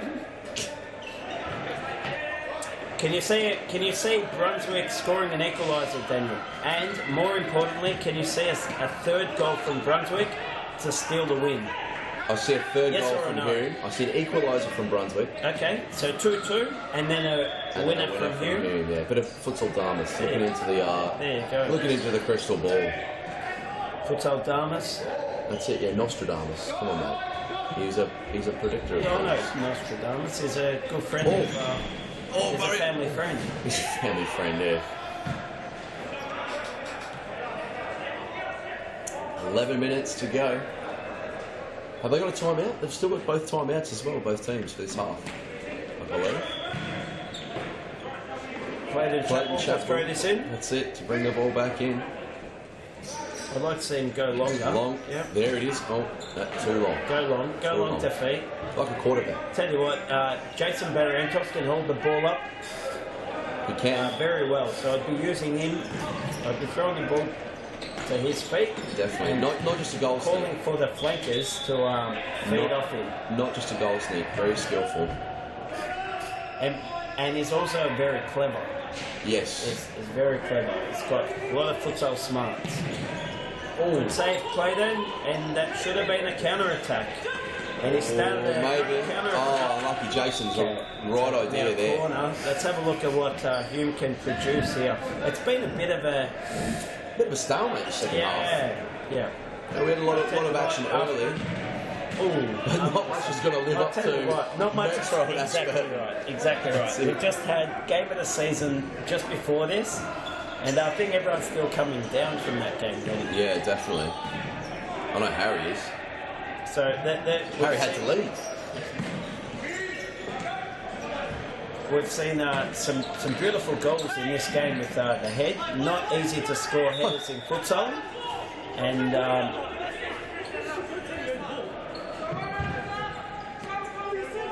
so Brunswick free kick. Hume not happy. Ahmed Azam not happy. Not happy. He's claiming that Paul was sitting on the ball and, you know, getting in his way from trying to get to the ball, but it doesn't give you the right to kick him either. Oh, Roz. Okay, as Clayton Chappell brings the ball in. There's Antonis Apostolakis watching from the sideline. 9 minutes, still a lot of time to go here. Still a lot of time to go here. Chasing Barrientos. Mo playing as a fixed player. Lovely play from Hume. This is lovely play. Oof, good block. Paul Parenti keeping the ball in. Does well to keep the ball. We've discussed, or I suppose we've mentioned our school holiday programs. We've mentioned our junior programs. We've mentioned social leagues. We've mentioned a few things during the broadcast, but I'd like to also mention Mo Matta's fishing tours. For anyone who's interested in fishing charters, Mo Matta, one of the best fishermen going round. Mo Matta's only got 11 fishing tours. Look him up. Google, YouTube, Facebook, whatever you want to. What's he go fishing for? Mate, he goes fishing for. He claims he claims he's one of the best marlin fishermen going round. That I think is. I think he's pulling my leg there, but I do know that he is an avid fisherman. I've heard from many others. He's one of the best going round. So yeah, look him up. YouTube. I believe he's got a YouTube channel. He's on Facebook, all over Google. Mo Matta. Oh, Roz, there he is! As predicted. Scores the equaliser. It's gone through Clayton Chappell's legs. Let's have a look at the replay. It just opens his body out here. Yeah, beautiful goal by Roz. Here's a great pass, and this little touch here just opens the body out. Make an angle for the shot and through the legs, just under Clayton Chappell. I'd like to have seen two things. Reset Chuchalola get closer to his man. He got beaten way too easily, which is not like Reset at all. No, it's not. But even look, everyone can, you know. When he was beaten, lapse of concentration. Not stop. He stopped. Yeah. Look, that is very rare to happen from Resh. The second thing was Clayton Chappell need to get the knee down a lot earlier and keep the body up nice and straight. And yeah, there was a bit of a twist in the body and half-hearted, I suppose. Yeah, look, a goal that could have been stopped with maybe just a bit more, what's the word? Determination. Yeah. Oh! There's a third goal from Brunswick. Paul Parenti in the second. Boys have kind of lapsed in concentration this last 30 seconds. Paul Parenti with his second. Great skills here. Beautiful work by Roslin. Fantastic. I'm saying, yes, Paul finished it, but that was Roslin's goal. Well done. And through the legs of Resh as well. Very unlucky. If I was Nico, I'd be calling the timeout, as he's done. And they're having a word to the boys. Let's go to an ad break and we'll be back after this.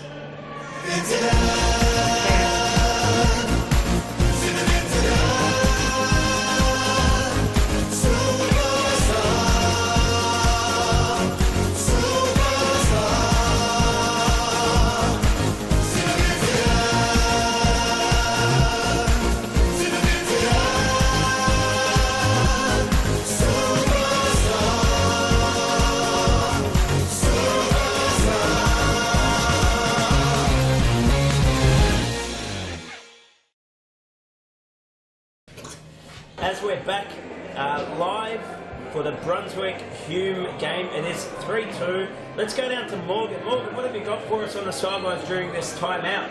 Yeah, thanks, Ernie. Well, I'm going to call it early. I believe that this round has probably been the best round we've seen in Series Futsal Victoria. Definitely for this season, but it's one of the best rounds I've ever witnessed myself. We've had a lot of close games and some big goals. So, yeah, it's been exciting and don't want it to end, really. That's froth, Morgan. We don't want froth to end, but all good things come to an end. I was going to say, that's it. That's after tonight, there'll be more froth on next Saturday, 2nd of July, the Futsal Oz live event. Yes, they will. So I cannot wait. 5 days to go. Organise babysitters for toddlers. Actually, don't worry about that. Bring them along as well. Bring the kids, bring the family. Don't just settle with one ticket. Get a family ticket. Bring everyone down. Toddlers get in for $70. Wow. What a goal. Absolute thumper. Left foot into the top corner by Paul Varenti. Let's have a look at the replay. I said to Paul Varenti in the change room before I came out here that he'd score a hat-trick tonight. He's on 2, Daniel. He's on 3. He's on 3. That's called a hat-trick. That is called a hat-trick. So it's got a hat-trick, Daniel. 3 out of the hat. Not bad. Futsal Armus. What do you call him? Futsal Damas. Futsal Damas. That's it. Predictions, but I didn't get that score right. Yeah, I didn't predict the score. Amazing goal though. Strike off the left boot. This game's not over. Thrown his slipper at it, off the crossbar, and one thing about Hume is they don't give up.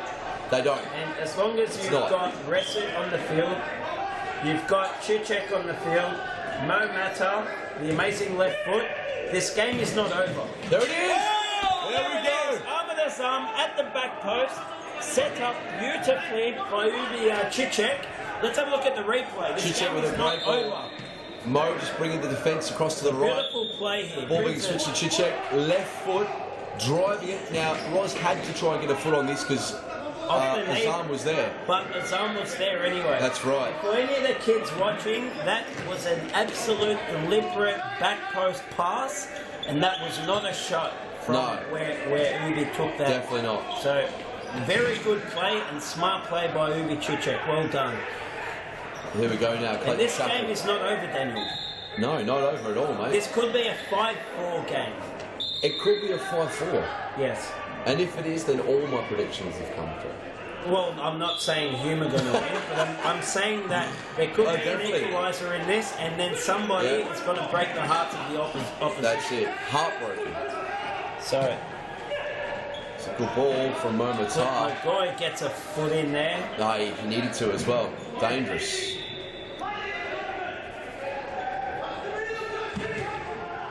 Oof.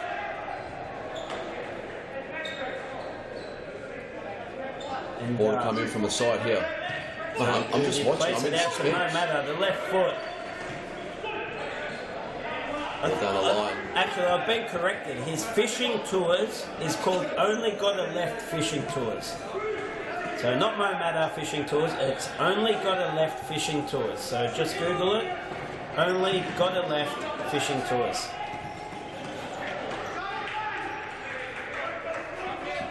Ubi Chichek tells them there, just keep their heads, play the game, place the wonderful left foot of Mo Mata, keeps the ball. Very patient play by Hume. I'm liking this, Daniel. I'm liking it.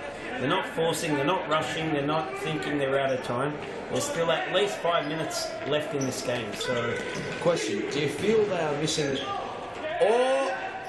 Amadeus arm. That was close. Is there a foul called? Or? I think it's more disappointing because no, didn't do better with the shot. No, corner, so it was saved. Getting close It's down. come off the foot. Now, I was going to say, question for you. Do you feel they are missing Nedge? Nedge. Are they missing Nedge? Yes. Nedge in the team. His left foot at the moment would be very, very useful. I'll tell you what though, Daniel, my take on Hume is an absolutely different team when Resit plays compared to when Resit doesn't play.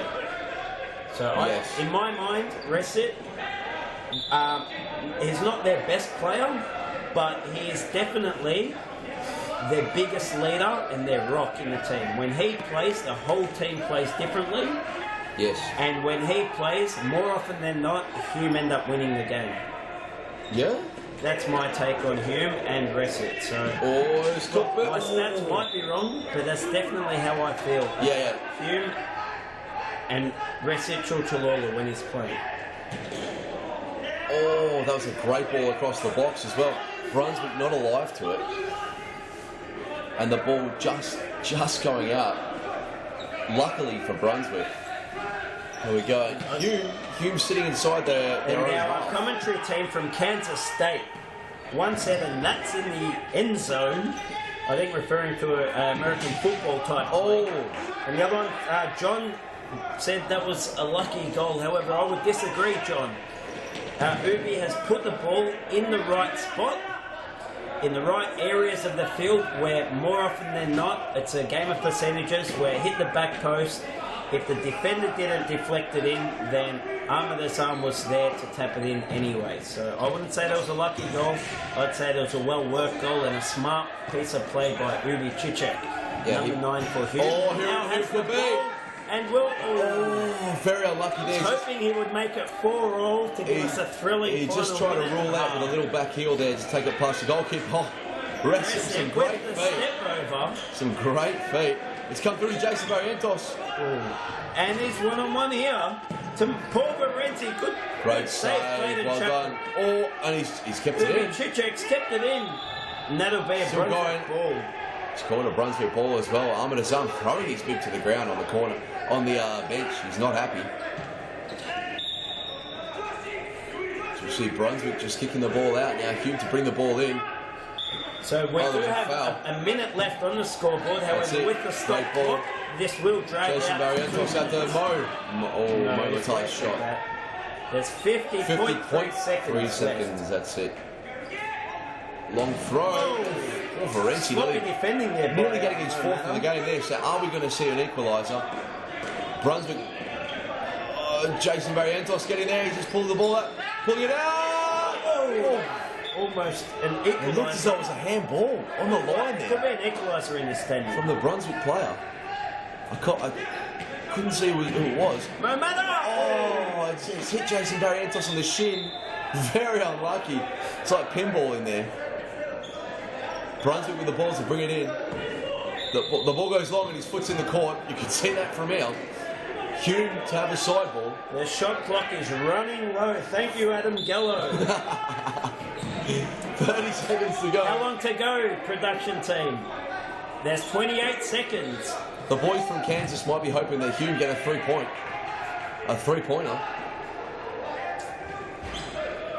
There's 25 seconds remaining in this game. Oh, and that touch is going to be costly. Lots of concentration there by Resi Kulturolo. Tired legs. Okay, the clock is stopped at 20 seconds. Yeah, 20 seconds. Long throw, Clayton Chapel. And they need to hope that when they're out of possession of the ball, that it goes out. Hume. They can't have the ball. Jason Barrientos. Oh, he's trying. They're trying hard. Oh, no. Great save by Clayton Chapel. To the back post. And that's it. And that's Brunswick. Brunswick with the win. Paul Varenti's hat. That puts Brunswick up to 13 points and into 5th position. Paul Varenti's hat trick, the difference. Morgan goal grab Paul Varenti. And fantastic effort and a lot of heart shown by Brunswick. They were trailing this game to a confident-looking Hume team. In the end, they've equalised and ended up rolling Hume 4-3 winners. So well done to Brunswick. Unexpected, I think. Unexpected of Hume. I'd like to have seen them to be a bit more positive and attack a little more. And that will actually... Great game. In terms of the league, PASCOE now go 5 points on top of BALWYN, and I think Ashburton and Hume both had losses. So the next chasing pack, or who was on 16, they both sit there. So it's Great round. helped BALWYN, helped PASCOE, pulling away at the top, pulling away. An excellent round. Morgan, who do you have for us? Stand by, Morgan. Morgan, who do you have with us on the sidelines? Thanks, Ernie. I'm joined by Josh Pulverenti, the hat-trick scorer. Now, Daniel did say that he told you would score a hat-trick in the change rooms. Is that true? Yeah, he did definitely say that. So, will you be having more meetings with him in the changing rooms over the next few weeks? Oh, I'm going to have to if that keeps happening. It was a pretty intense match, but Brunswick, you guys came to play tonight. HUME, no easy beat, so you must be pretty proud of the boys' effort tonight. Yeah, so proud. Everyone's just trying their best. I mean, we created opportunities. We didn't take all of them, but the ones we did take, got there, got more goals than them, so that's the main thing. Well, the win tonight keeps you in touch with the top 5. You're still sitting 6th on the ladder, but you are itching at the top 5 position. What are the goals for the second half of the season? Oh, just keep improving each week. Just keep trying to climb that ladder. You know, our start wasn't the best. Just got to keep climbing. And, yeah. Well, congratulations on the win. We appreciate the time after the match and all the best for the second half of the season. All right, thanks. Just one shout out to my girlfriend who's watching the live stream in England right now. So, thanks. We were trying to find who our furthest, the person furthest away would be, and I think she must be the furthest away we've had. We had someone in the USA, so England, I think, tops that one. Congratulations again, Josh. Thank you. Thank you. Well, that's all from me tonight, boys. I'll see you on Saturday night for the big event, State Netball Hockey Centre. See you there. Fantastic round, ladies and gentlemen, boys, girls, everyone. Thank you for watching our live stream. It was an unbelievable round. Yeah, we'll see you all Saturday night, July the 2nd, State Netball Hockey Centre, Daniel. Massive event. Futsal Oz Live. 5 days to go. That's it. Book your tickets, because there are some tickets still remaining and some good seats as well. So, but they are selling like hotcakes, like Futsal Oz Live tickets. Get online, futsaloz.com.au/live, Ticketmaster as well. Thank you guys, and we'll see you all next week.